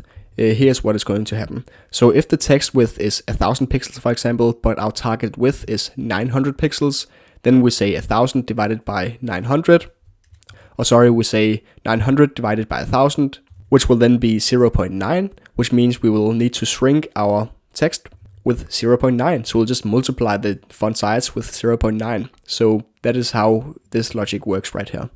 And we can then actually use this. So we say context.font, and we'll then inject this as well. So what happens is that we say bold, and then we also say font size again, and we also put in the selected font, which is just Arial. And to color the text, we can say context.fill-style, and we can put in white, for example. But what I want to do is I want to put it in a custom color. So what I'll do is I'll go like this, or rather like this, just a normal string.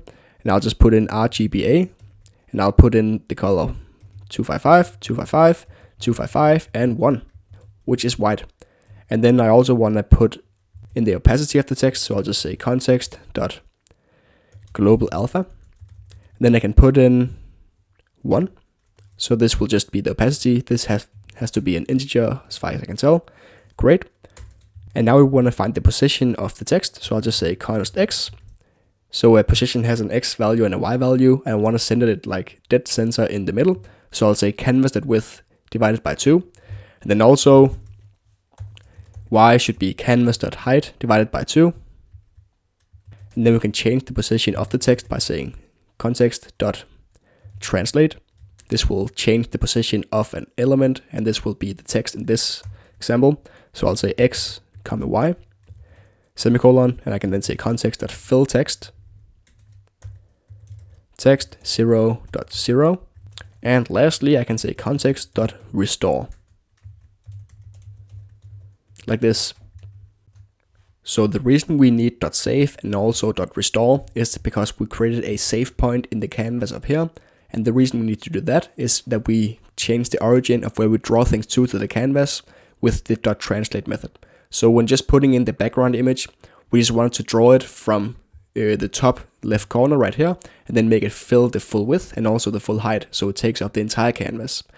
The text though, we want to draw from the middle, so the center of the text should be right here in the middle, and then that way it could be shown in the middle. And to do that, we needed to find out what the width and the height of the canvas is, and then set that as the new origin. But this also means that when we want to draw the foreground, this will also have the same point of origin as we found out right here. And we don't want to do that. So that is why we created a save point before doing all the text logic. And then we restore the canvas back to that save point. So not the image that we just drew to the canvas, but all the settings such as the origin, and also the font, for example, the fill style, the global alpha, and then also text align and text base. So all of these things we just use to set up the canvas and prepare it for filling or drawing the text on the canvas. And then now that we want to draw another image, which is going to be the foreground, we then want to restore the canvas to the original state that we also use to draw on the background image too. So now we can move on to drawing the foreground image. And to do that, we actually use kind of the same method that we used to draw the background image. So we'll just create this image up here. So this will be the background image. So I'll just rename this to BG image, like so. And then I'll just replace these variables and also down here. And then what I will do is I'll copy this, and then down after restore, I'll just say foreground image instead of background image. And then I'll also say foreground image dot unload. And then this will be like so. And then what I want to do is I'll say context dot draw image. And this obviously should just be the foreground image like so. And then we do the same We set the origin as where we want to draw it to as 0.0, and then we set the width and the height of the canvas as the width and height of the image as well, such that the image will take up the entire space of the canvas and look good. Great, now we can just, the same way we set the background image down here, set the foreground image up here.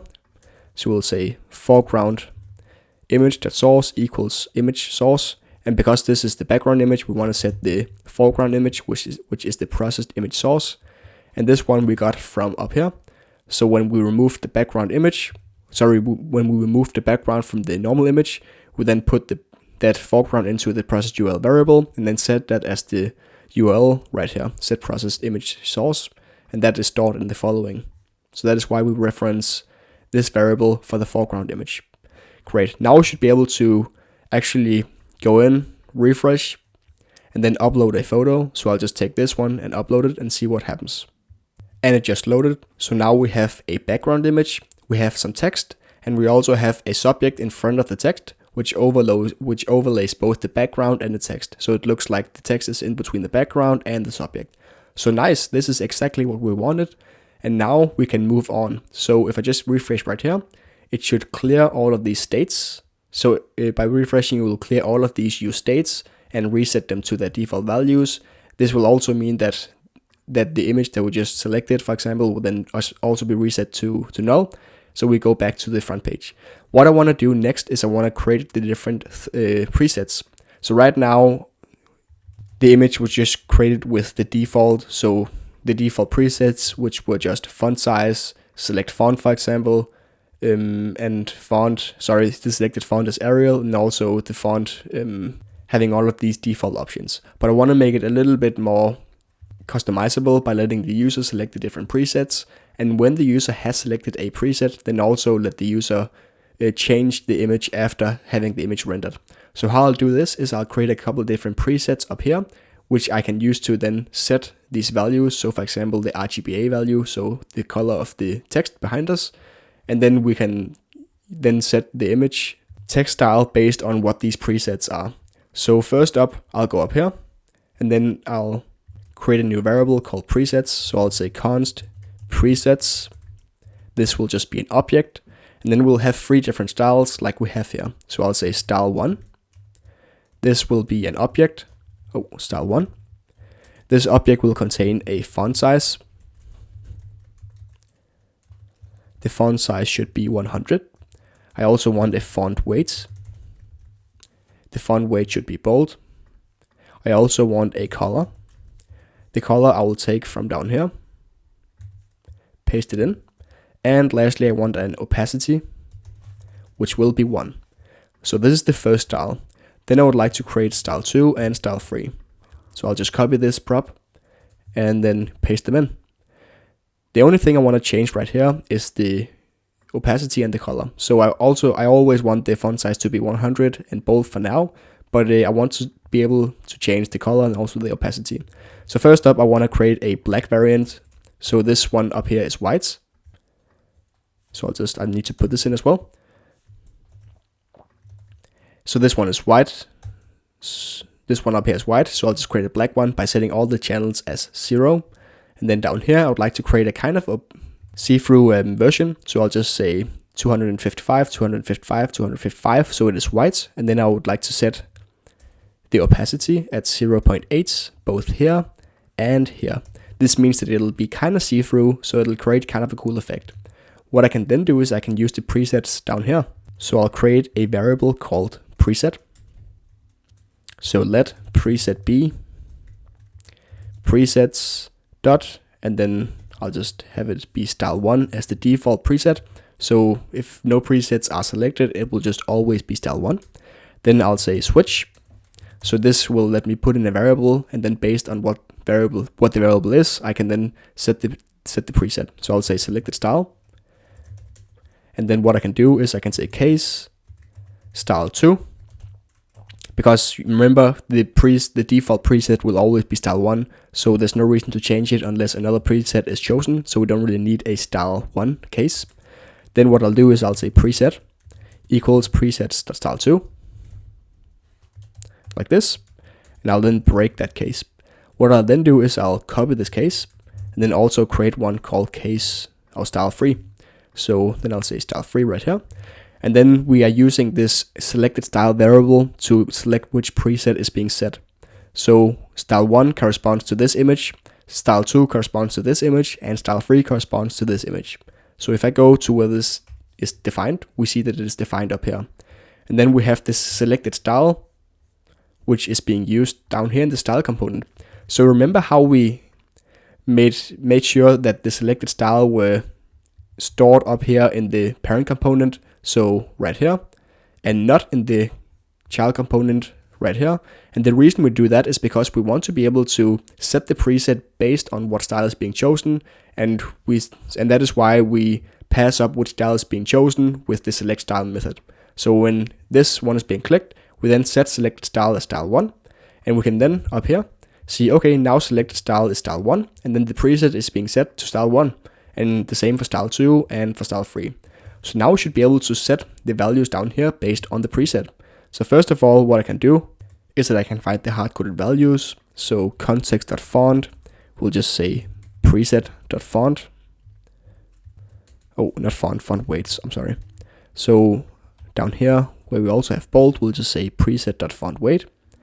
And then the next thing we can do is set the color. So we had the fill style, and we'll then say preset.color. And then the global alpha will be the opacity, which we also set in the preset. And this should then be it. So I'll just save this. Then what I'll do is I'll try and select another one. So this one is style 2. And if we look up here, that will render some black text. So I'll just try and refresh, select style 2, upload a file, and then I would like to put in a photo. So I'll just put in this photo, and then I'll just wait for it to finish. So now that it is finished, we see that we have a photo with some black text instead of white text. What I'll then do is I'll refresh the page. I'll then pick preset number 3. I'll say upload file, pick the same photo.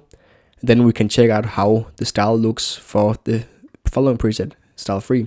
So here we should see some lower opacity, white text. So we have kind of see-through visible text that gives us a slightly different effect than how this text looks right here. So what we see is that we have the POW, and it is slightly see-through, as we see right here, with the opacity with being 0.8. So nice, now we have 3 different presets, and we can pick between different presets. So what I want to do now is I want to show the user that they can actually use the presets. So right now we just have a default photo, and that doesn't look very nice. So I want the user to be able to download the photo, and then we can then download the photos of the thumbnails and then put these photos in instead of these placeholder photos, so we can actually show the user which preset corresponds to which of these buttons. So let us just create the download button, and that way we can try and download the thumbnails and continue with the programming. So what I'll do is I'll create a new method, and I'll call this handle download. This will be triggered by some button that I'll put into the HTML in just a bit. This will be an async method. So I'll just say async, and then inside this method, I first of all want to say if canvasref current.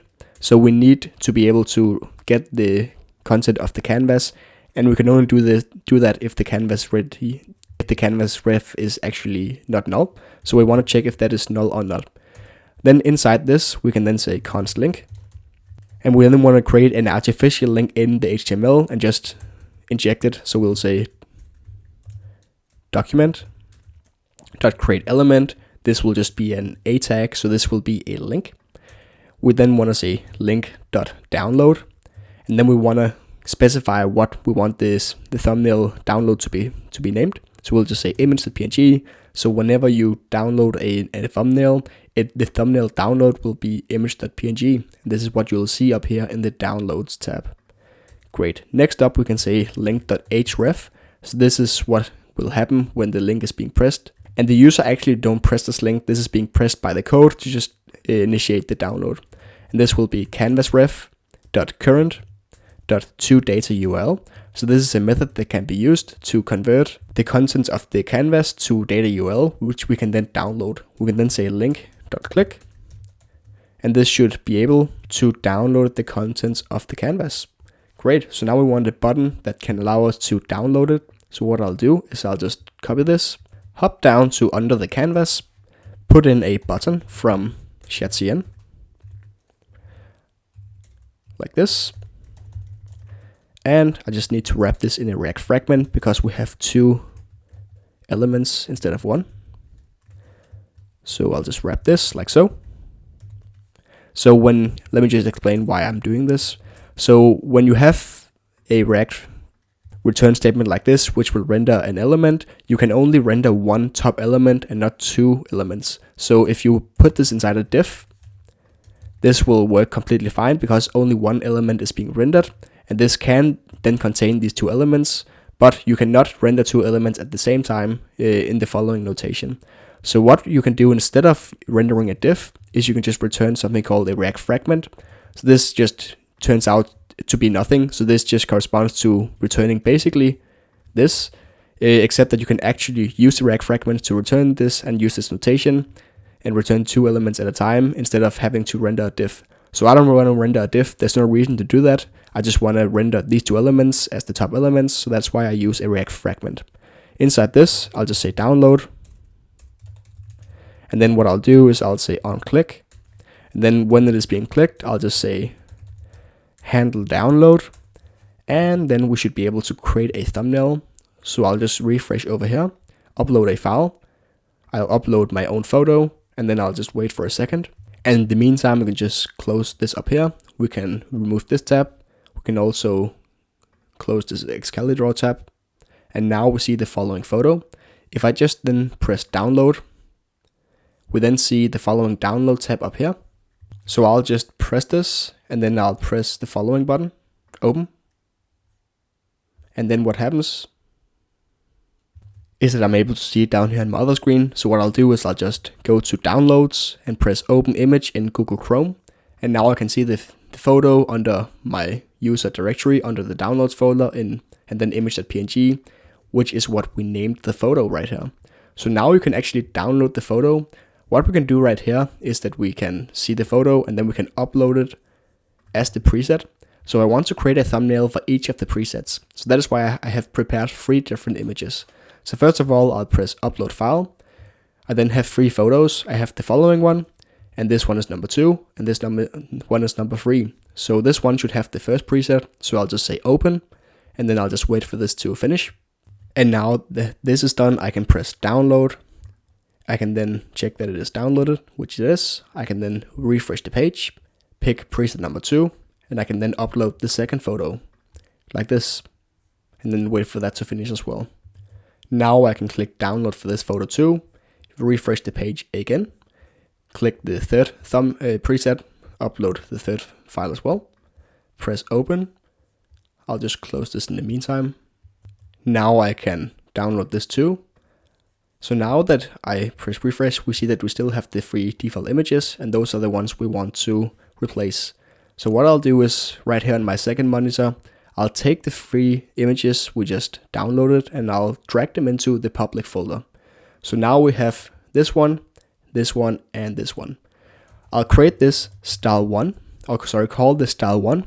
I would like to call this style2, and I would like to call this one style3. And now we can use these as the photos instead of the default photo. Cool. So what I'll do is I'll find the folder. Not the folder. I would like to find the code that is responsible for rendering these. So that is style. I remember using the style test PNG as the default image.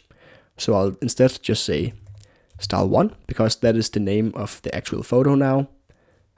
Then I would like to say style2 and style3. So right here we change this to style2. And now when I save, I see that we have 3 different thumbnail presets. So great, now the user can pick between different presets and actually also have the thumbnail being rendered when a preset is selected. One thing we haven't implemented though is that when you do upload a photo like this and just wait for it to finish, the only thing we see is a download button and then we don't see anything else. So if we just refresh this, for example, we just lose the image, we also don't see any go back functionality, so a button to go back. So it's very limited and we need to kind of fix these issues. So what I'll do is that this is the code right here being rendered. So instead of this, I'll return a div. like this, and a closing tag. And inside this div, I want to put on a few classes. So what I want this div to contain is both the canvas, but also a button that allows the user to go back. So now that we have a class name, we can say my4. We can also say flex. We want to make it full width, flex call. We also want to say items center, and put a gap of 3 between. So now we have a container for the canvas and also the download button. So let me just quickly create a button for going back. So what I'll do is I'll say button. This button should have 2 elements inside of it. We want an arrow back, so I'll just go to React icons. And then I'll say arrow back. So I see that we have this one, IOMD arrow back. So I'll just take this one, import it up here. I'll make this a little smaller. Then I would like to scroll down again. So it is down right here. And then inside this button, I want to put in the following. So we have the icon, and then I want the height and the width to be 4. So it auto-completed perfectly. I also want a paragraph that says, go back. And let me just put on leading 7, which makes it look more like shadcn. This is how it is defined in shadcn, in the typography. So to make these be side by side instead of over each other, I want to put on some class names onto the button element. So I'll say flex, save. Now they are next to each other.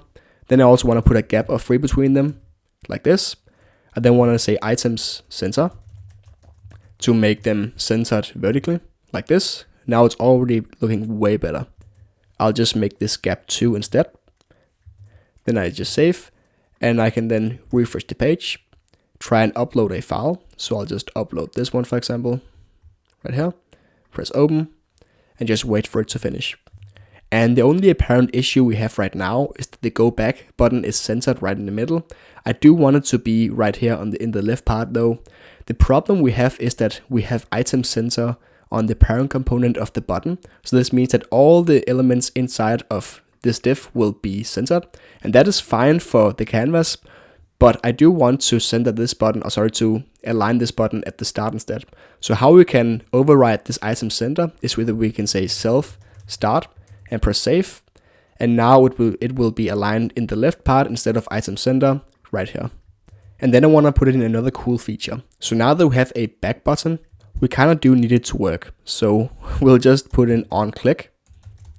And then what happens when you actually click the button? We'll just do this. So what happens when you actually click the back button is that we won't change any routes up here. What we'll do is we'll just clear all the states from the use state. So set image source will be null. Additionally, set processed image source will also be null.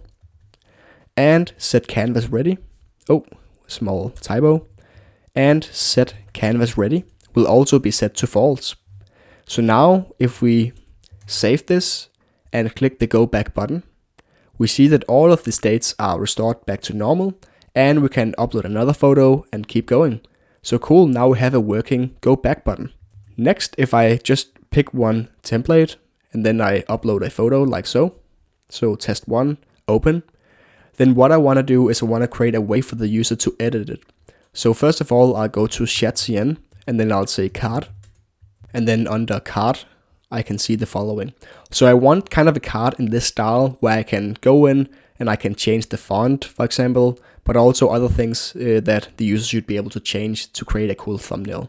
So I'll go back, and now that I see that the image has successfully rendered, and I'll create a container around all of this that contains both the following image and download button, but also a card where the user can edit the thumbnail. So I'll just surround this and wrap it in a div. So I'll say div and put this around all the existing content. I'll save, and then inside this div, I'll give it a class name. So this needs to be a stack because we want to place the card under the image. So what I'll do is I'll say I'll say flex w full max w2xl. I want to say flex call to make it a stack, center the items, and then also put a gap between the elements. So between the image, the download button, and then also the edit card down below. Then I want to create a card from shadcn. So I can just import this from UI card because we installed it in the start. Then I want to put in a card header. So I'll put in a card header like this. In the card header, I want to say edit. And we can just import this from UI card like so.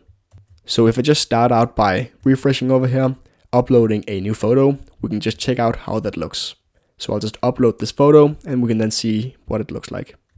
So now that it has finished uploading, this is what it looks like. We have a small card right under the image, and we can then see that it says edit.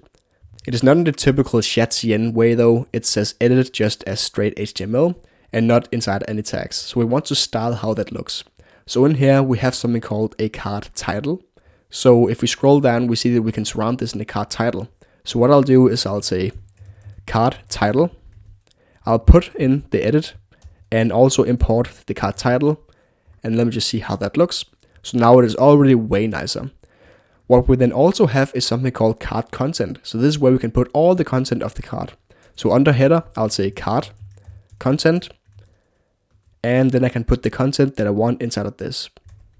And what I specifically want is a way for the user to change the text and also a way for the user to change the font. So first of all, I want to create a div surrounding these two inputs. So I'll say div. The class for this div should be a grid.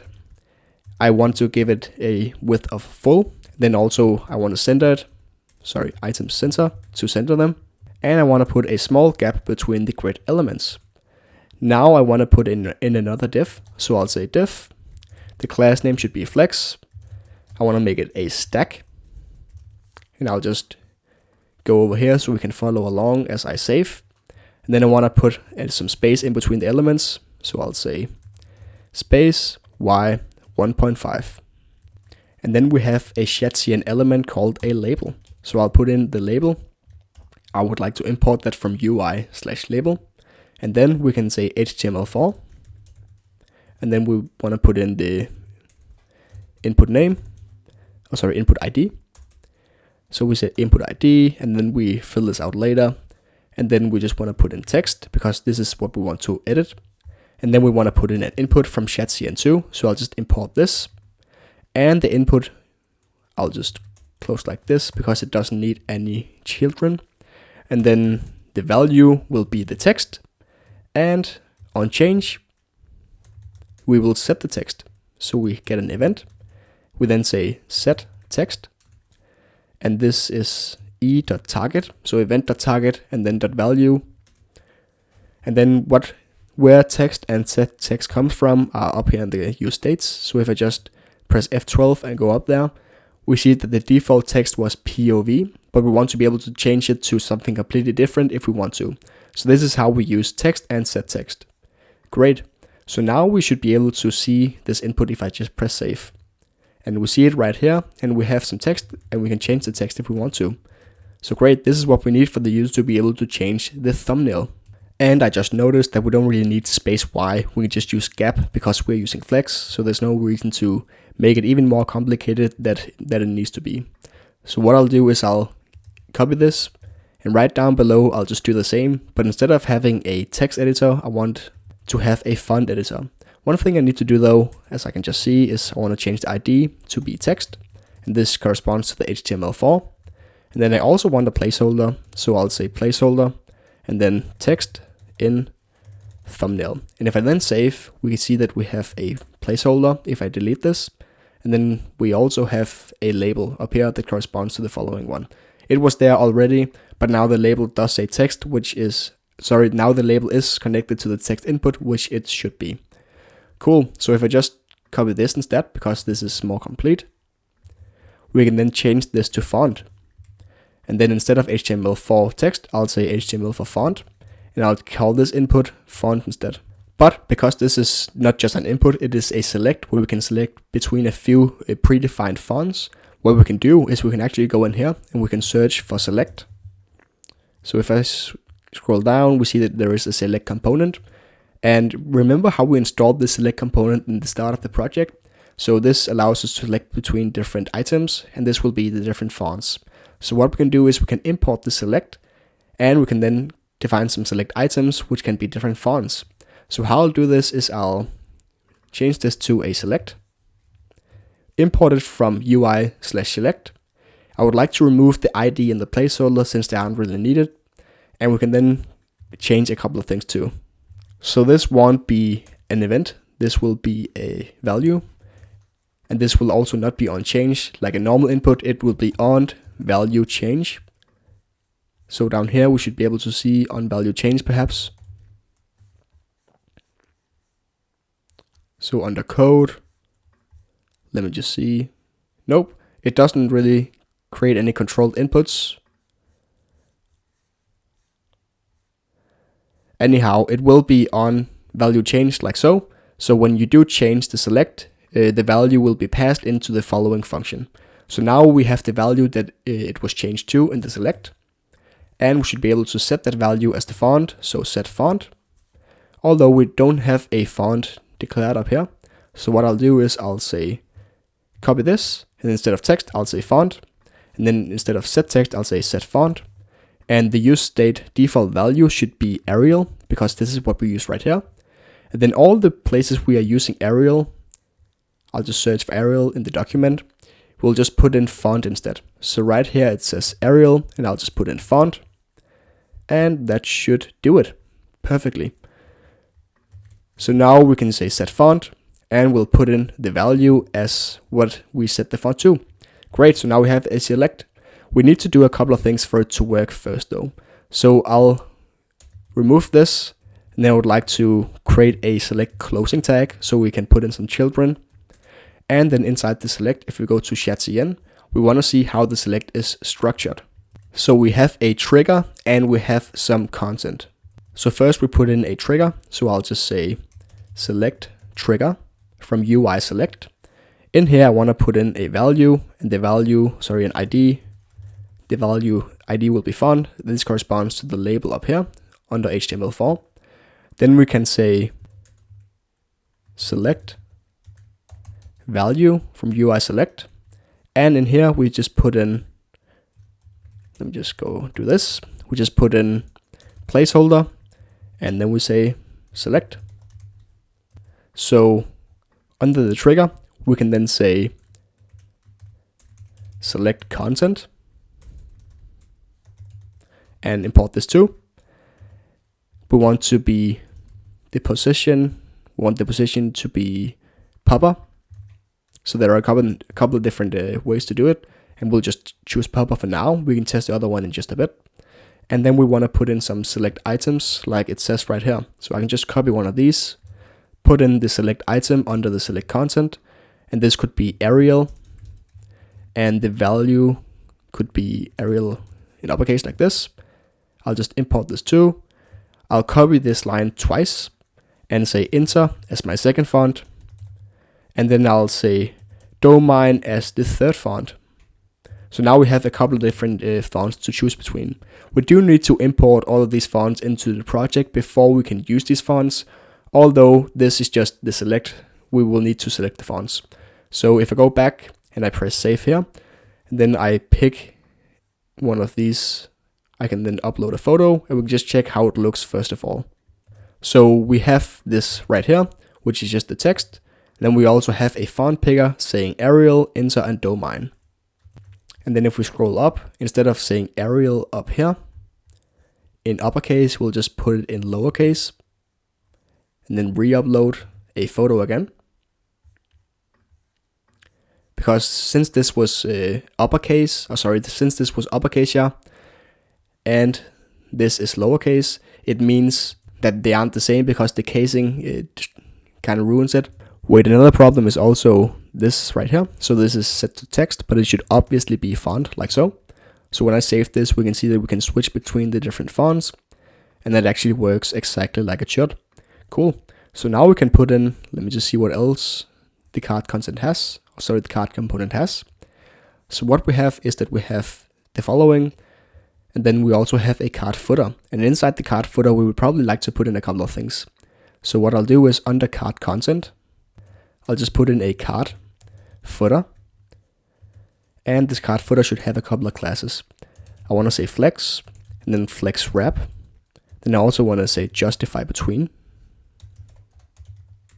And then also a gap between this. And the reason why we put in this is that we want a couple of different buttons inside this card footer. And then if we resize the screen so the card footer is smaller than the buttons, then we can say flex wrap to make them automatically go to the next line and become a flex call. And then we also want to put a gap between the buttons. So that is why we structure it this way. I can then open up this this card footer, and then put in the two buttons. So first of all, I have the download button. So let me just go up and find that. So I'll just copy this button and put it down here. So now we have a download button. And then I also want another one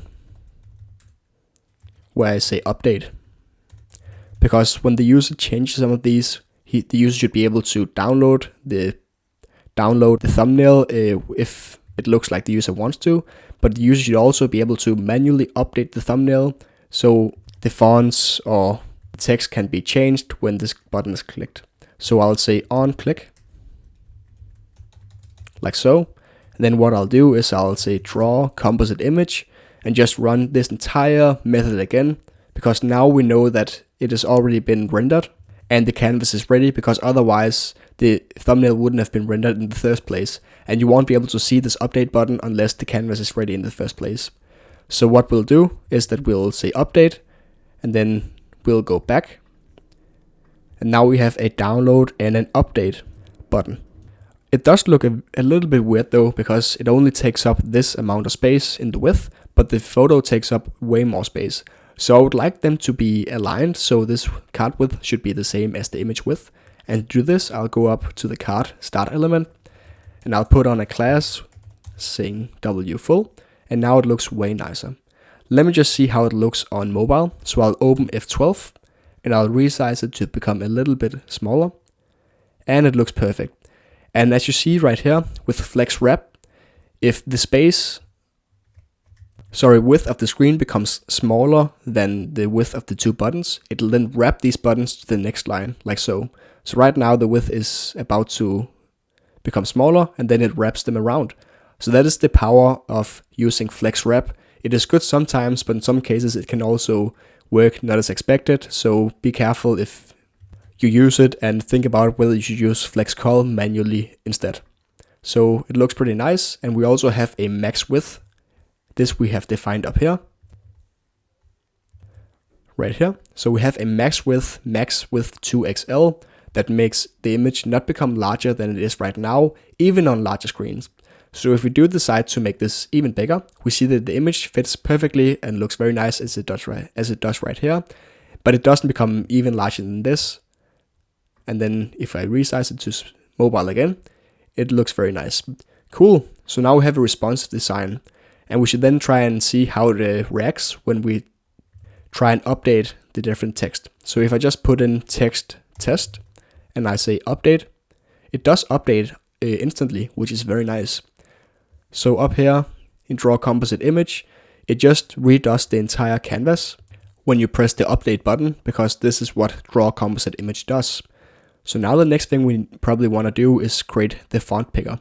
So right now when we pick another font, Enter for example, it doesn't work because the font has not been imported into the project. So if you go to Google Fonts, the reason I picked Domain and Enter are because they are very modern fonts, which most users would probably want to pick. So Domain looks like this, so it looks very nice, and Enter looks like this, and also is kind of similar to Arial, but still a little bit different. So how we can import fonts into the project in Next.js is with a couple of different ways. So what I usually do when I want to find out what I can do is that I go to Next.js documentation and I can just search for fonts. So in this case, we want to use different fonts. So we want to use multiple fonts. So it's pretty simple in Next.js actually. We can go under the app folder, and then we can create a new file called fonts.ts. In this file, we can just copy in this entire code, and then we can import the different Google fonts we want. So we wanted Domain and we wanted Enter. So Enter is already imported, but we just need Domain. We'll just call this Domain instead, and we would like to use the domain class. Cool, so this should be everything we need to just import the fonts. And by the way, Next font Google is imported automatically by Next.js, at least in the T3 stack. So if I just go back, we should be able to just import these fonts. So I can say import, enter, and domain, like so, from, and then we would like to import them from the app folder and then under the fonts file. Cool. And now we should be able to use these fonts down here. So first of all, if I go down to fonts, so I'll just see where we use the font. So down here we have the select font. And instead of just having this font, we want to set it dynamically. So I'll just say switch. And then what we want to measure is, what we want to put in is the font as the variable. So whatever the font is, we can put in a case for that. So first of all, we'll say case enter. So if the user picked enter from the select, let me just search for enter. If the user did pick the font select, if the user did pick the font enter, this will be the value of the use state up here under font, and this will then be the value in this case. So this means that this case will be executed. So if I go down, I can say select font equals enter. And instead of just putting in enter, what we'll do is that we will we will use the enter we just created and imported. So we can say enter.style.font family. We can then break the case and do the same for domain. So this is just for domain, and then we'll just say domain instead of enter.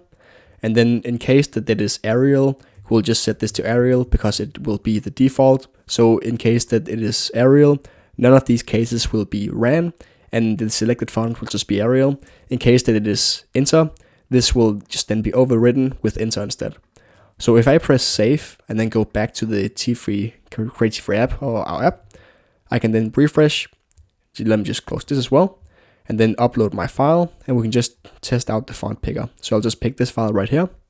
And now that it is loaded, I can then say POV test, for example, and I can put in the enter font and press update.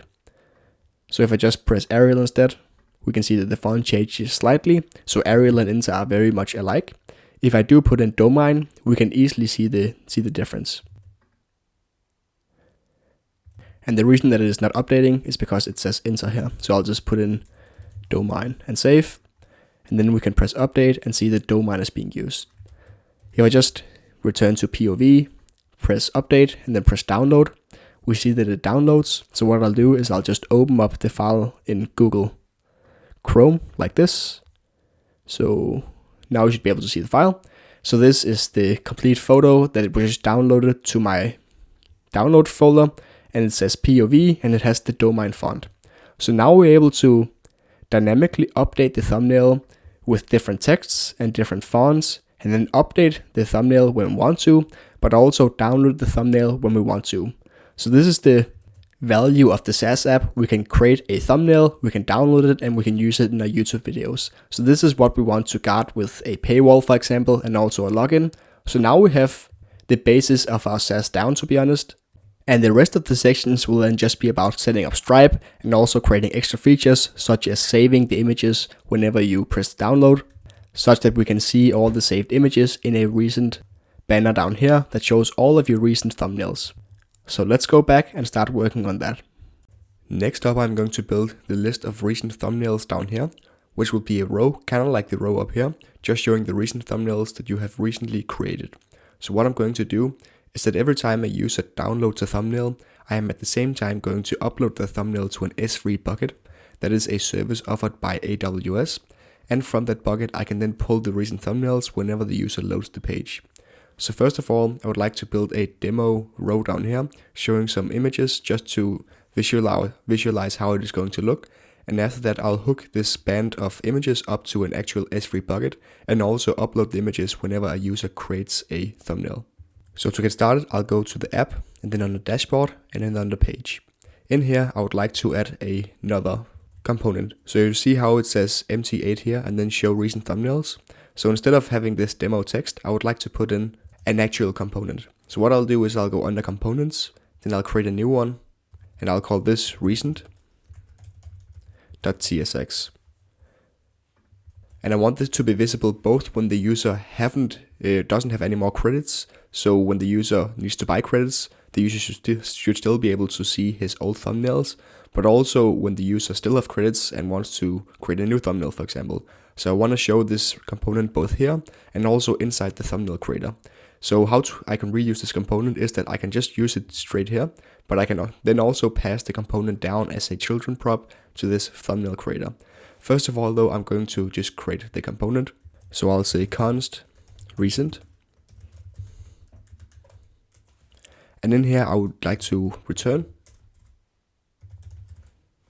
And I'll just return some text for now. And then I would like to export default and then recent. Cool. And now we should be able to use this component. So the first place I'm going to use the component is right here. So what I'll do is I'll put in the recent component and close it up like this. And then I also want to put it in as a children component into this right here. So I'll do this and then close it up. And then I can put in the recent component like this. And we'll then be able to render the recent component inside the thumbnail creator by passing in a children's prop. So I would like to say children.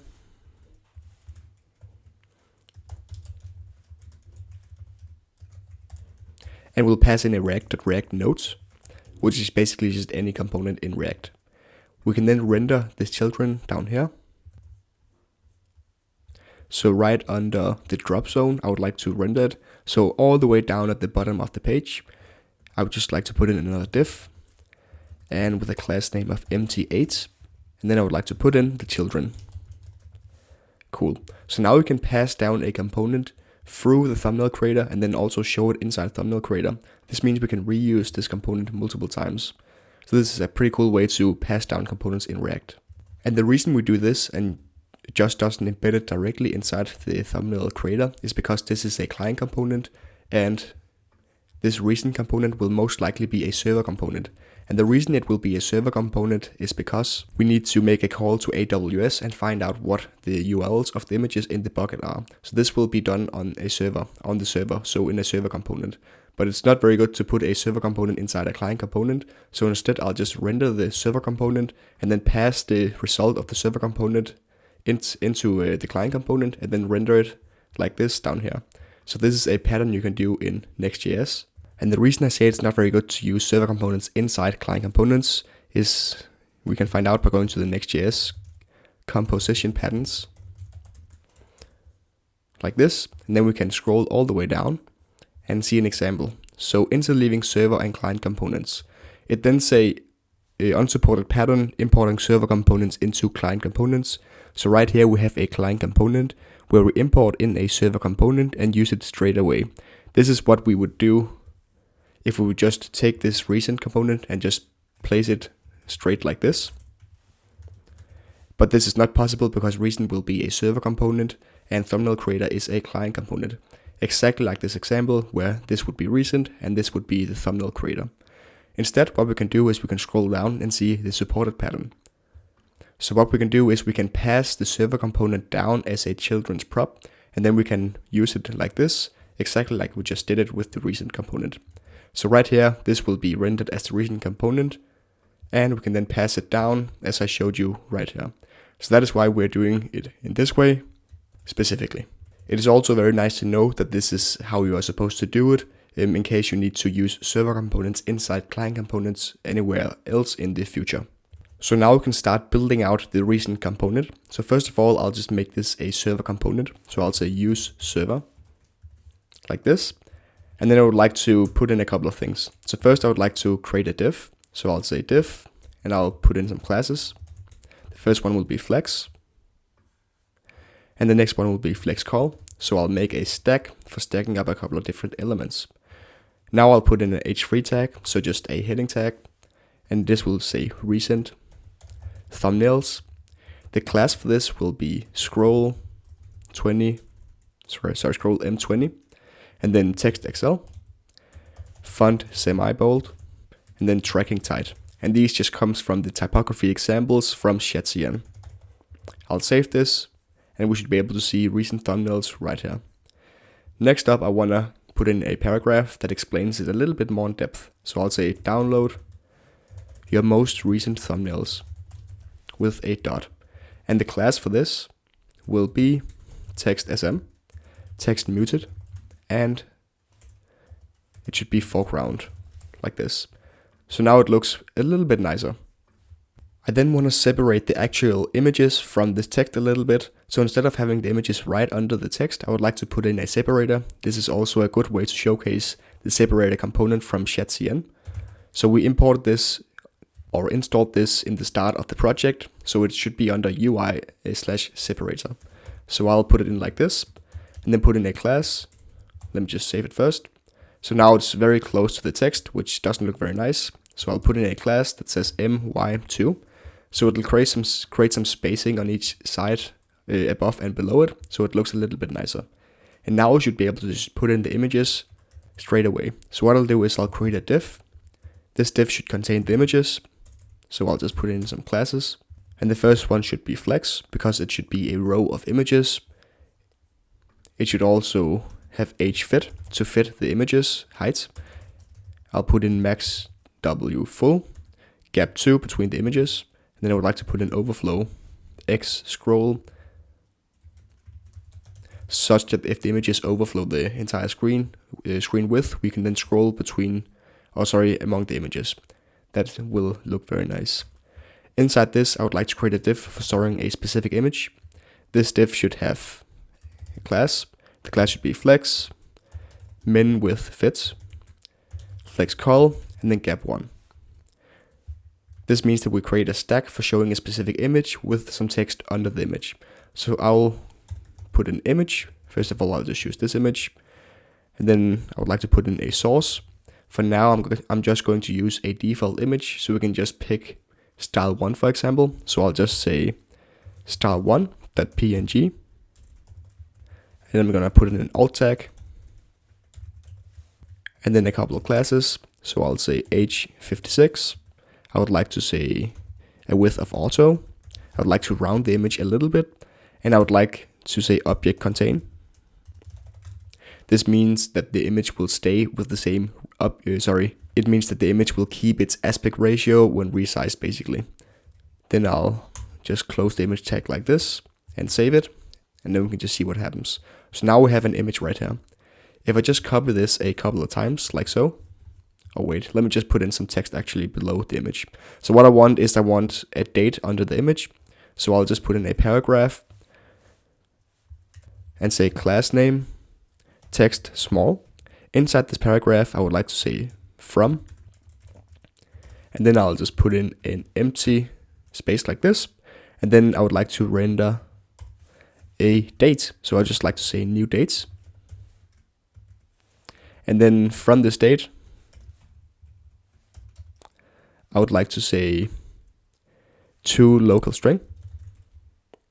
I'll say to local date string, and then I would like to format it in a specific way. So I'd like to use the English Great British way of formatting, and I'll just save right here. And then I would like to say day, 2-digit, month, 2-digit, and year, numeric. This should format the date in a way that looks pretty standard to most people speaking English. So now we see the text down here that says from the 3rd, 11th, and then 2024. And we can then also put in another component, just a normal button, to download the image. So I'll just say download. This won't do anything for now, but we will need it later. So I'll say class name v4. And then also the variant should be outline, like so. And I'll just import this from UI/button as well and save it. So now we have a button for downloading the image, and we have some text for showing when the image is from. Then what I want to do is simulate how it would look with multiple images. So I'll take this element and copy it a couple of times and save it. And now we can scroll between the images like so. So it looks pretty nice both on mobile devices, like this, and on desktop, like this. So great, now we have a design that works. And remember how we put in the recent images a couple of times in the code? So we have it both right here and also right here. We should also test it in the following case. So what I'll do is I'll say we have 1 credit left. So to simulate how it would look, I would just set this to 1 and save it. So we can now see that if you don't have any credits, it says buy more credits to continue generating thumbnails. But you can also see your existing thumbnails down here and download them if you want to. So what we need to do next is to set up AWS. So we need to set up an S3 bucket to be able to store images in the S3 bucket and also pull out the images from the S3 bucket when the user wants to download the photos, and also just to show them in general on the page. So here's what I'm going to do. I'll close this page, and then I would like to go to AWS, console. Then you can press login, and we would like to sign in. So I have a user already I can sign in with, which I'll just do. And now that I am signed into AWS, we can navigate to S3 up here, click S3 under services, and we can then create a new bucket. So I'll just say accept right here, create a new bucket, and then I would like to call my bucket thumbnails Next.js bucket. So you can name it whatever you want, but it does share the name with all the other AWS accounts. So if somebody else have used this bucket name before, you will not be able to use it. So I'll just call mine thumbnails Next.js bucket and hope that nobody else has used that name before. I would like to set ACLs to disabled and also block all public access to Auth, because I would like the user to be able to see the image like so. And then you need to press the following checkmark. Bucket versioning, I don't really care about. Encryption, I also don't really care about. Under advanced settings, there's nothing I need to worry about as well. So this should be it. So I'll just go in and press create bucket and just wait for it to finish. So now we have a bucket called thumbnails Next.js bucket. Inside this bucket, we need to check if everything is correct. So I can go under properties and we can scroll down, and I'll just check if everything looks the way it's supposed to. And it does under properties. Under permissions, we need to put in a bucket policy. So if I press edit and then I paste in the following statement for one of my other buckets. So this means that we, for the following bucket, allow anyone to perform this action. So get object. This means that if we can get an object, it corresponds to getting an image and also the URL for the image. So we can show the image to the public, and we can then also set the statement and some other things that are required. But yeah, if you want to make the items in a bucket public, what you can do is use a statement like this. You can find them on Stack Overflow. So for example, if you search for make bucket public, you can find statements like this and just copy them in. Of course, you need to check whether they contain the correct statements. So this is pretty important, but you can trust me that this is what works for making the objects public in the bucket. So this will work fine for our case. So what I'll do is I'll press save changes. And then what we also need is the following. So we need to scroll down to cross-origin resource sharing. So what you might see when using S3 buckets is that sometimes when you try to load images in your application, you might get console errors that says something about CORS, so CORS. And to avoid these errors, we can press edit here in the CORS options. And I also have a predefined array of options for the following. So I'll paste this in. And what it says is that anyone with the star can connect and then also use the following headers. So by exposing these headers, we can avoid some of the errors we'll get by loading in images in our client application. So we can press save changes for this one as well. So what CORS does is basically just say who is allowed to grab stuff from the bucket and who are not. So an origin, for example, could be a URL. So by saying star, any URL can actually connect to the bucket and grab the images and show them like this. But if you put in a specific URL, you can then limit all of the connections to the bucket to only be from that specific URL. You can also say you can only make certain method calls or certain method HTTP calls to the bucket by specifying which ones you want here. This works great for our case, we'll just use this. Now if I scroll up, we should pretty much be set up for the bucket, and we can go in and create an IAM user that can interact with the bucket. So I'll search for IAM and pick IAM under services. So what the bucket does is that it just stores the objects for us, so it can store files, but we do need a IAM user to be able to interact with the bucket. So I'll pick IAM, and then what I would like to do is to create a new user. So I go under users, create user, and then also call this thumbnails Next.js user. And then I would like to say next. And I would like to attach policies directly. And the policies that I'm interested in are a couple of things. So they're all regarding a bucket. So first of all, I want to say list bucket. So maybe we need to search for bucket first of all, create policy. So I'll say S3. And then I would like to have list bucket. I would also like to be able to put object into a bucket. Also get object from a bucket. And then lastly, delete object from a bucket if we were going to need that in the future. And then I would like to specify what bucket all of these actions apply to. So what I'll do is I'll say add ARNs. And then we want to specify the ARN of the bucket. So if I go under AWS again, console, then I go back to the bucket, I can then find the ARN of the bucket. So if I just make this a little bit bigger, we should be able to see the ARN of the bucket somewhere. So this is the Amazon resource name, which is a specific ID that Amazon used to identify the different resources. So I'll go under create policy, and I'll just put in the following and specify that these policies only apply to the following bucket. Then I'll say add ARNs. And then for object, I'll just say any, because it applies to any object within the bucket. And then I can say next. And then what I want to call the policy is just thumbnails policy.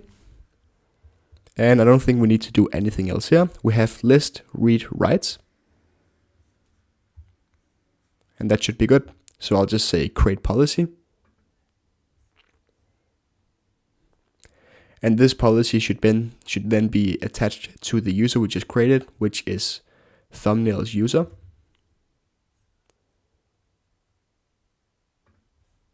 So it looks like we didn't actually create the user, it just created the policy, but didn't attach it to the user and create it. So what I did is I just went to this other page, create user, and then we still have the thumbnails Next.js user, but we do want to attach a policy. So we'll take the one we just created, which was thumbnails policy. So maybe if I can refresh these, we now have thumbnails policy. We can then take this policy, attach it to the user, and click create user. So now we have thumbnails Next.js user, and this is a user we can use to interact with the AWS dashboard and all its services, but we only want the user to be able to connect to an S3 bucket and then put items in the bucket, for example, or grab items from the bucket. And by doing this and creating a policy, we limit the usage using all of the other services, such that if a hacker gets access to our credentials for this user, the hacker will not be able to go in and destroy our entire console with all the services, but only the hacker will be able to destroy the S3 bucket. So we limit how much damage a hacker can do by attaching specific policies. So that is why we just created a policy. And next up, we want to create an access key we can use to specify that this is the user we want to use. So what I'll do is I'll go in here in my environment variables, and I'll press create access key, and I'll just say other for now, and then next. And then I would like to create an access key. So now we have an access key. So I'll say AWS access key, and I put in this following value. This will be my username basically. I also want to put in an AWS secret key. And this will be the following secret key. So I'll just copy this and put it in right here. Now I can say done and continue. So what this error message, warning message just said is that we will never be able to see the secret key again. It will be hidden forever, so that we should copy it and then save it for when we want to use it. So it is very important that you actually copied the value and then put it into the environment variables. So now that we added these two to the environment variables, we can go under env.js and actually make these type safe. So first of all, I'll go in here and I'll say AWS access key. This will just be set.string because it will be a string. And then we also have the AWS secret key. These should only be able to be accessed on the server, not the client, because these should be hidden from the user. We then want to go in here and say AWS access key. This will be the value from process.env.aws access key, like so. And then the same for secret key. So now we put in the values of the actual env values into the following variables. So that is how we can reference it. Cool. So now we have these in a type safe way. So if we were to go to a page that is server side, we can then say env and then import the following one from the T3 stack, env, and then we can say AWS, and then we can reference the access and the secret key and access them in a type safe way. So that is very nice. Next up, we can go and create upload images to the bucket. So what I'll do is I'll go under thumbnail creator, and then up here under download, this is where the image is being downloaded, but at the same time, we probably also want to add the image to an S3 bucket to save it for longer term, so we can show them down here on the recent thumbnails. To upload an image to a specific bucket, we will need to have the name of the bucket as well, and also the region of the AWS account. So I'll put in US East as my region because that is the region I'm operating in. And then I would also like to put in the bucket, so AWS thumbnails bucket, and that will be the name of the bucket. Then we also need to add these to my environment.js file to make them type safe. So I'll make this a little bit smaller again. And then what I can do is I can go like this, and then add the region first of all. So I'll copy this and also add the bucket name. And then down on the runtime environment, I will copy down region. And I'll copy down the bucket name. And now we can access those in type safe manner as well. So now under handle download, we would like to upload it to the bucket. We will use a technique called pre-signed URLs to upload to an S3 bucket. Let me just demonstrate how that works. So I'll just delete this, create a new box, and then I'll say client. So this is the user's browser. So for example, this one right here. We also have a server. This is the API endpoints in the Next.js application. Lastly, we have AWS, like so, which is the cloud. So what we want to do is we want to upload a file from the client and up to an AWS S3 bucket, like so. What we don't want to do is upload it through the server and then to AWS, because this means we will have to pass the data both through the server and to the S3 bucket. We would like to preferably upload the file straight to AWS S3 like this, so with a straight connection. So what we'll do is we would like to, on the client side, ask the server, give me an upload URL right here. What then happens is that the server asks AWS, generate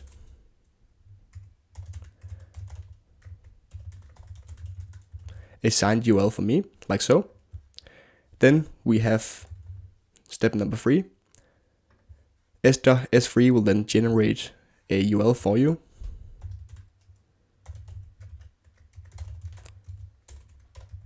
Like so. And the server will then return this URL back to the client.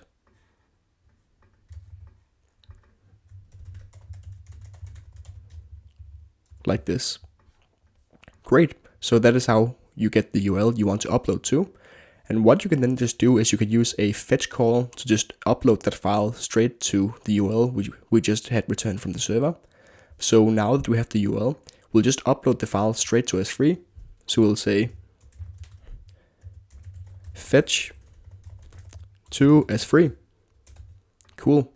So to recap, when we want to upload a file to S3, we the client ask the server, give me an upload URL. The server then generates a URL by calling an endpoint in S3 in AWS, AWS will then generate a pre-signed URL and return that to the server, and the server will then return that URL back to the client, and we can then create a fetch call with the JavaScript API to the S3 to that URL that was just generated by S3, and that will then upload the file straight to S3 instead of us having to upload it to the server and then the server to S3, which is just unnecessary work. This URL will also have an expiration, for example, which means that it won't be working forever. And it also lets the server control who can actually upload files to S3 and who can't. Because if we just have a URL that is publicly accessible, where any client can always upload a file to, then anybody would in theory be able to upload a file to S3, and that is not what we want to do. We want to make sure that it is regulated that only certain clients and in certain scenarios, the client is able to upload a file to S3. So that is why this pre-signed URL is generated on the server through S3 and then returned to the client, and then the client can use that URL to upload the file straight to S3. So that is why we use pre-signed URLs. This also means that we will need an API endpoint right here on the server, which we can call from the client, and that API endpoint should then call S3 via their API, generate a URL, and then return that back to the client. So that is the first thing we'll do right here in the handle download method. So what I'll do is I'll say const upload URL equals, and then await some server action that we haven't created yet, pre-signed URL. And now just go ahead and implement this method. So what I'll do is that I'll go up under app, and then I would like to create a new folder called actions, which already exists. Then I'll create a file called AWS, and these will be all the server actions that have anything to do with AWS. We'll say use server in the top, so we know that it is server actions. And we can then export a constant method called get pre-signed URL. This will be an async function. Like so. And then inside this, we need to somehow generate a URL and then return that URL. So for now, we can just import this method. So this will be a server action, and we can call this straight from the client component. And then in here, we just have to install AWS and then implement the server action. The way we will interact with the AWS API is through a library called AWS SDK. So I'll search for AWS SDK npm, and then we can find the install command right here on this page. So down here we have a Node.js install command. So I'll open a new terminal, install this library right here, and we should then be able to import AWS from AWS SDK, like so. Cool. And let us just see whatever error it gives us. No errors at all, so that is perfect. Now we need to instantiate a new client, so I'll say const s3. This will be a client for interacting with an S3 bucket specifically. So I'll say new aws.s3. I'll pass in some options, and the options will be the access key ID, which will be env.aws access key. So I'll just import env from this directory right here. And then I would like to say access key, and then I would like to specify the secret key as well. And this will be env.aws secret key. And then lastly, I would like to specify the region. So I'll say env.aws region. And I can't see this right now, so maybe we have forgotten to add this to our env. So what we need to do is we need to specify an AWS region. This will be US East 1. And we also need to add this in this file. So we'll just copy this line, put in the following AWS region. It will only be available on the server, so it's hidden from the client. And we can then specify the region down here, like so. And now we should be able to use the region through this env object. Cool. And now we can interact with the S3 bucket through the following object. So what I want to do is, first of all, make sure that the user is logged in. So I'll say const server session equals await get server session. And then I'll say auth options. And now we can say if not server session, then we just throw a new error. user not authenticated. Cool. So with that out of the way, you can start to generate the URL. So what we want is we want to use something called s3.getSignedURL, and we want to use a method called putObject, and then we want to pass in some parameters. And the parameters we can define right up here. So I'll say const params, and then I want to specify a bucket. The bucket should be env.aws bucket name. So we are missing this as well from our env file. So I'll say AWS bucket name. And then in here, we'll just copy the bucket name, put it in. Copy this one and put it into our typesafe environment variables as well. Like so. Save. And then if I go back, we should be able to see the bucket. Cool. And now I can put in a key, which is the directory to the file in the bucket as well as what the file extension is going to be. So we will create this in just a bit, but for now we'll just leave it as an empty string. I'll also put in expires, and I'll just say 60, and I'll put in a content type. And I want the content type of the thumbnail in the bucket to be a image of type PNG. So I can say image of type PNG. Cool. Now we can pass in these parameters like we do right here, but we also want to define the key. So what the place and the name and extension of the file is going to be in the bucket. So up here, I'll say const key. And then what I want to do is I want to put in a folder for each user. So I'll say $, and then I'll say server session.user.id. So this means that I'll put in a folder into the S3 bucket with the user's ID as the folder name.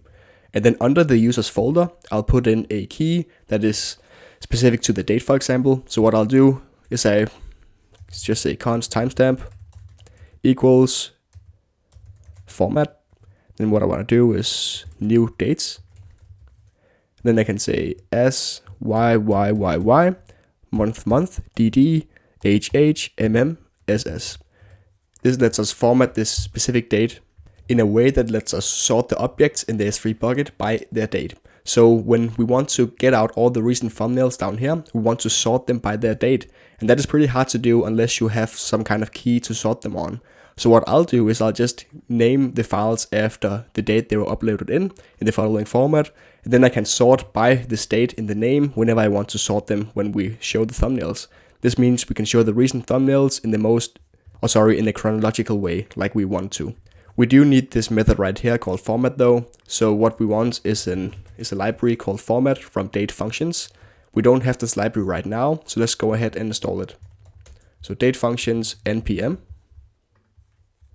And let's see if you can find a command to install it like this. Install it right here in the terminal and see if anything fixes itself. So I'll just try and restart the TypeScript server. See if that fixes anything. It is still loading down here. And now we can see the method format and it works as it should. So we can then say we want the actual file name to be the timestamp .png. Cool.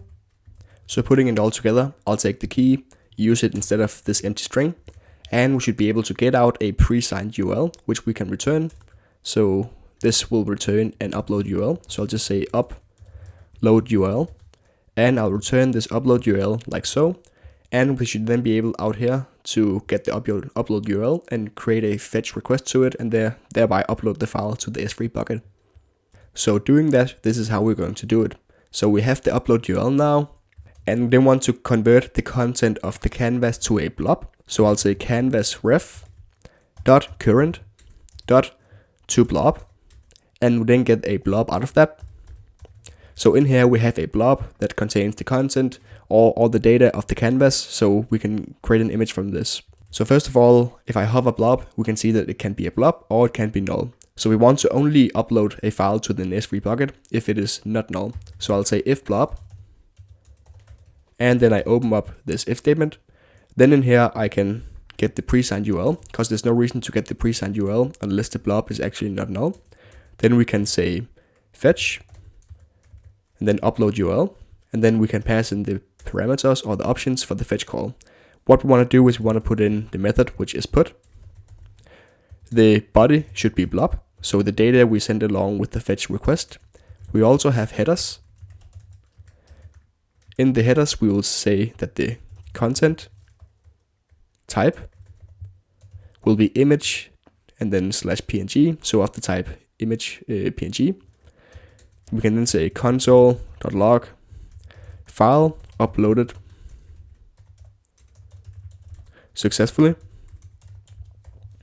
And we can then say, if we put all of this in a try catch,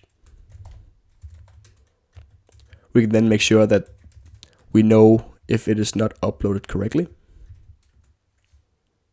Oh, that was the wrong statement. So I would like to encapsulate it all like so. And down here I can then say console.log error uploading file. So we know if an error happens in this code that we just wrote. And hovering the fetch method, we see that it is actually a promise it returns. So what we want to do is await this. And then we also need to specify what the data type of the blob will be. So I'll say image at png. And let us just try and run this to just see what happens. So if we go to the bucket, navigate to objects and refresh. Let me just make it a little bit larger. Refresh, we can see that there are no objects in the bucket right now. So I'll then refresh over here as well. And now it says by credits, and it's probably because we didn't switch back from 1 to 0. So I'll say 0 right here. And now we can upload a file. So I'll upload a file again and press open. And what I'll then do is open up the terminal and then I'll press download. And then we should see it's a file uploaded successfully if that happened. So let's just check out the bucket and see if there's any files. So we see that it just created a folder with the user ID. And then inside this folder, we have the following file. So a dates along with .png. I can press this and I can see a bunch of data about the PNG file. I can then also press download or even open. And we can then see the file right here. And this is then the URL which we can use to access, or at least some of the URL which we can use to access this file when we want to show it inside our banner right down here that says most recent thumbnails. So we can get a URL kind of like this one that references the file straight in the bucket, and we can then use that as the source in the image element right down here.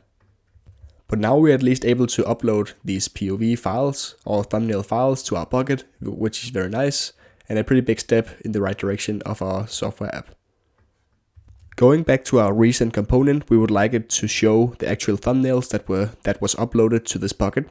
So what I want to do is when the user goes into this recent component, which is shown on the dashboard, for example, I want the code to find the user's folder. Then I want to list all the images inside the user's folder and with a limit on it as well. So I maybe want only 10 of the images inside this folder to be retrieved and then shown in the dashboard.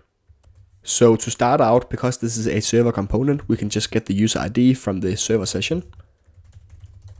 So I'll say get server session, and then I'll just import both this one and this one. And we need to make this async because it is a server component.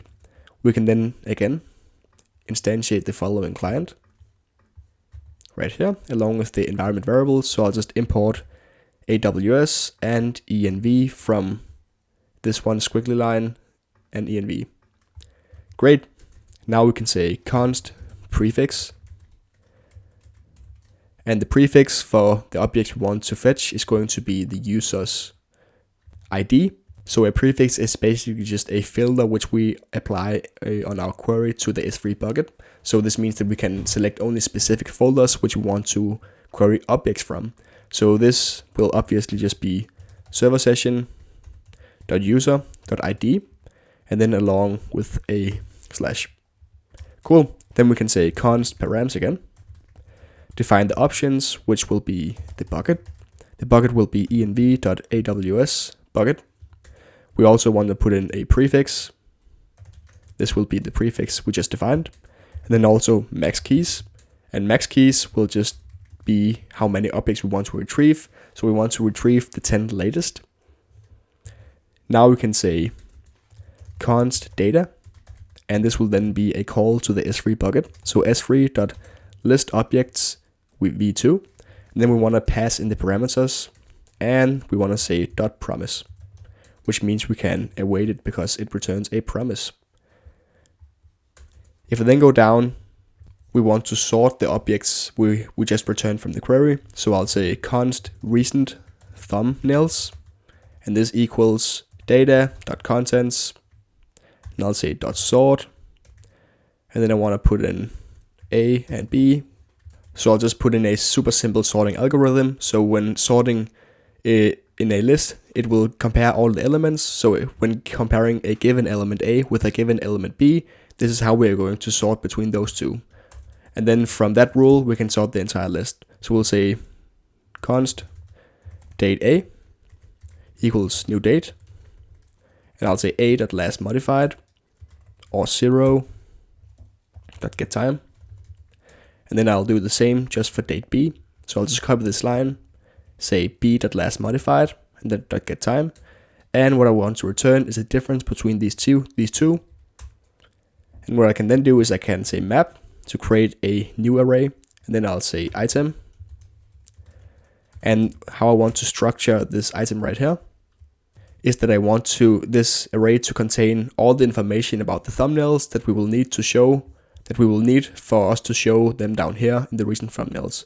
So what we have here is what we want to show instead of all of these images. Cool. So what I'll do is I'll put in a URL, that's for sure. We'll need a URL as the source in an image. And what I'll do is I'll say https // and then I want to put in the bucket name.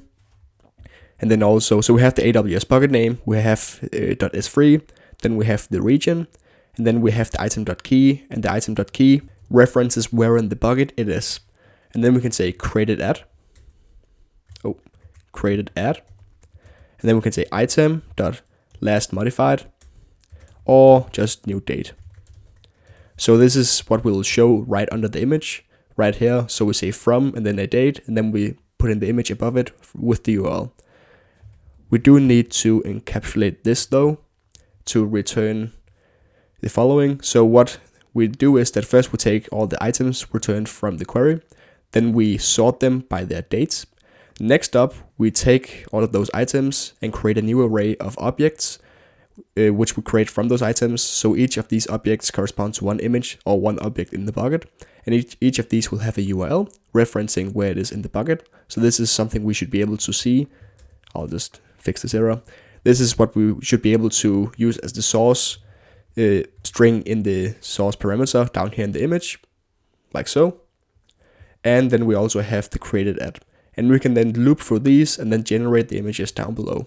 So here is how I want to do that. I'll just make this a little bit bigger. This one a little bit smaller as well.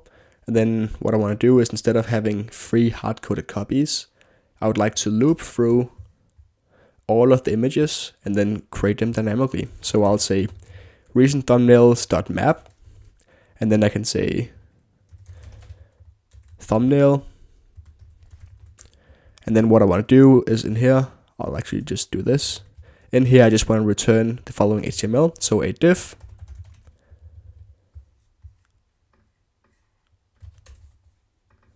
So I'll just put in what we actually made already. So we have this div containing the image and also the text. But instead of this source right here, I'll put in the thumbnail.url. And instead of a new date, I'll just put in the date we already know from thumbnail and then created at. So I'll say new date, and then it should be instantiated from thumbnail.created at, and then it should format it in the right way. So I'll just press save, reload over here, and then see what happens. So now we see an image appearing. So let's just check if it is actually the image from the bucket. So I'll just press this with F12. Then on the source, we can see that it references the following item from the bucket. And if I just copy this and put it in over here, we see that it actually loads the image correctly from the bucket. So now it works and we can see the recent images. So that is very cool. But instead of this random download button, I would like to actually be able to download the thumbnail. So under components, I'll create a component called download recent thumbnail.tsx. In here, we'll create a component download recent thumbnail. And this will be, it will take a parameter called URL. And the type of this will just be a string.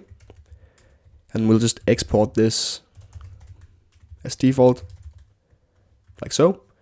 And in here, we'll just return a button for now. So we already have this download button, so we'll just reuse this. So I'll say return, and then the download button, which I'll import. I can then use this component in here instead. So I'll open up a new tag and go like this. And then the download URL, or sorry, the URL will just be thumbnail. So I'll just say URL. This will be thumbnail.url. And now we just need to create a server action where we can actually download the image if we want to, because this actually doesn't do anything. So when we say on click, then we can say we run an async method. This will be await, and then download s3 file where we pass in the URL.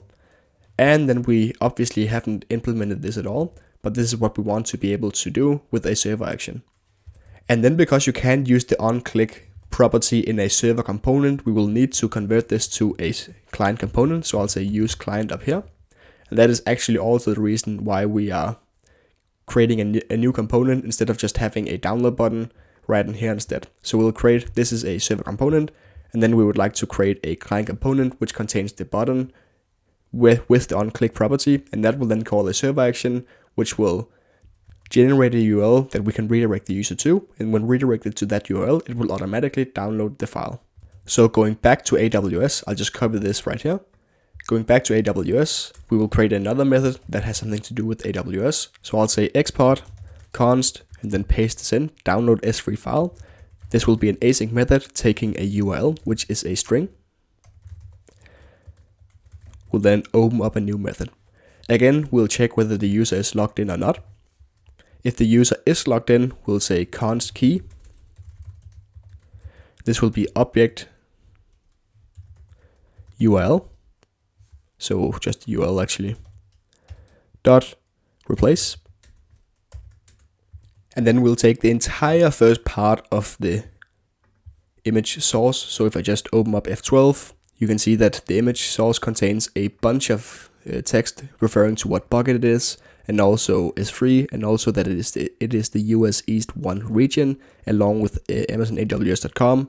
But this is actually not what we need to be able to download the image or even generate a pre-signed URL. What we only need is the user's ID, so the folder, and then also the name of the object. So we'll remove all of this. We'll remove this entire part so that is trimmed away, and then only keep the folder and then the object ID. So if we go back right here, we then have a key containing the following. So what we do is we actually just want to revert back to what the key is. So what we did have, that we had the entire source, but we want to revert that back to what the key actually is. And we do that by just removing this entire part like I just told you about. So now we have the key, which is just as we have up here. We can then copy this entire params, and then we want to put in the bucket, and then also the new key that we just reverted to. And then I want to see expires, and I'll just put in 3600. And then I want to say response, content, disposition. This should be attachment. And then file name. And then we want to download it as thumbnail.png. And then we actually need to put these in another kind of parentheses, so we can include a parentheses in here. And I just need to remove this T by putting in the following. So response content disposition tells the browser to download the file rather than trying to display it inline. And by putting in file name thumbnail.png tells the browser to name the new file that is being downloaded thumbnail.png, regardless of what it was called in the bucket. And because it downloads automatically whenever you just go to this URL, What we'll do is we'll just redirect the user to this URL. So we'll say const download URL, and we'll get this URL from the S3 client up here. We'll then say get signed URL. We'll then say get object, and we'll put in the params. This will then give us another signed URL, and we can redirect the user straight to this URL. So we can use an API called redirect from Next.js, and then we can redirect the user to that URL. What we'll then do is we'll copy this, go back into the following, and then we actually already have it in here. So we'll just import this. And then if we go back to recent, we should see that it is being used already. So what I can do is I can refresh over here, make it a little bit bigger. I can press the download button, and we see the file is being downloaded. So it works completely as it should. And let me just open this on my other monitor and open it inside Chrome. So now we have a file called thumbnail.png that corresponds to thumbnail.png right here. And that is placed in my downloads folder because I just downloaded it. So the downloading functionality from S3 works as it should now. And we can also upload files to the S3 bucket automatically when a user downloads a new thumbnail. So the entire recent thumbnails part is actually done, and we can move on. One thing you might have noticed is that no credits are deducted whenever a user downloads a new thumbnail. And that is really not so good, because that means the user can just download thumbnails and create thumbnails forever for free. And that is not what we are trying to do with this SaaS. So under actions, I'll create a new server action. So I'll say generate.ts. Inside this file, we'll say use server because it is for server actions. And I'll export a constant method called generate. This will be an async function. In here, I'll first of all get the user ID. So I'll import this and also the auth options.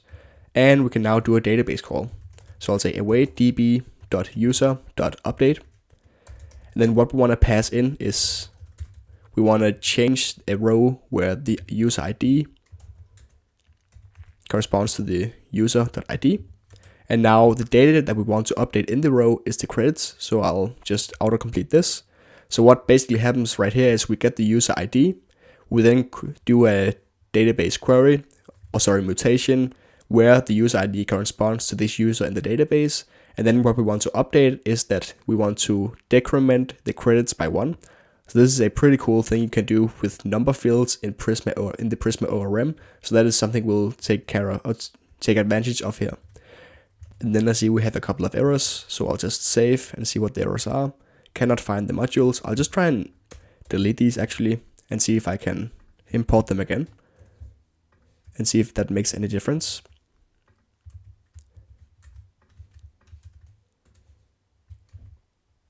And then I'll try and restart the TypeScript server and see if that makes any difference at all, because it seems like it is just a TypeScript error, so that worked perfectly fine. So where I want to deduct the user's credits is where when the user uploads a new image and the background has been removed. So when the processing has been done. So what I'll do is I'll just close these and I'll go under thumbnail creator and then I'll find set selected image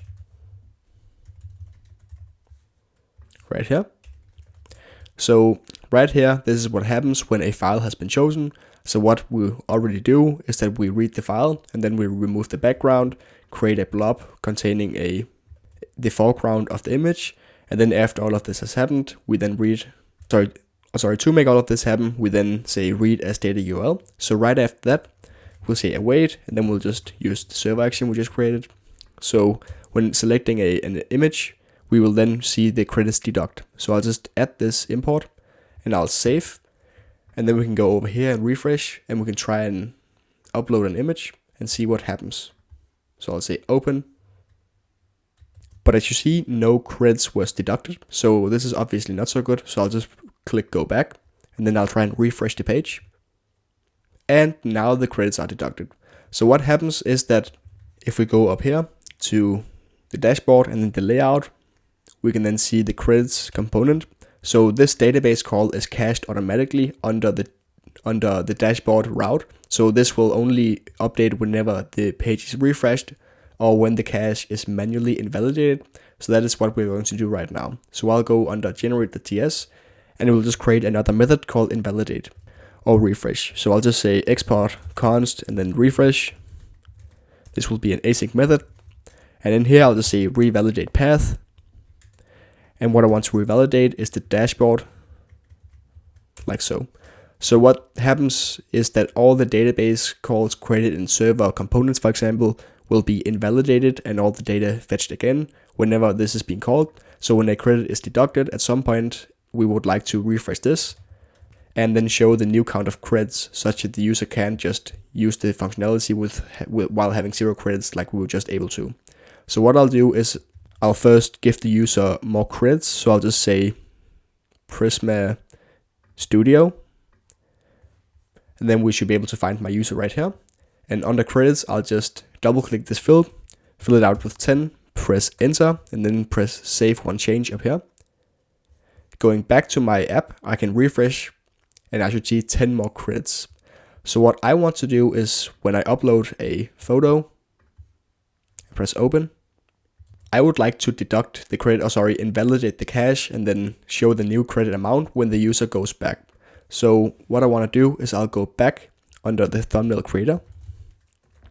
And then if I scroll down to the button, this is what happens when the user presses go back. So what I'll do is I'll just call this method and I'll say refresh. And this needs to be an async method as well for it to work. So if I save this and I press go back here, it obviously just updated because I saved over here, so it refreshed the page. So I'll just try and run the entire scenario again. I'll just pick a template and I'll upload a file, press open, and I'll just wait for it to finish. And it still says 9 credits left, but when I click go back, now it says 8 credits left. And when I refresh, we can still use the functionality like we are able to. So now it updates the amount of credits correctly, and we can limit the user to only having this functionality available if they actually have the amount of credits left. And this is done in the page file. So if I go under /dashboard, if the user.credits equals 0, then we show this. Otherwise, we just show the functionality that the user is able to do. So this database query showing the users, determining whether the user have enough credits or not, will then be refreshed when we call the refresh method we just created. So when the user presses go back, this will redetermine, okay, now does user have enough credits or not, and then show either this or this, depending on whether the user have 0 credits or more than 0 credits. So now the user can spend credits, but the user can't buy more credits. So the next obvious step is to create a way for the user to buy more credits. So I'll just close this and I'll close the Prisma Studio and I'll turn it off down here as well. And then what I want to do is want to create a page called pricing. And I think we already referenced a pricing page like so. So you can click this buy more button both here and here. But if you click this button, it should be compiling it right now. It just takes us to a 404 page, which means that the pricing page doesn't exist. So what I'll do is I'll just create a new page. So under app, I'll say new folder, pricing. And then under pricing, I will say page.tsx. And this should be a use server. So a server component. Then I'll say const page. This will be an async component because it is a server component. And I'll then export this as default. And I'll just return a diff for now. I'll just save this. And now it should recompile and then work. But it doesn't because we placed the folder in the incorrect way. So where we placed it was right here. So this should work. But where we want it to be is under the dashboard. So if I go back and then I just drag this pricing folder into the dashboard folder and say move, then I refresh over here, we should be able to see it on the dashboard/pricing. Great. So what I want is I want a back button and then I want 3 pricing cards showing 3 different price points along with the amount of credits the user can buy. So first of all, I'll just create this new page. So I'll say flex, full width. I'll center everything in the page. And then on desktop, I'll make it full height of the screen. And then inside this div, I'll put in another div where the classes will be flex call. So just a regular stack like we have done 1,000 times. Then I'll put in a gap of 4 between all of the elements. Next, I can put in a link. So this will be the go back link. So if I just import this from next/link, I can say href, and this will go back to dashboard if you click it. And then I'll just put in a couple of things inside the link. So I'll put in the IO MD arrow back icon we used before, and I'll just autocomplete this with the height and width of 4. And then I'll put in a paragraph that says go back, and then like we did the last time, I'll just put in leading 7, and I'll save this and refresh over here to see what is going on. So now we have the following two things, but it doesn't look quite right, does it? So we need to make it a flex to make them side by side, like this. It doesn't really update whenever it should right now, so I'll just restart the server, and then I'll just open it over here again, and then hopefully it will work with updates as it should. So I'll go to dashboard, pricing, and then we should see it again. So now that we're able to see it, we can see that the arrow and the text is not aligned vertically. So how we fix this in a flex is we put in items center, like this. And then we should probably also put a gap between these because they are very close to each other. So I'll put in a gap of 2. And now we have this button we can click. And the next thing I want to put in is the pricing cards. So what I'll do is right under the link, I'll create a new div for containing all the pricing cards. The class name should be flex call, and then gap 4. And then on desktop, I'll put, flex row. So the reason we're putting in these classes is because I want a stack on mobile. So on mobile, the pricing cards should be above or below each other. On the desktop, I would like them to be side by side. So that is why I put in the MD tag right here.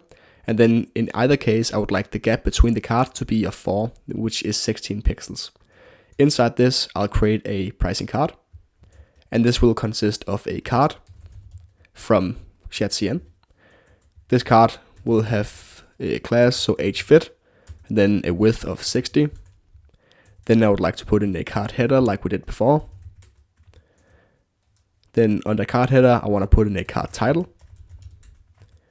And the card title should contain a couple of things. I'll just put in a div for now, and then I will put in a class name saying flex items end, and the gap between the items. Then I'll put in 2 paragraphs. I'll want to put in the pricing. For now, this will just be $60, for example, just a random pricing. I'll copy this line and I'll create another one that says one time. And then I want to make this text a little bit smaller. And you'll see why in just a second. So text SM and then font normal. So let me just save this and see how this looks. So now we have the bigger text saying $60 and we have a smaller text saying one time. So that is the reason why I made this text a little bit smaller and then put these into a div and made them side by side with a gap between them. So cool. Next we're going to put in the card description. And the card description should be a pack of 6 or just 10 credits like this. And now it says a pack of 10 credits. And then want the pricing card to contain some of the features of buying this pack. So right under the card header, I'll put in a tag called card content, like so. And this should have a class name of flex call to make it a stack. And then also gap 2, like so. And each feature I'll put into a div. So this div should be flex item center and then gap 2. And then it should contain a checkmark. So I usually use one called iOS, checkmark, and then circle outline. We can then put in a class name. I'll just close it like so. I'll just put in a class name of h4, v4 like we usually do. And then I want to put in a paragraph that says 10 credits.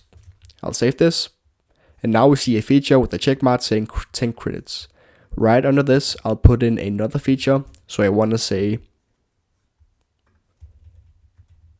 1 credit equals 1 thumbnail to make it very easy for the user to understand what they're actually buying. And lastly, down here in the cart footer, I would like a big buy button where the user can actually press this button and be taken to a Stripe page where the user can buy the button. So I'll say cart footer. And then in here, I would like to put in a button. The cart footer is not imported correctly. And then we also have another problem as far as I can tell.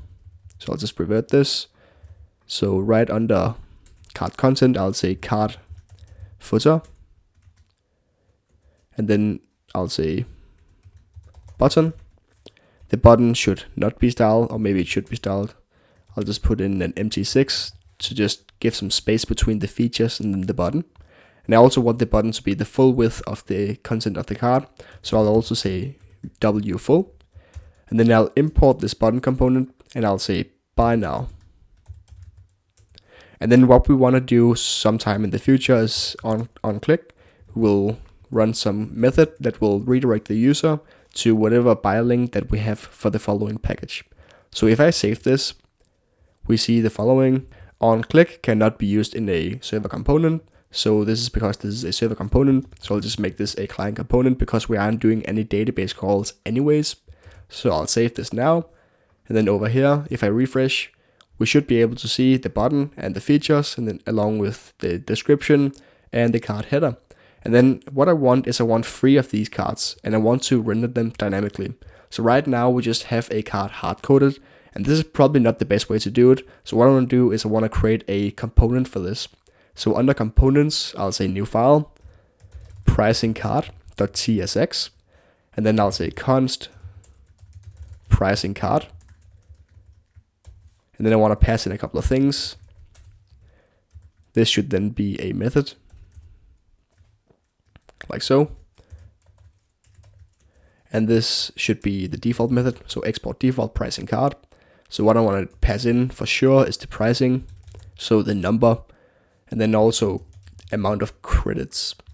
And these two should have the type string, and then also string over here. This is the easiest way for us to just do it right now.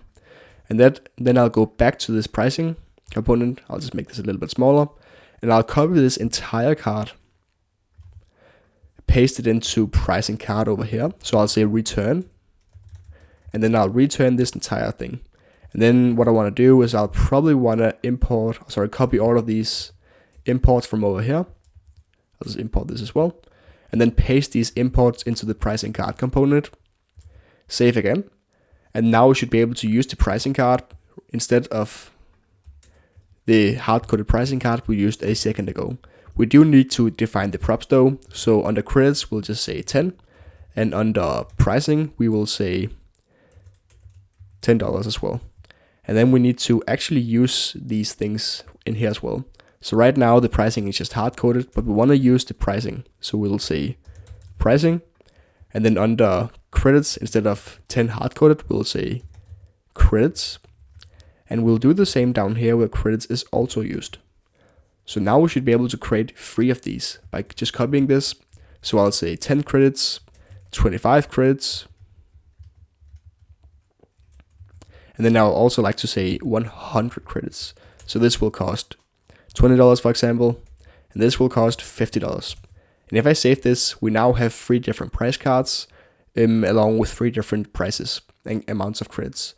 So what I'll do is I'll just open up, I'll make this a little bit larger, open up F12, and then I would like to make this smaller and then also larger, so you can see how it fits nicely on a mobile as well, where they're stacked on top of each other. And the reason they are that is because we defined flex call right here, and then on desktop it will be flex row. So if I make this a little bit bigger again, we then see they are next to each other, so they look nice on the desktop as well. So this is how they would look on a big desktop screen. But right now, when you click the buy button, nothing actually happens. So what we want to do is we want to set up an entire infrastructure where we can pay for things such as credits within our system to then have credits added to our system. To get started accepting Stripe payments, we'll go and install the library so we can interact with Stripe API through our client.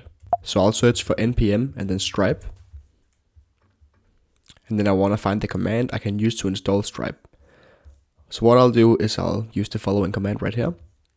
Install Stripe. And now we should be able to interact with Stripe through the API. Cool. Next thing I want to do is I'll just close these ones. And then I want to go log into Stripe.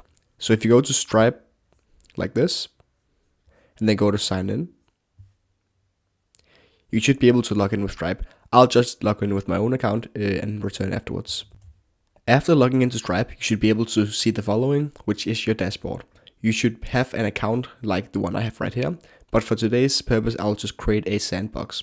So a sandbox is just a way to safely test new features and integrations without affecting live data. So it'll be the completely same environment as just having a normal Stripe dashboard or normal Stripe company. I'll just use the sandbox and not do that.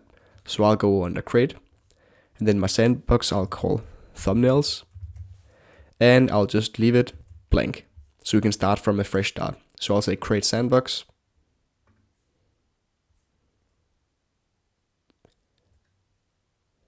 And now we have a sandbox called thumbnails. So we have a couple of keys we want to import into our env file to be able to interact with the Stripe API. First of all, we have a Stripe publishable key. We also have a Stripe secret key. We also have a Stripe webhook secret. We would also need a couple of other things, such as IDs for different products. So say we have 3 products. We have a Stripe 10 credit pack. We would also probably want a Stripe 25 credits pack. And last, we might want a pack with 100 credits. So we would also need IDs for these 3 packs. This will just correspond to products within Stripe. But we need to reference these products some way or another, so that is what we'll do with the following environment variables. First of all, let's go obtain the publishable and secret key. So what I'll do is I'll go up here and I'll search for API keys. And we can then see a publishable key right here, which we can click to copy, and I'll paste it in right here. Next up, I'll take the secret key, so I'll reveal test secret key, click to copy, and then I'll copy this in right here. Next up, I'll find the webhook secret key. So if I go under webhooks, and the webhook key we want just copy from the dashboard, we will just press got it, create a new event destination, and then we would like to test in a local environment. So what you can do is you can add an endpoint in production. So this could be HTTPS, for example, thumbnailcreator.com, and this could then be /API/Stripe webhook. And you would then create a API endpoint in your folder right here called Stripe API webhook, which this webhook caller would call to. But what we want to do is test in a local environment for now. So what I'll do is I'll press test in a local environment. Then I'll paste this in and say Stripe log.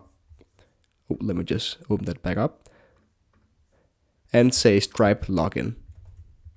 It then showed me the following link right here, which I can click. After clicking the link, you enter in your phone number. It will send a message to your phone number, which you'll then input this code into the Stripe link right here, which you just opened. You'll then see the following letters, and then you have to verify that Fav, Upbeat, Serene, Cheery will be the same as the following ones here, and they are. So I'll just say allow access. And now we have access granted, and we should be able to continue with the integration. So I'll just press X right here, and I'll press the following one, and then I would like to forward events to my webhook. So what I'll do is I'll create a API endpoint for Stripe specifically in my project, and then I'll forward my test Stripe events to that webhook API endpoint. So under API, I will create a new folder called Stripe webhook, and under this, I will create a new file called route.ts. In here, I'll just export for now an async function called post.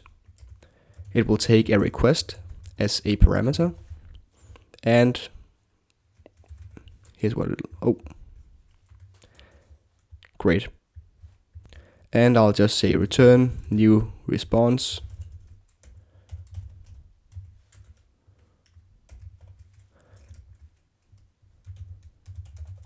Received true. So right now this is supposed to handle everything that is supposed to be handled whenever Stripe notifies our backend about any changes. But for now, I'll just return this response whenever this is called and say JSON-stringify and then return this object that says received true. So now we can test out whether this works or not. So what I'll do is I'll copy the following right here and paste it in down here. But we did change a couple of things. So instead of being localhost 4242, we'll say localhost port 3000 because that is what we are running on, like so. And then we want to say /API and then /Stripe webhook. So I'll press enter and we'll see something working right now. So we see your webhook signing secret is, and then we see the following code. So we'll just copy this and go into our environment variables. And then under the Stripe webhook secret, I'll just paste in the Stripe webhook signing secret. So now I can just go and quickly, let me just make this a little bit larger again. So now I'll go in and add these to my environment.js file. So what I'll do is I'll go under server and then I'll add Stripe publishable key, this Stripe secret key as well, and then also a Stripe webhook secret. Down under runtime environment, I'll add them as well. So Stripe publishable key, like so. And then also a Stripe secret key and a Stripe webhook secret, like so. So now we should be able to reference the following API keys right here when we need them inside the code. And then going back into the Stripe dashboard, we should be able to create the products which we'll need for the user to buy the products. So I'll just say done for now. And then what I'll do is I'll go under product catalog and then create a product. And I'll then call this credits pack. And under here, I'll say it is a SaaS, software as a service, and I'll just call it business use. And then I want to make it one-off purchases where the currency is US dollars, and the first one should just be $5. So this looks good to me. And then what I'll do is I'll just say add product. And now we have a product that the user can buy. So what we're going to do is we're going to add 3 different pricing points. We have the $5 pricing point right here, which is the default. We also want one for $2 and one for $10. So what I'll do is I'll say plus up here. Then I'll just create another one for $2. This should be a one-off as well. And then the price description, I'll just leave for as it is. And then I'll click create price. And then I'll create another one for $10. So under US dollars and one off, I'll say $10 US. And I'll click create price. And then I'll just change this one to the default price. And then I'm going to find the different price IDs. So I'll go in under this one and I'll copy the following price ID up here. So this is the $2 one. So this will be the cheapest one. Then this one is going to be $5, so this will give 25 credits. And then the last one will be for $10, and this will give the user 100 credits. So these will be the 3 options that the user can buy in our software. And then again, I'll need to add these to my env file.js. So I'll just move it to another pane, and I would like to copy this line and do it 2 more times for the 25 pack and also for the 100 credits pack. And then I'll add the same ones down here as well. So Stripe 10 pack, Stripe 25 pack, and then also Stripe 100 pack, which will correspond to the following one. Cool. So now we should be able to access all of these Stripe variables, which are necessary for our setup within our code, and move on with the Stripe integration. So to make the user able to actually buy some of these products, what I'll do is I'll first go to the page under pricing, and then because this is I'll make it a server component. Right now I can see it is a client component, but that is not what we want. I'll just make it a server component instead. This allows us to pass in another prop for the pricing card, and what I want to pass down is price ID. So remember how we under our env file right here said that we only add the following values to the server and not to the client. because it is more secure. So that is why we can only access them on the server. So if we could just go back like this is now a server component, so we can access these price IDs. So what I'll do is I'll say env import this dot, and then I'll say stripe and then 10-pack. So this is then a price ID which we are accessing on the server and then passing down to the client component. We'll add this prop in just a bit, but for now we'll just go like this. And then the same for the last one down here. This one will then be the 25-pack and this one will be the 100-pack. So going into the pricing card, these will then be client components. So I'll just say use client, and then I'll add the next prop, which is price ID, and the price ID will also be a string. So I'll say price ID as well right here. And then what we can do is that if you go down to the buy now button, since it is a client component, we can use the on click prop right here. And what we can do is when it is clicked, we say awaits and then a redirect to billing session. And then we pass in the price ID from the props. And this will be a server action which we have not implemented yet, but which we will implement right now. So if we just go into the browser and we say stripe billing session, I can just illustrate what I mean with a billing session. So a Stripe billing session looks kind of like this, or like this, where you can buy stuff and then you can see what you're buying, for example, and then you pay and then you get an API request back to our backend. But this is the Stripe billing session. And when the user clicks the buy button down here, I would like the user to be redirected to a billing session like this, where the product that the user clicked buy on, so if they click buy for this product with 10 credits, they're then redirected to a billing session like this, where it says 10 credits, and then the user can pay, and the credits will then be added to the user's account. The first thing we need to do though is to create the billing session. This will be a URL we generate with the Stripe API, and then we can redirect the user to that billing session. So if I go up, and then under my actions, which are my server actions, and then create a new one called stripe.ts, in here I can then make this a server action file by saying use server, so everything here will be ran on the server. In here I'll now say export const and then redirect to billing session. And what I'll do is this will be an async function, and I'll accept a price ID as the parameter, like so. And then what we'll do is we will do a bunch of logic, and then we will probably redirect the user to that link that we will get from Stripe.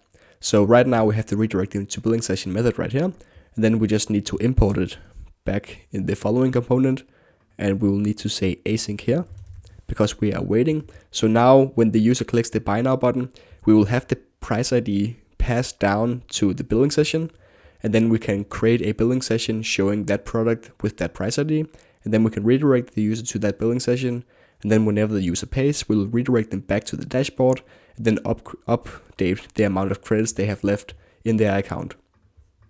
So because we are calling this redirect to billing session method from a client component, in theory the user would be able to go in and press F12 and then somewhere or another under sources find out where this method is called and find out what the price ID is, and then change the price ID to whatever they want to.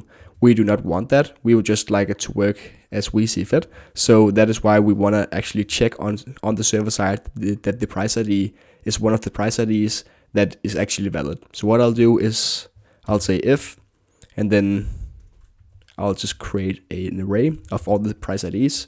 So I'll import env from this one, and then I'll say stripe 10-pack, and then I'll say stripe 25-pack, and then also stripe 100-pack, and then I'll say dot includes price ID. So this right here will return true if one of these, if this value is one of these. So if it is not one of these, I would like to throw a new error, because then the user have tampered with the values, and that is not what we want. So we would not like to continue with this method if the user have tampered with the values, obviously. So I'll say throw new error, And then I would like to say invalid price ID. And then if the user did not tamper with the value, what I can then do is I can say const server session. And then like we have done all the other times, just get the session from next auth. So I'll say get server session and then pass in the auth options. And then I can find the user from the database. So I'll say const user is equal to, then I'll await db dot user dot find unique, where the ID corresponds to server session dot user dot ID. And then what I want to select from the database will be the Stripe custom ID. So Stripe customer ID. So this is a field that we don't have in the database yet, but we would like to create. So going under Prisma and then schema.prisma, we see that we don't have this field right now, but let's just create it in the database. So if I just create a new line and put in Stripe customer ID, and then I'll just make this an optional string, and that I want it to be unique always as well. So in our database, we have an ID for our user. And then if you go to Stripe, Stripe also keeps track of all the different users, which are just all the customers. And each customer has an ID in Stripe as well. So to be able to find out which user in our database corresponds to which user in Stripe, we'll need to store what ID in Stripe's database corresponds to which user in our database. So that is why we need to add this Stripe custom ID to our table for it to work. So I'll say Prisma DB push to add this field to our database. And this doesn't really matter. A unique constraint covering columns will be added. If there are existing duplicate values, this will fail. And this doesn't really matter because we only have one user right now. So I'll just say yes to that because it won't fail. And then I'll close this, make the Stripe window a little bit smaller, and then go back to our app. What I can then do is close this again. And as you see, we can now reference the Stripe custom ID because the client types were also generated when using Prisma DB push.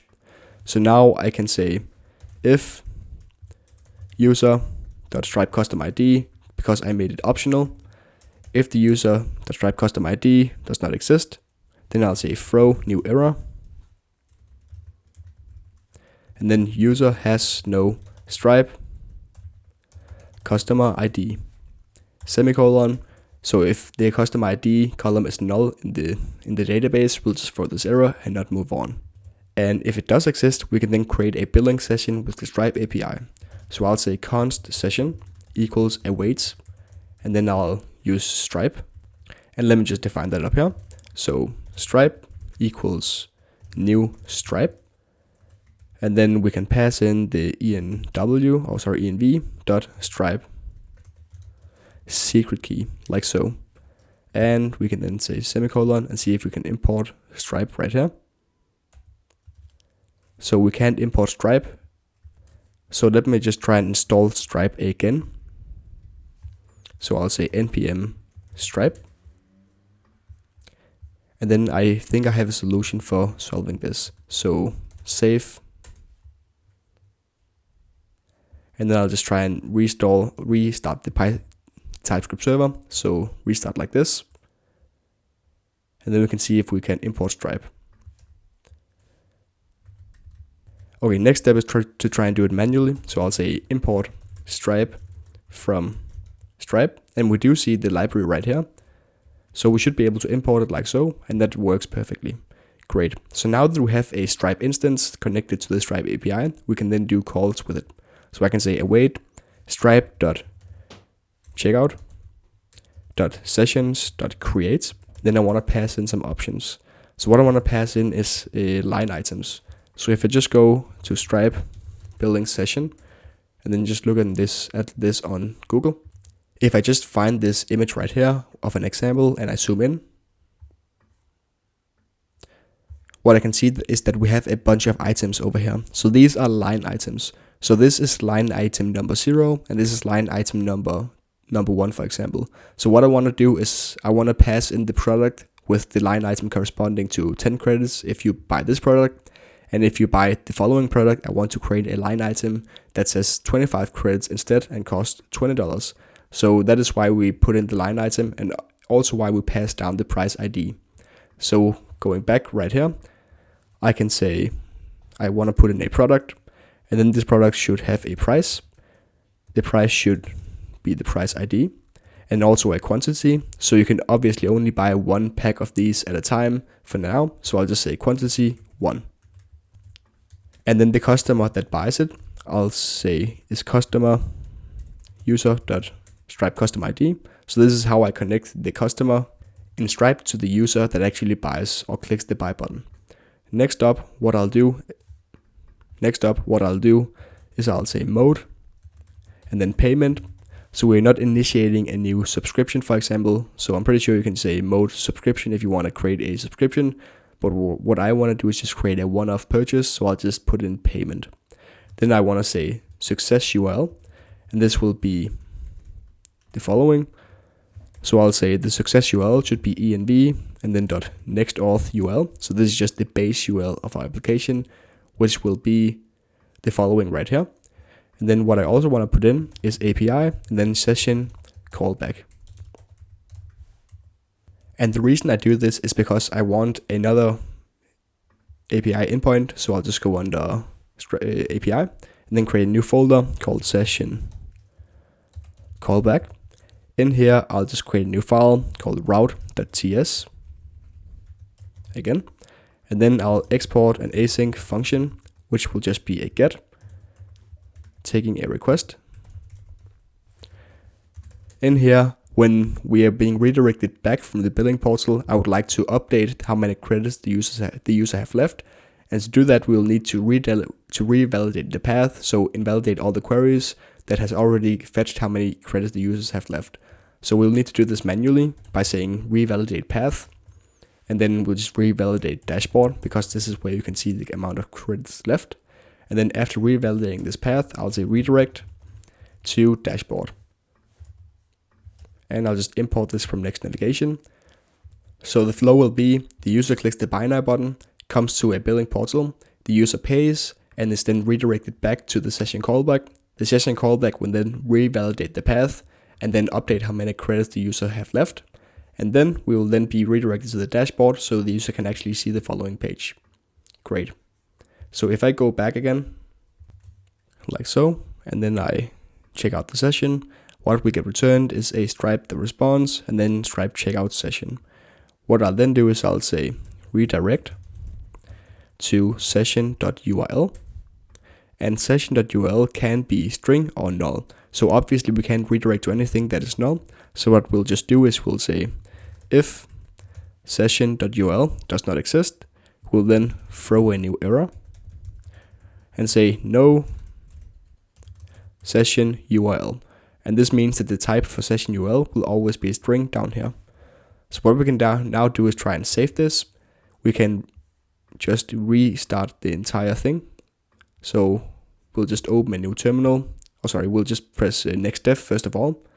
And then we can open a new terminal, press the up button, and then we can redirect the Stripe events to our Stripe webhook, press enter, and then go back here. If we then refresh over here, we should be able to compile the dashboard/pricing and test out clicking this buy now button.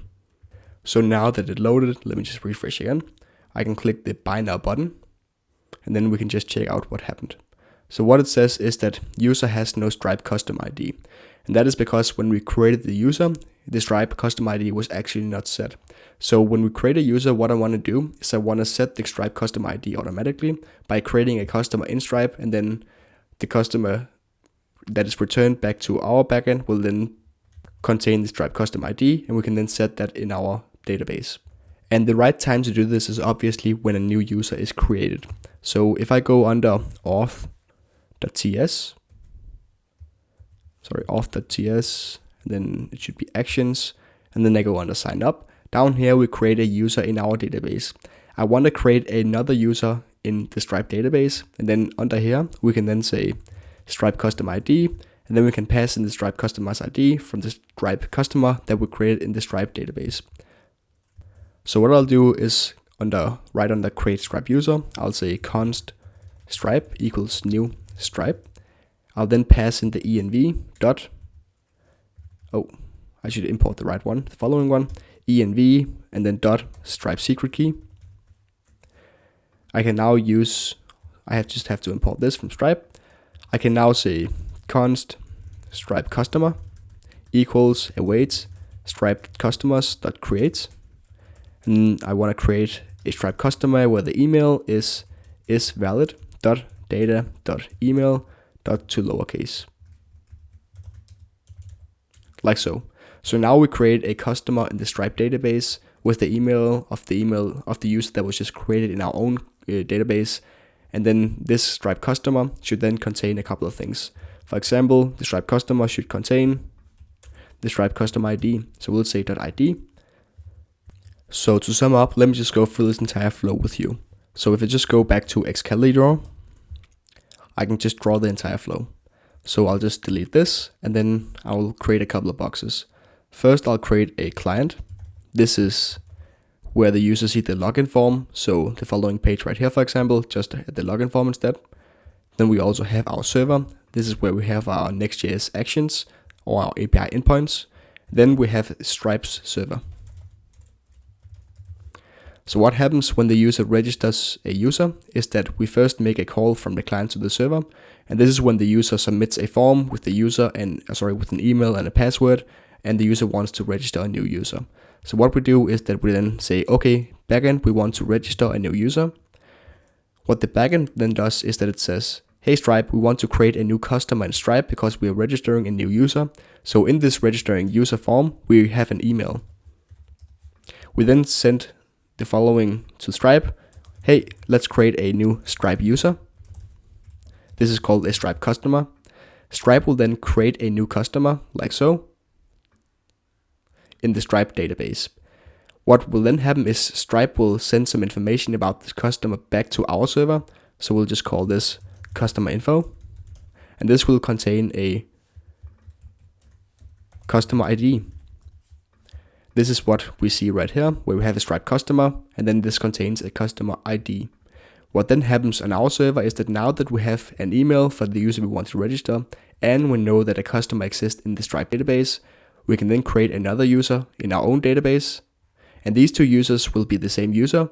This will just be the user on our own end, and this will be the user on Stripe's end, and we'll connect this with the Stripe customer ID, like so. What then happens is that, let me just switch to here. We then create this user in our own database. And when the user has been created like so, we then redirect the user to the sign-in page like we always did. So this is the entire flow of creating a user now. We first create a Stripe user, and then we create our own user, and then we can tie Stripe's user together with our own user with the Stripe customer ID. So if I go to our own app and I press sign out, let me just close these as well. I can then go in and say Prisma Studio and open Prisma Studio on localhost 5555. I then want to just close this and open up the user table. So I'll just delete my user because we don't have a Stripe custom ID anyways, because this logic didn't exist before the Stripe integration. So I'll just say delete one record. And over here, and now the user obviously doesn't exist anymore. So what I'll do to just sign us out manually is to just go to our application. And then I would like to find all the cookies that have anything to do with Next.js, with Next Auth. So we have some Next Auth cookies right here. And I'll just delete these and I'll just refresh. And then I'll go to sign in. And now we should be able to see the sign in page. So great. Now we want to create a new user and test whether the logic actually works with creating a user in Stripe or a customer in Stripe. So I'll call this testing@gmail.com. And I'll create the password again. And I'll press sign up. So now it says sign up successful. So let us just go into Stripe customers and see how it works. So I'll click refresh over here. And now we see that we have a new user in Stripe. So this user in Stripe has the email that was already signed up with in our own form. So we both have a user in Stripe, and we should also have a user in our own database. So now we have this user and this customer, and these two are tied together with the Stripe custom ID right here. So that is how we know that when we receive a webhook from Stripe, we can see which user it corresponds to. So we can see what user bought something, for example, because we know the Stripe custom ID. So if you go to sign in and say testing@gmail.com, and we put in the password again and put sign in and click sign in, we should be able to log in. And now we are logged in. So remember how we initially wanted to click the buy more button, but we didn't have any Stripe custom ID? Well, now we do have it, so we can just click this buy button and see what happens. So I'll click buy now, and it'll take us to a new billing session with credits pack for $2, which is the card we clicked, and we can then put in our billing information and pay. So what actually happens when we do pay? So when we pay, Stripe will send a webhook back to the following URL, Stripe webhook, and then route.ts. And this is what we define when we set Stripe listen and then API and Stripe webhook. So this is where we define where we want the webhook to come back to. So let me just draw how this entire Stripe flow works in Excalidraw. So again, we have the client, the server, and we have Stripe. I'll just copy these three and then delete the rest. Another thing we also have is a billing session. So I'll just create another box called billing session. Cool. So a billing session is what you see where you go in. So this is a billing session, for example. So first of all, a user clicks the buy button. So a user will click buy. And then what happens is that the server will ask Stripe to create a billing session. So create billing session. What will then happen is that Stripe will send back the URL to a billing session. So we'll say URL to session. This is what Stripe will send back to the server. We will then on the server say redirect the user to the following billing session that Stripe just sent the URL to. So we'll say redirect to session. When the user then pays within the billing session, this data will be sent back to Stripe. So Stripe will know that the user paid. What then happens is that Stripe will send a webhook to our server. So I'll just draw this with the pencil. So Stripe sends a webhook back to our server. And this webhook is just an API request. So this request will be the following one, which we can then decode right here in our API endpoint. And what this request will contain is the following. It will be a webhook, so just an API request. And this this request will contain which user bought something, and also what did the user buy. So we can then in our API endpoint see a user bought something, and we can also see what the user bought. So if the user, for example, bought the credit pack, we would like to give the user 10 credits. But if the user bought 100 credits, we would like to give the user 100 credits. And we can see this from the price ID within this request that the user bought, and also from the custom ID, which is also included inside this request. What then happens is that on our server, we now know which user bought what, and we can then update how many credits a user should have on their account, for example. So if they bought 10 credits, we just add 10 credits to their account. And after doing this, we just return redirect the user back to the dashboard. But before we redirect them back to the dashboard, we go to the session callback. So this is an intermediary step. So we go to this session callback, and we then revalidate the path. So we update all the database queries, and then we redirect to the dashboard. So this is the entire flow of Stripe, where the user clicks buy, and then a billing session is created. The user then, we are then redirected to the billing session as the user pays, Stripe sends a webhook back to our server with which user bought what, and then we can update our database with which user bought what. So if they bought credits, we can give them more credits, and we can then redirect the user back to the dashboard, and they can keep on using the app. So if we just go to stripe.ts, so let me just close all of these, and just go to stripe.ts. So in here, we now have the following session where the user can buy something, but the thing we are missing is the Stripe webhook. So what happens after this arrow has been executed, after this request has been made?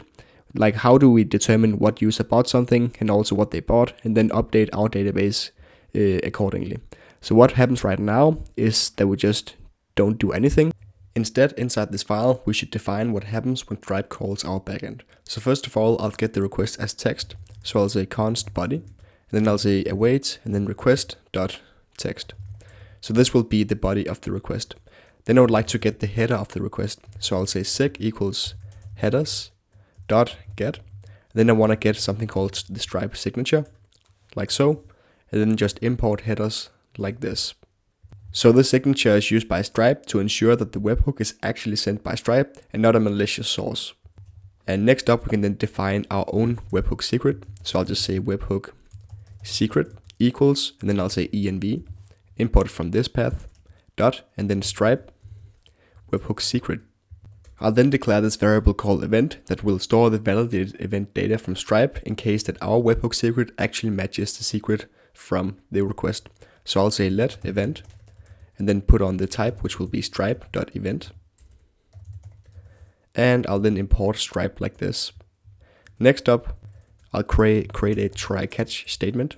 So I'll do this, then I'll say catch error. And for now, I'll just leave it like this. But what I want to do is inside this try catch statement, I'll first check if the signature is missing, and also whether the webhook secret is not there. And in that case, I just want to return. So I'll not do any of the code inside the method if that is the case. So I'll say return, and this should be sig, not sign. And the next thing I can do is I can construct an event with the Stripe helper method. So I'll say stripe.webhooks. I just need to import Stripe like this. So .webhooks dot, and then construct event. I will then pass in the body as text. Then I'll pass in the signature, and lastly also our webhook secret. So what this method does is that it will try to construct and validate the Stripe event using the body of the request and the signature and the webhook secret. If it validates successfully, event will be populated. So event right here, we defined right up here. Otherwise, an error will be thrown inside the method, which will be caught in the catch statement right here. And then we can stop executing any of the code and throw an error. And the way we're going to do this is just by returning a new response. We'll then say, so I'll just say response and import this. This will then be webhook error, like so. Then I'll pass in a status code as well, which will be status 400. This just needs to be a comma instead of a dot. Great. And next up, we can then handle the specific events. So we have a bunch of specific events in Stripe. So if I just make this a little bit bigger and I search for Stripe events, you can then see all of the events that Stripe has. So let me just see type of events. So we have a bunch of different events in Stripe, and these just corresponds to events that happens in Stripe. So for example, when a charge fails or expires, or when a charge is successful, or when a user pays for something, or when a customer is created or deleted. And whenever these happen, Stripe, if we subscribe to those events, Stripe will then send an API call to the following endpoint, and we can then handle each of these events in that case. The first thing we need to do though is to actually go to Stripe and then subscribe to that event. So I'll just say Stripe login, and then I'll just quickly log into Stripe. So now that I am logged in, I'll just go to webhooks, and it'll say event destinations. If then also press events, we can see all of the events that has been registered by Stripe. So for example, this is an event where a new customer is created. So if we subscribe to this event, we would be sent all of this event data to our backend, which we can then act on if we wanted to. So if I just go back, we can go to event destination. So one thing I want to tell you about is that if you press add endpoint and add an endpoint in production, you can select specific events you want to listen to. So for example, if you want to listen to customer.created, this will occur whenever a new customer is created. You will only listen to this event, but all of these other events you are watching right here, you won't listen to. And the reason you want to do that is because you probably don't want to handle all of the cases with all of these events. You don't even have a reason to in most cases. In most cases, you have a couple of events which you want to listen to, and then you can just don't care about the rest of the events. If I go back and then I press test in a local environment, you will see that you can't really select any events that you specifically want to listen to. Instead, if we open the new terminal and say Stripe listen, and then -- forward to, and then we can say localhost at port 3000. We'll then say API, and then Stripe webhook, like so. When we run this command, we can also pass in something called events, or you can pass in specific events such as payment intent, whatever.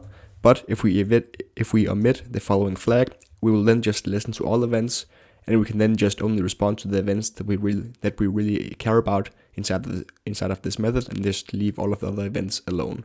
So what I'll do is I'll just run this method right here, and we are now listening to all of the Stripe events, and I'll just press def, and we can then continue implementing the logic for listening to certain events. So you see how it says completed right here, and it just updated. That is because it has registered that we are listening to the Stripe events from a local machine.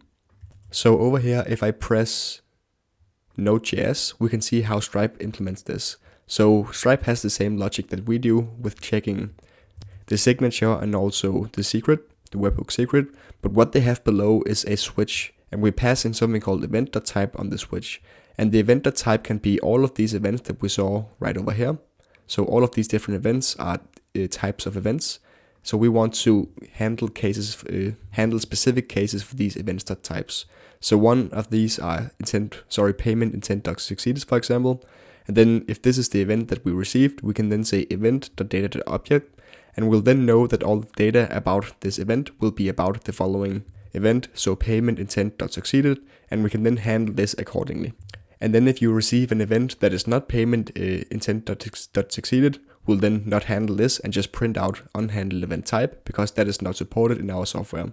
So this way it'll just ignore all the events other than the ones that you have actually implemented. So we are only interested in one event right now, and that is checkout.session.completed. So what I'll do is I'll create a new switch, and I'll say event.type and open up this. I'll then say case checkout.session.completed, and I'll then break the case immediately. We can then go into Stripe events and see what this exactly is. So I'll just search for checkout.event.completed, and it says occurs when a checkout session has been successfully completed. This is only emitted when the user successfully goes through the entire billing flow. So when a user buys an item and the payment do not fail but actually succeeds, this is emitted, but if the payment fails, or if the user do not fill out all of the required fields, this will then fail. So we can be sure that the user actually bought an item when this event is emitted, and we can then handle this in our backend accordingly. So first we can get the session. So this is an object describing the billing session. So I'll say session and then equals event.data.object. So this is an object describing the session. That is why the type is stripe.checkout.session. So Stripe can infer this type because it is inside the case checkout.session.completed. And we can then get the custom ID. So this will be const custom ID. So this is what we also store in our database to link up our customer with Stripe's customer. So we'll say equals session.customer, and then I'll just say as string because it will be a string, the custom ID. Next up, I'll retrieve the session because the session won't contain the line items within the session by default. So what I'll do is I'll retrieve the session from the Stripe API again, but then make sure that the line items are included. So I'll say const retrieved session. This will be equals to await and then Stripe, but then I need to define Stripe up here again, because to make an API call to Stripe, we need to put in the secret key. So I'll just say const Stripe equals and then new Stripe, like so. And then I'll put in environment.stripe secret key, like so. And now we can interact with the Stripe API. I'll just remove this import up here, and we should be good to go. So I'll say .checkout.sessions and then .retrieve. This means we call the Stripe API to retrieve a specific checkout session. Then what I will input is the session.id. And then I would like to include the line items. So I'll say expand and then line items, like so. I can then press save and go to the next line. So next up, I want to check out the specific line items. So since the user could only buy one product at a time, so a 10 pack for example, or 25 pack, we know that there will only be one line inside this object. So what I'll do is first I'll say const line items, and then equals to retrieved session dot line items. Then I'll say if, so because this can be undefined, I'll say if, and then line items, and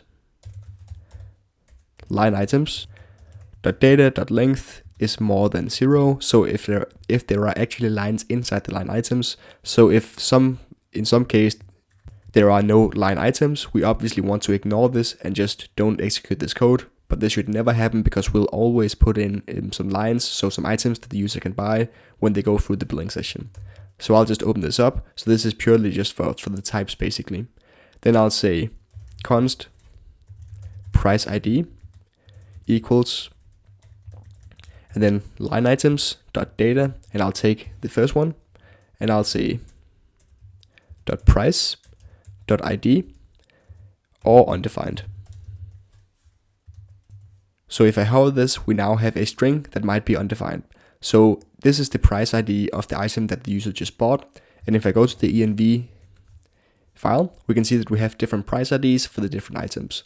So if the price ID will be this price ID, we then know to give the user 25 credits. And if the price ID is this one, we know that we should update the user's account with 100 credits instead.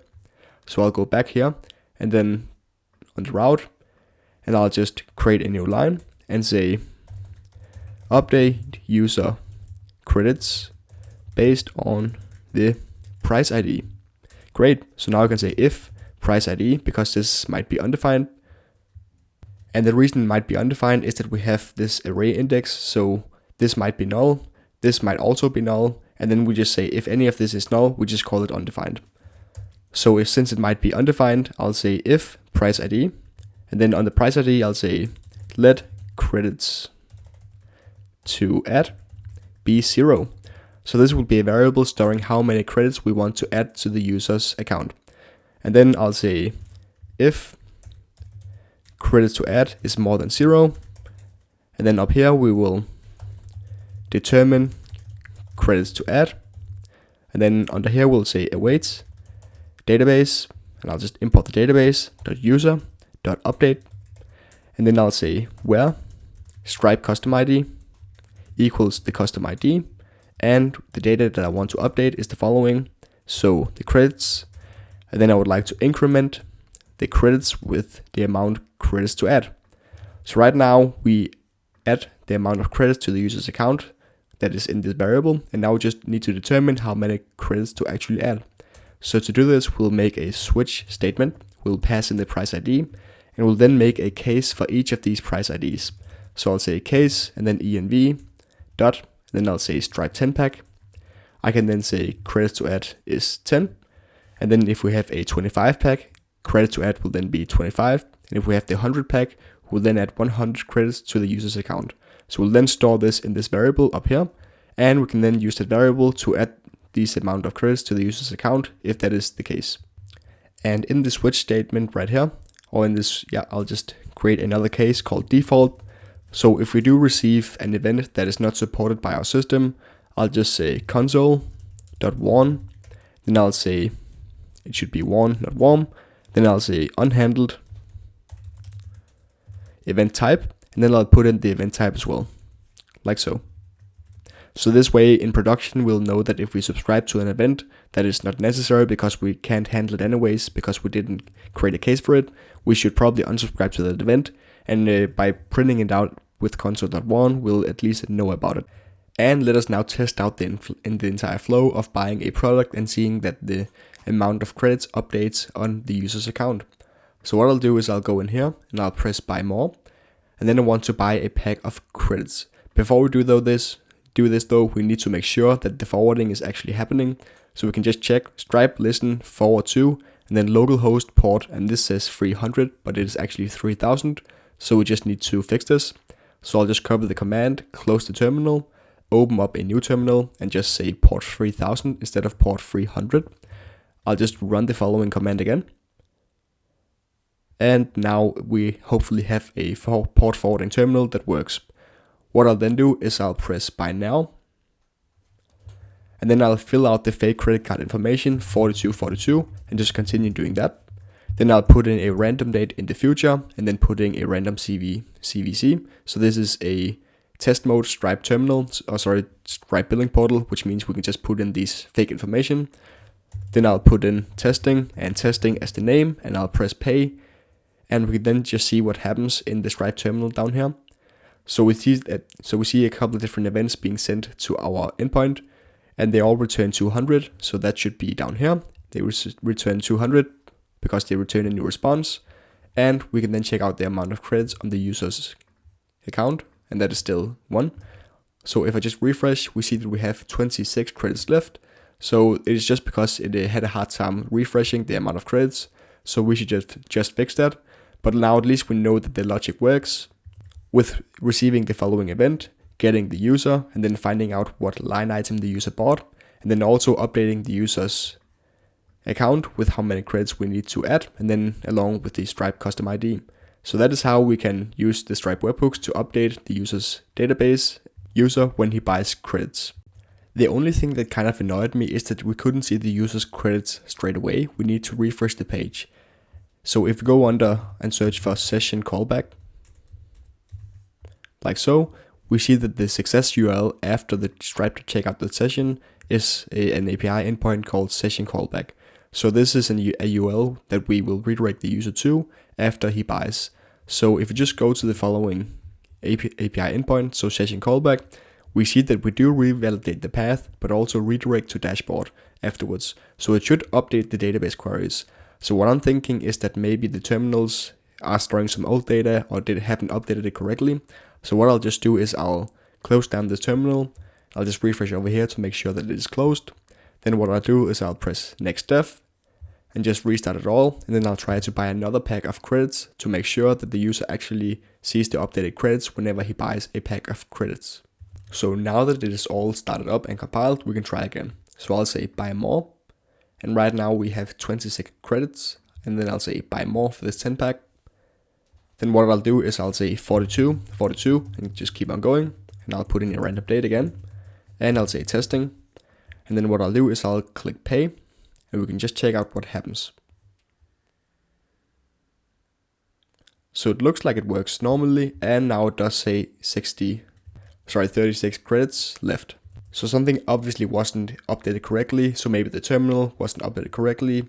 Or maybe something didn't work quite as it should because it would cache or something. But now after a restart, it works. So that is very nice to know.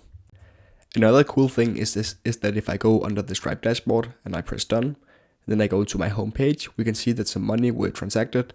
So these are the transactions that were just made. We have a new customer, for example, and the new customer bought a couple of items. So we can actually see in the Stripe dashboard whenever money comes in, and then also you can create payouts to yourself. Another thing that could make the app look a little bit nicer if we refresh down here is that it says recent thumbnails, download your most recent thumbnails, but then nothing is shown. So I think it would be nice if we have some kind of text or empty state that just showed us that, hey, no thumbnails has been created, so that is why you can't see any thumbnails, but that you should create a thumbnail up here to be able to see one. So just some kind of empty state. So what I'll do is I'll go to recent, and then I'll create a new statement up here. Then I'll say recent thumbnails dot length equals 0, and then in that case I'll put in a new paragraph and say no recent thumbnails, and otherwise I'll put in all of this text up here. All of these thumbnails. So then I can refresh over here and we should be able to see some text saying no recent thumbnails. Cool. And then I'll just style this text a little bit. So I'll say text small, then also text muted foreground, refresh. And now it looks way nicer. So if we do create a thumbnail, it will show the thumbnails because thumbnails.length is not 0. But if there is no thumbnails, it'll just say no recent thumbnails. So this is a nice empty state to have. So consider creating empty states whenever you have lists or anything like that in your SaaS app, or it's just in your software app in general, and then there is no items in the list. You can then say no recent thumbnails, for example, and you might even include a button that says create a new thumbnail right here that takes you to the page that can create a thumbnail. or in your case, not even a thumbnail, whatever you have in your list. So since we are already on the dashboard and this recent feature is also on the dashboard, there's really no place to link to. You can just click here to create a thumbnail. But if we were on another page that would also show the recent thumbnails, we might want to create a button that takes us to this page /dashboard. Next up, I would like to try and create a custom 404 page. So if I just say /hello or /404 or any other route that doesn't really exist out here in the routes under source and app, we see that we get this 404, this page could not be found. And this is the default 404 page for Next.js. I would like to style it in a way that looks way more like the style of our app though. So I would like the text to look like this and then also say something else. So what you can do in Next.js is you can go under app and you can create a new file called not found.tsx. In here I'll say function, and then I'll say not found page. This will just return some HTML. So I'll say return, and then I'll just put in a paragraph, hello. Then down here I can export default not found page, and let me just try and save this. And then I would like to just make this a use client as well, and you'll see why in just a minute. If I then go to 404 like this, we just see hello being returned, which is what we see here on the not found page. So it works like it should. So what I want is I want some text that says the page you're looking for does not exist. Then I would also like a button that says go back. So first I'll create a div that contains the entire thing. So I'll say div, this should have a class name, and I want to say flex age screen to make it fill the entire screen. Then I'll say width of the full screen as well. I'll center everything with item center and justify center. And I would like to create some padding for mobile phones so it doesn't look way too cramped and up against the edges. So px10 and py10. I'll just press save and then open up this div. What I then want is I want to create a stack. So I'll create a new div and I'll say class name, flex call, item center. And then I would like to say gap of 4.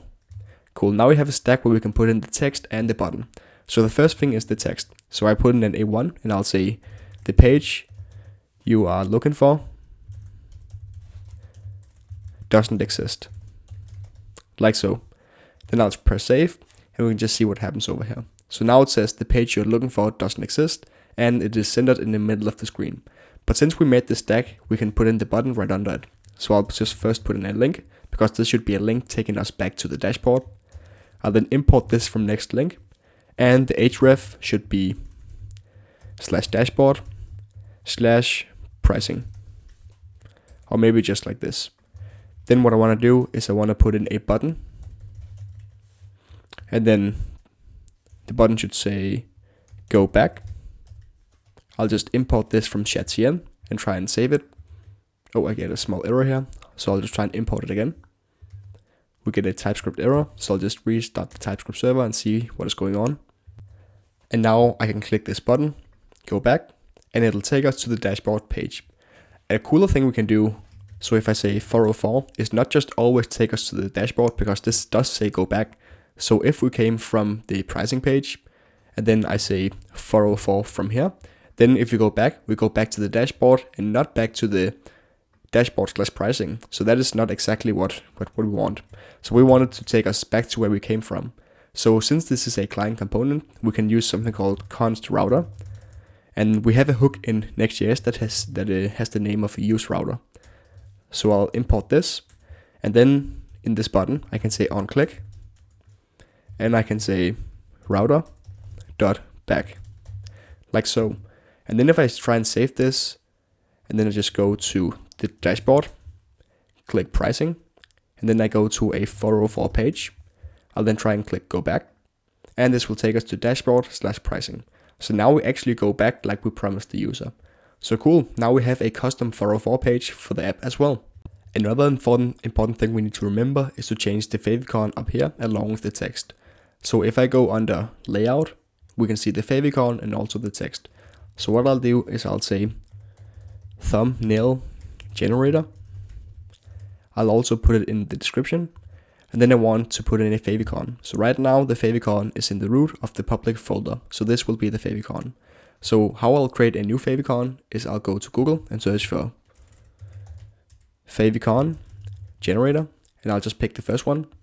I'll pick text, and then I'll just put in T for thumbnail. So I want a big T up here instead of T3. I'll just close this. And then I want the background color to be white, and then the foreground color to be black. So now we have a T. I also want the text to be perhaps enter. So now we have a T like this. I'll just make it bold, not italic, extra bold like this. And then I'll press download. And then what I want to do is I want to add it to my public folder and replace the existing favicon.ico. So first of all, I'll delete this favicon.ico, move it to the trash. And then I would like to drag in my other favicon that I just downloaded. So I'll unzip the favicon on my other screen and then drag in the favicon like this. And now we have the following favicon. If I try and save and then go over here and do a hard refresh, so Shift Command R, maybe we are able to see it already. So it says thumbnail generator, and then we have the big T as the favicon. We now also need a very critical component for the software app, and that is the marketing page. So if you go to any app, PlanetScale for example, you have a marketing page that looks like this, but you also have a sign in. So this is where you can sign in, and then after here you can probably see the dashboard after you sign in. But any SaaS really have a marketing page. So of course we would like to create a marketing page as well. So right now, if we just go to the following link, we will just be taken straight to this page right here. So this will be the page on the root in app that just says test. And this is where we would like to create the marketing page. And this should show text such as easier thumbnails for creators, and show some pictures of what is possible to create with the tool and really sell the users on the tool. And then it should have a big fat sign in button and also sign up button so the user can actually go in and use the tool. So what we'll first do is I'll use this div that already exists. I would like to make this a server-side component because we won't really need any client state inside of it. Then inside this div, I'll say class name. I'll just make a page like we have done the other times. So a page with flex and h screen. I'll make it a stack, so flex call. Then I would like to center everything, so item center.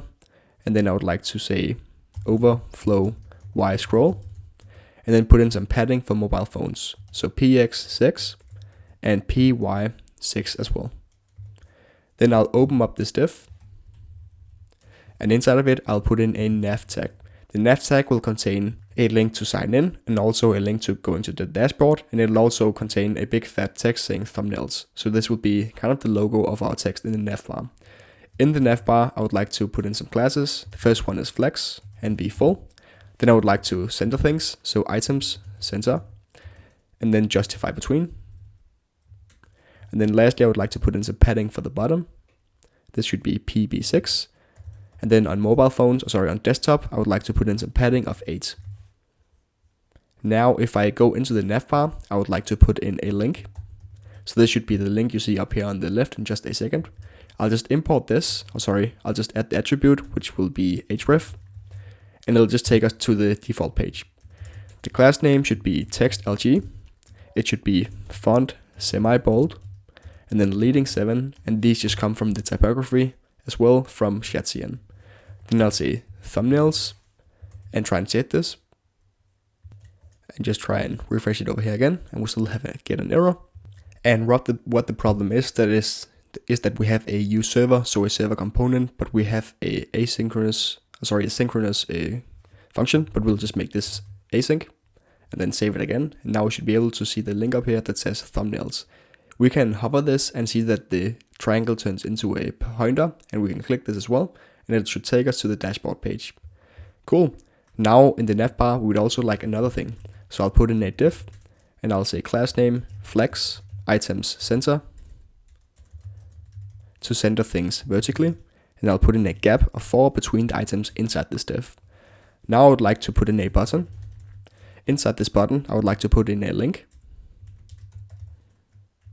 And inside this link, I would like to take you, the user, to the sign in page. So it should say sign in. And then I would like to say sign in like this. And let us just see how that looks. Cool. So I think we can remove this gap right here.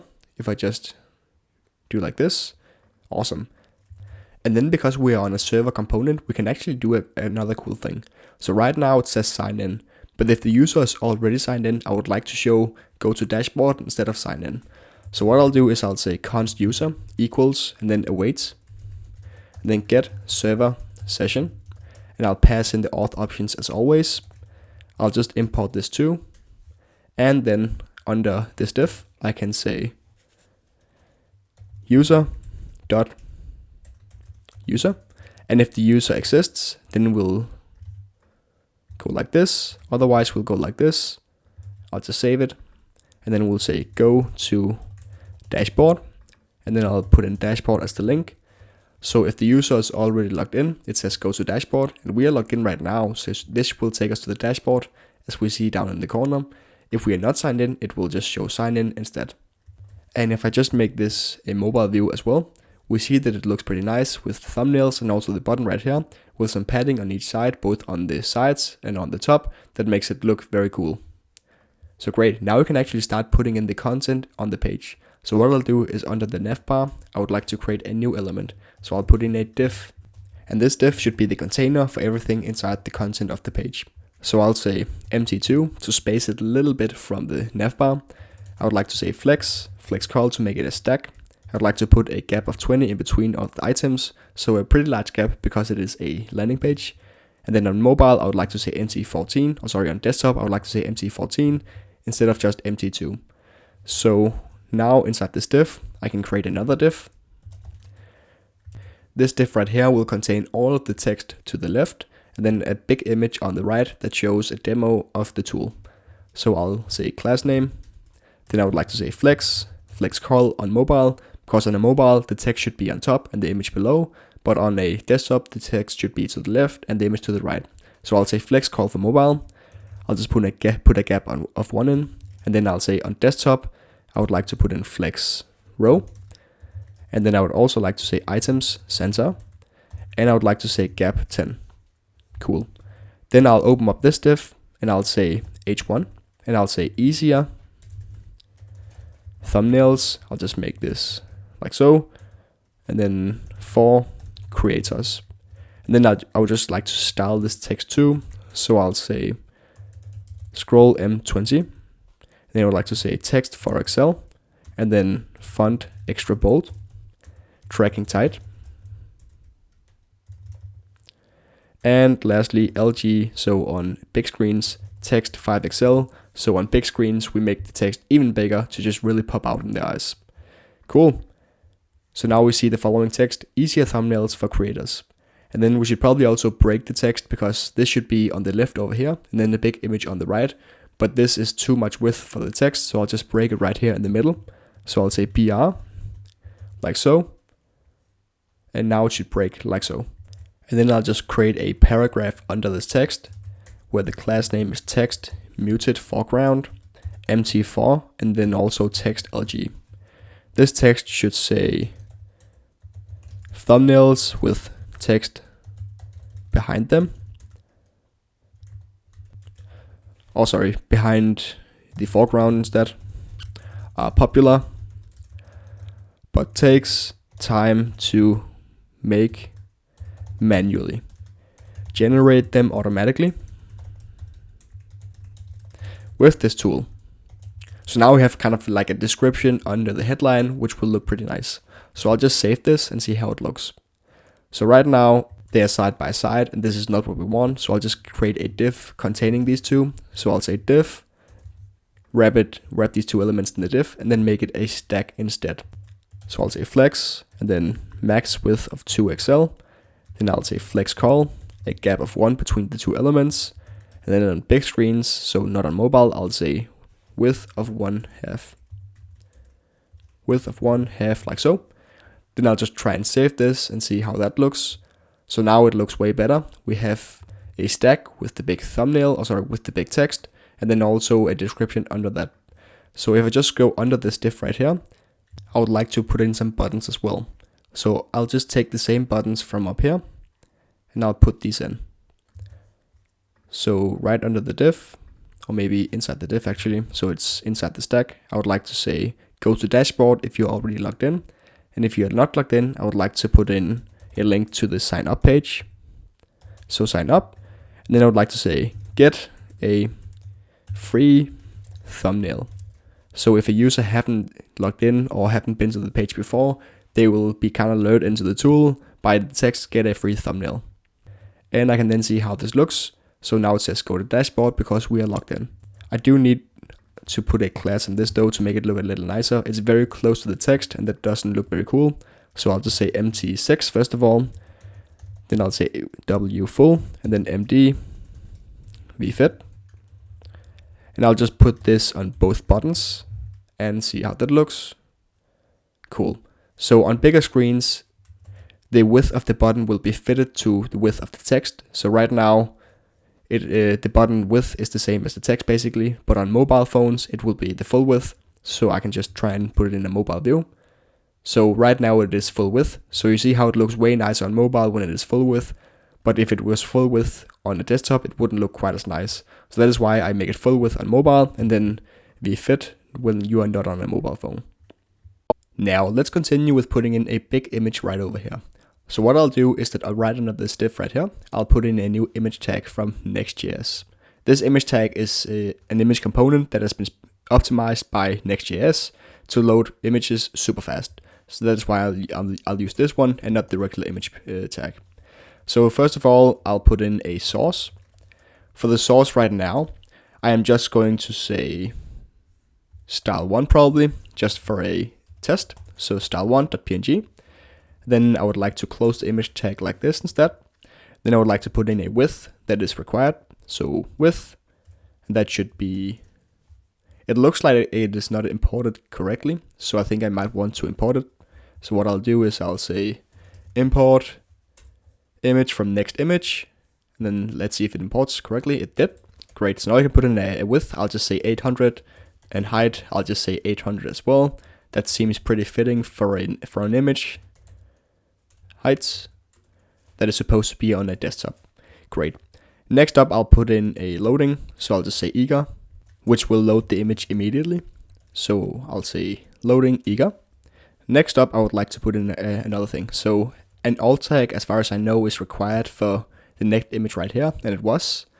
And then I can also put in a couple of classes after we see how it looks. So right now we have an image right here that looks pretty nice, but I also want to style it just a little bit. So first of all, I would like to say max width full. I also want to put in some margin, and then I would like to round it a little bit. So rounded LG. And then I want to put a small shadow right under the image so it looks a little bit more nice. So I'll say shadow, MD. And then I would like to say width of 1/2 when it's on desktop. And also max width of XL. So let me just try and save this and just see how it looks. So if I just resize this, we see that we have a little shadow over here. And it isn't too big, which looks pretty nice. So it is contained at a specific width on desktop. And when I make it a mobile view, so when I do it like this, it is full width. So max width full. So this is the class that is being used on mobile. And on desktop, these are the classes that contains the width of the image. So great, now we have an image, and now we just need to put in a correct image. And I want the image to be an image of the desktop. So I'll just press go to dashboard, and then I'll take a screenshot, which we can use as this image right here. So I'll just press go to dashboard and just wait for it to compile down here. And now that it is compiled and the web page has been loaded, so /dashboard, I would like to create a big screenshot of the following page. So I'm guessing I want something kind of like this. Yeah, I think that would look pretty nice, just like this. And then what I'll do is that I'll open up the public folder right here. And then right down on my other screen, I'll just take that photo and just drag it in. I'll call it demo. And then I'll drag it into my public folder like so. And now we have the image right here. Then what I would like to do is just reference that image instead of style1. So I'll just say demo.png. And then see how it looks if I go back to the main page. So now we have an image of the dashboard. So that is very nice as well. And then lastly, some information that would be quite useful for the people visiting the website is pricing information. So right under this div, I'll put in another div, and I would like to put in a heading tag. So I'll say H2 because it is smaller than the heading tag up here. So generally what you want to do is the biggest heading tags you'll just call H1, and then subheadings you'll just call H2 or H3, etc. and then order them via the number. So what I'll do is I'll say pricing in here, press save, and just see how that looks. So now we have pricing right here. So let me just style that a little bit. So I'll just put in scroll M20 and then text XL, and then I would like to put in font extra bold to really make it pop out in the eyes, and then tracking tight. And on very big screens, so on LG, I'll just say text 3XL, like so. And I'll just save this, and it already looks way better. Now inside this div, I would like to put on a couple of classes as well. So first of all, I'll say flex call to make it a stack, item center, and then lastly gap6. This should center the pricing like so. Next up, since it is a stack, I would like to put in a container for the pricing cards. So what I'll do is I'll say class name on this div, I'll say flex call, and then I'll say gap4, and then I would like to say md flex row. So what this does is that on mobile, it will be flex call, so the pricing cards will be stacked on top of each other. And then if you are on a desktop, the pricing cards will be next to each other because we have flex row. And in any case, so either if it's this or this, it will always be a gap of 4, which means 16 pixels between the pricing cards. So in here, we can now put in the pricing cards. So we can just use the exact same pricing cards we created earlier. So I'll just import this. And inside this pricing card, we can put in a pricing. This should be $2, and then we can also put in some credits, and this should be 10 credits. One thing we're missing though is the price ID. So to make this optional, because we don't really need the price ID, the user shouldn't be able to click any buttons to buy anything from the pricing cards. I just want to show the pricing card without the buy button right here on the front page. So what I'll do is I'll make the pricing ID optional. And to do this, I'll make it optional right here in the types. And then we get a type error down here because right now this might be undefined. So what I'll do is I'll say only show this buy button if the price ID actually exists. So I'll say price ID and then and, which means that this will only be shown if this is true. So I'll just drag this in like so. And now because this is always true, so it is not undefined or null, we can then see that the type error has gone away. And we should be able to use both the pricing cards in the old way in the pricing page, and then also in the new way where we don't want to show the button. So I'll just copy this, and then I'll change this to $5 and this to $10. Under credits, I would like to put 25 here as well, and then also 100 credits, and I'll just press save. And now we should be able to see the pricing cards in just a moment when they load over here.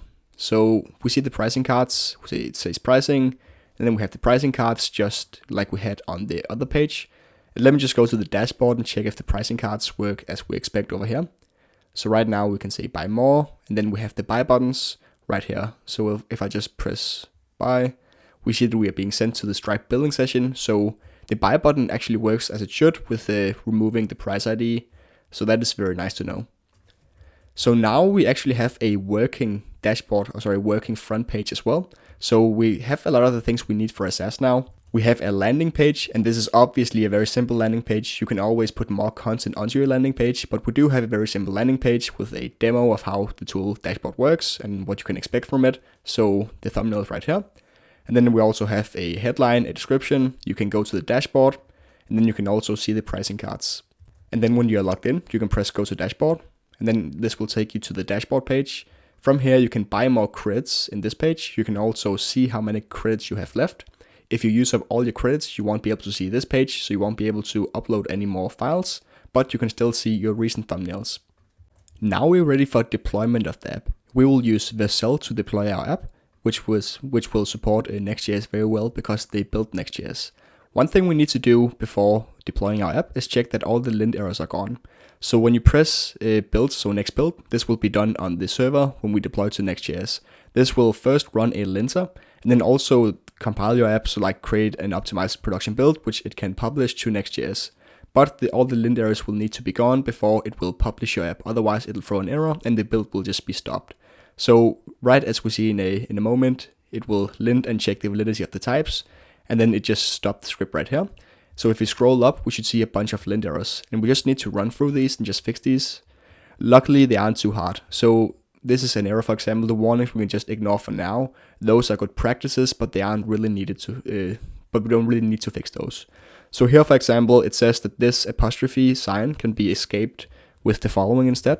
So apparently these aren't supported. So what I usually do is just put in apos, like it says right here, and just do this for all of the places where it says apostrophe is missing or can be escaped. So I'll just do that right here as well. Press save, and then I would like to run the linter again. So what I'll do is that down here I'll just run the lint command straight away instead of running build first. So I'll just wait for the lint to finish.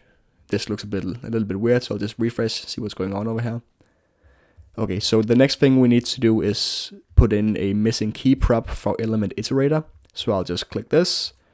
So right here we have a .map from JavaScript. So in TypeScript, in React, we often need to put in a key prop like this, which helps Next.js, React, make difference between the different elements that it loops through with the map. So what you do is you put in a unique identifier often.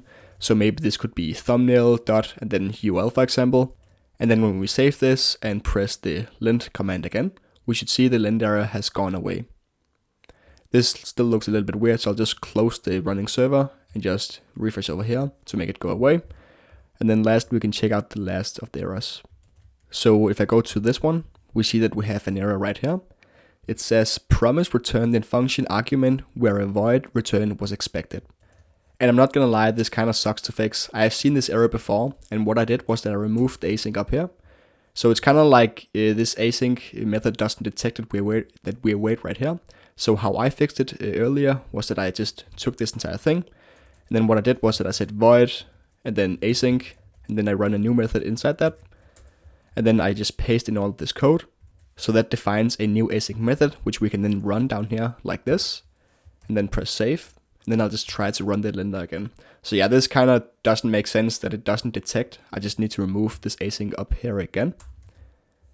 So I'll just remove this, and then I'll say next lint. So it's kind of a weird bug, but this is how I usually fix it with void, and then I create a new async method, and then I execute the method by running it like so. So that is a little bit unfortunate that we run into this error, but it really doesn't matter.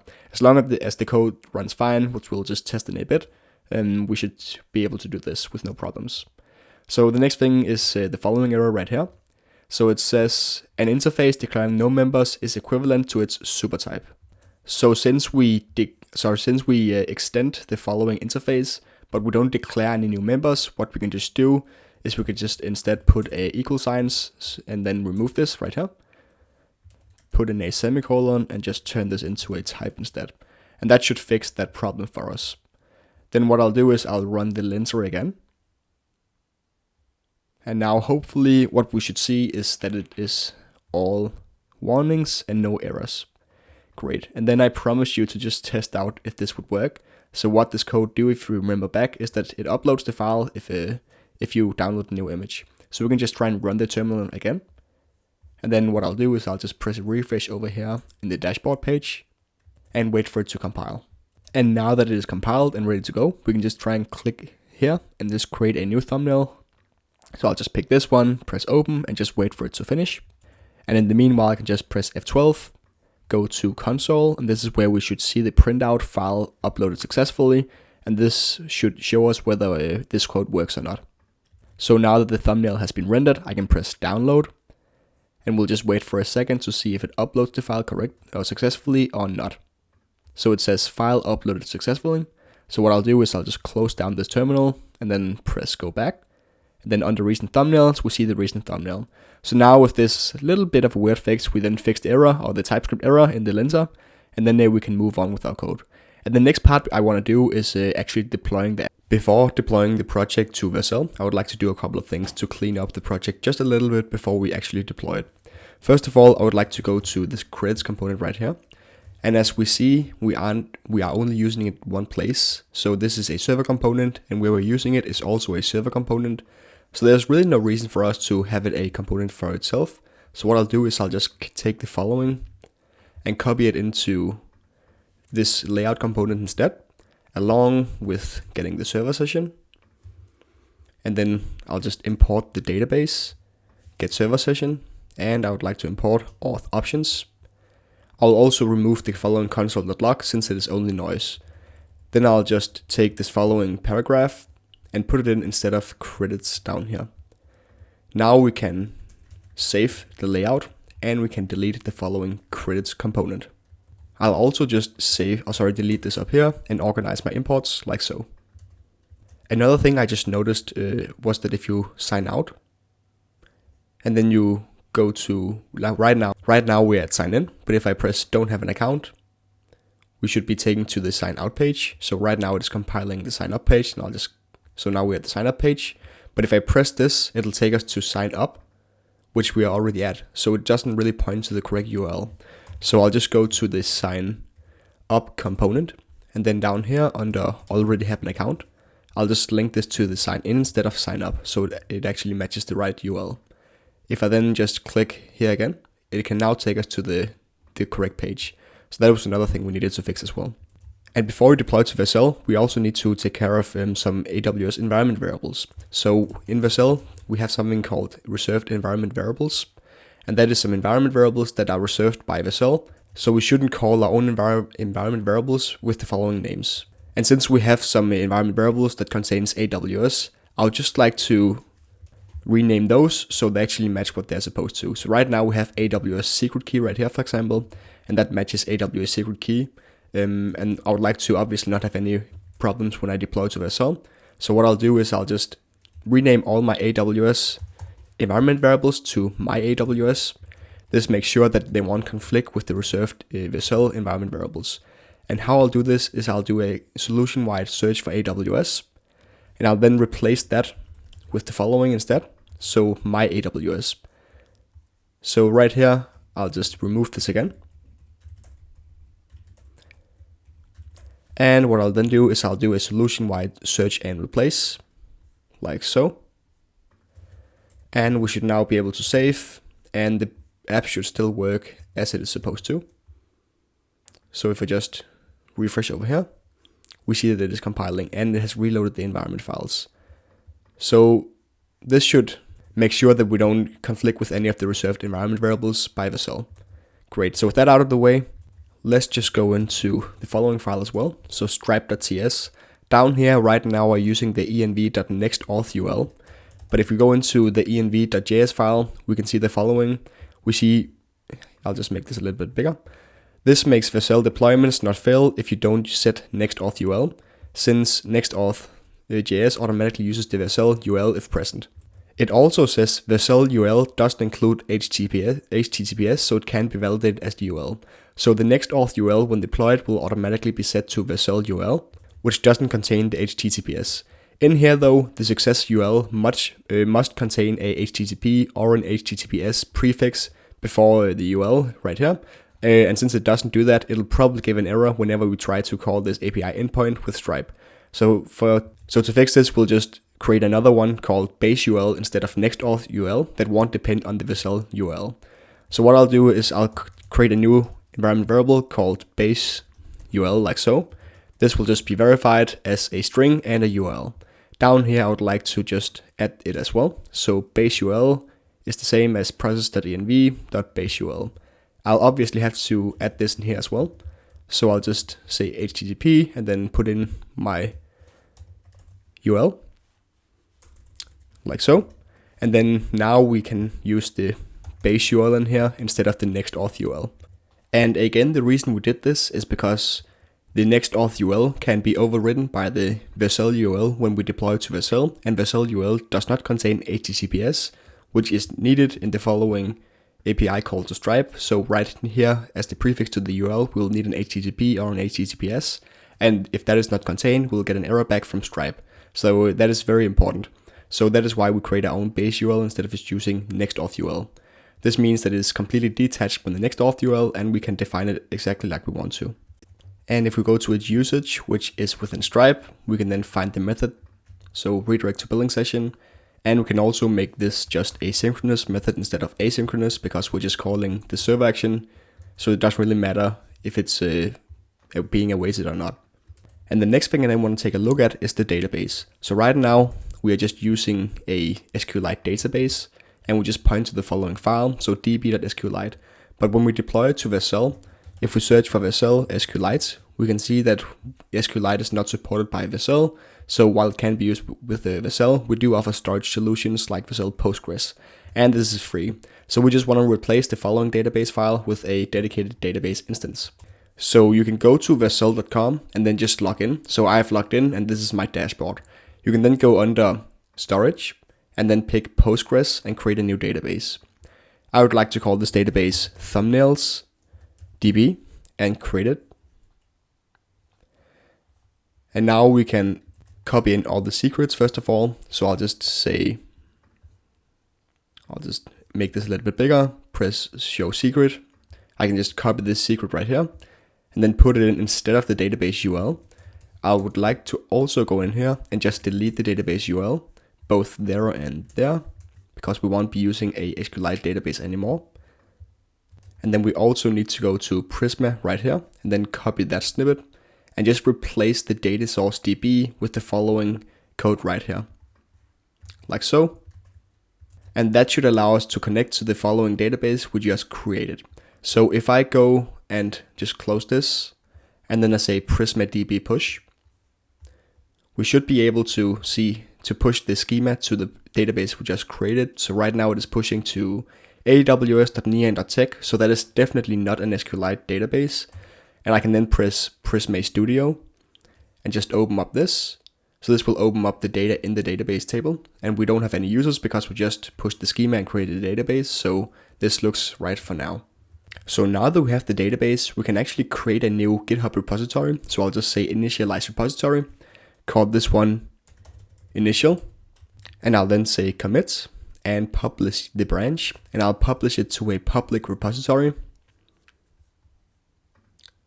and then wait for it to publish, and then we should be able to see it in just a second over here. So I'll say open in GitHub, and then we have the repository right here. The cool thing now is that if we go back to Vercel, we should be able to go under overview and then link that repository we just created. So thumbnails, we can see it right here, import git repository, and say import. Then I'll just call this thumbnails, and it is under the correct team. And I'll just like to say environment variables.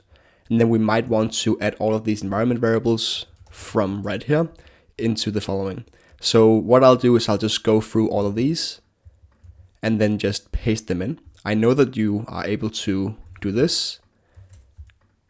So if you copy all of your environment variables and paste them in, you should be able to paste in all the values like so, but you might want to double check that they're actually the values that you expect them to be. And we definitely do not need the next auth URL. So I'll just delete that and press deploy and just see what happens. So now it says deployment started 4 seconds ago, and we can just wait for it to finish.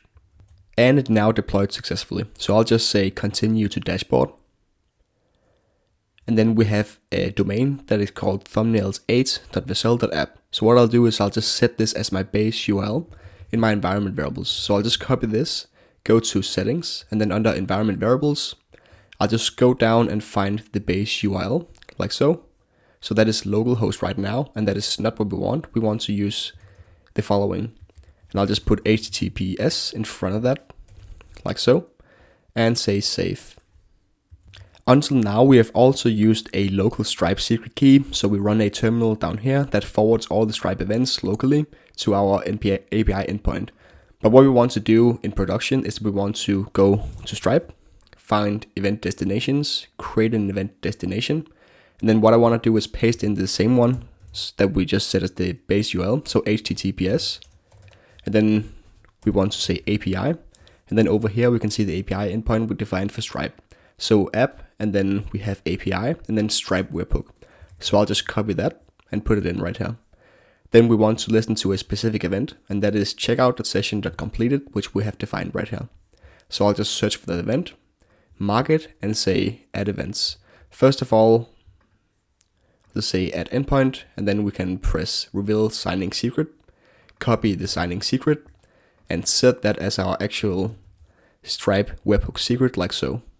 So we just replace that, say save, And then we should be able to go back to project.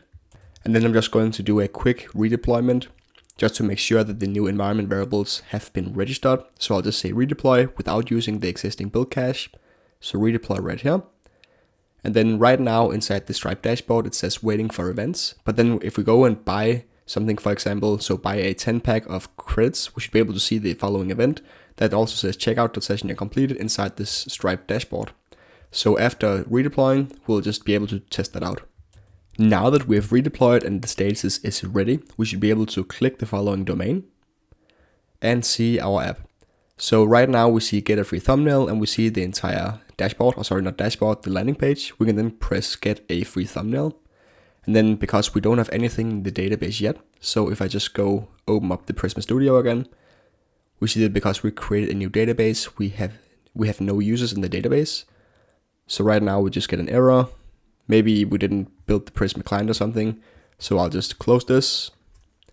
And then I'll just go in here and I'll say testing@gmail.com. And then I'll say, hey, as my password, press sign up.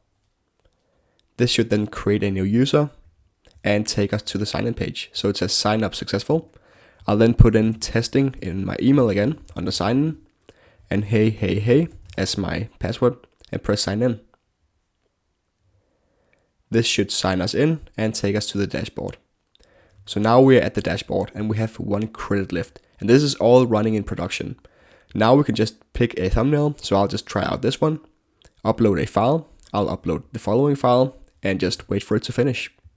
And now the thumbnail is generated. So let me just check out all the functionality. So I'll just say POV testing and update it. That looks nice. I'll just update this again, try out the other fonts. Enter and domain all works fine. I'll just try and download this and we see that the thumbnail is downloaded correctly as well. Then I'll just try and say go back. And now we see we have 0 credits left and we can see the recent thumbnail down here that we just downloaded. So let me just try and buy a new pack of credits using the following Stripe integration we just made. So I'll buy the 25 credits pack. So I'll click buy now. Then I'll just put in the fake information again. So 42 all the way through. A fake date out in the future, and then I'll just say address and click pay. And then let's just see what happens. So it says it was successfully registered, and now we have 25 credits left. Over here in Stripe, if I just refresh right now, we can see the following following event was just sent to our API endpoint. So the URL we just received in our API endpoint contains all of this data, and that was successfully detected and then added the 25 credits as it is supposed to. So now we actually have the full SaaS. We have a SaaS with a landing page. So if we can go to a landing page, we can go to the dashboard.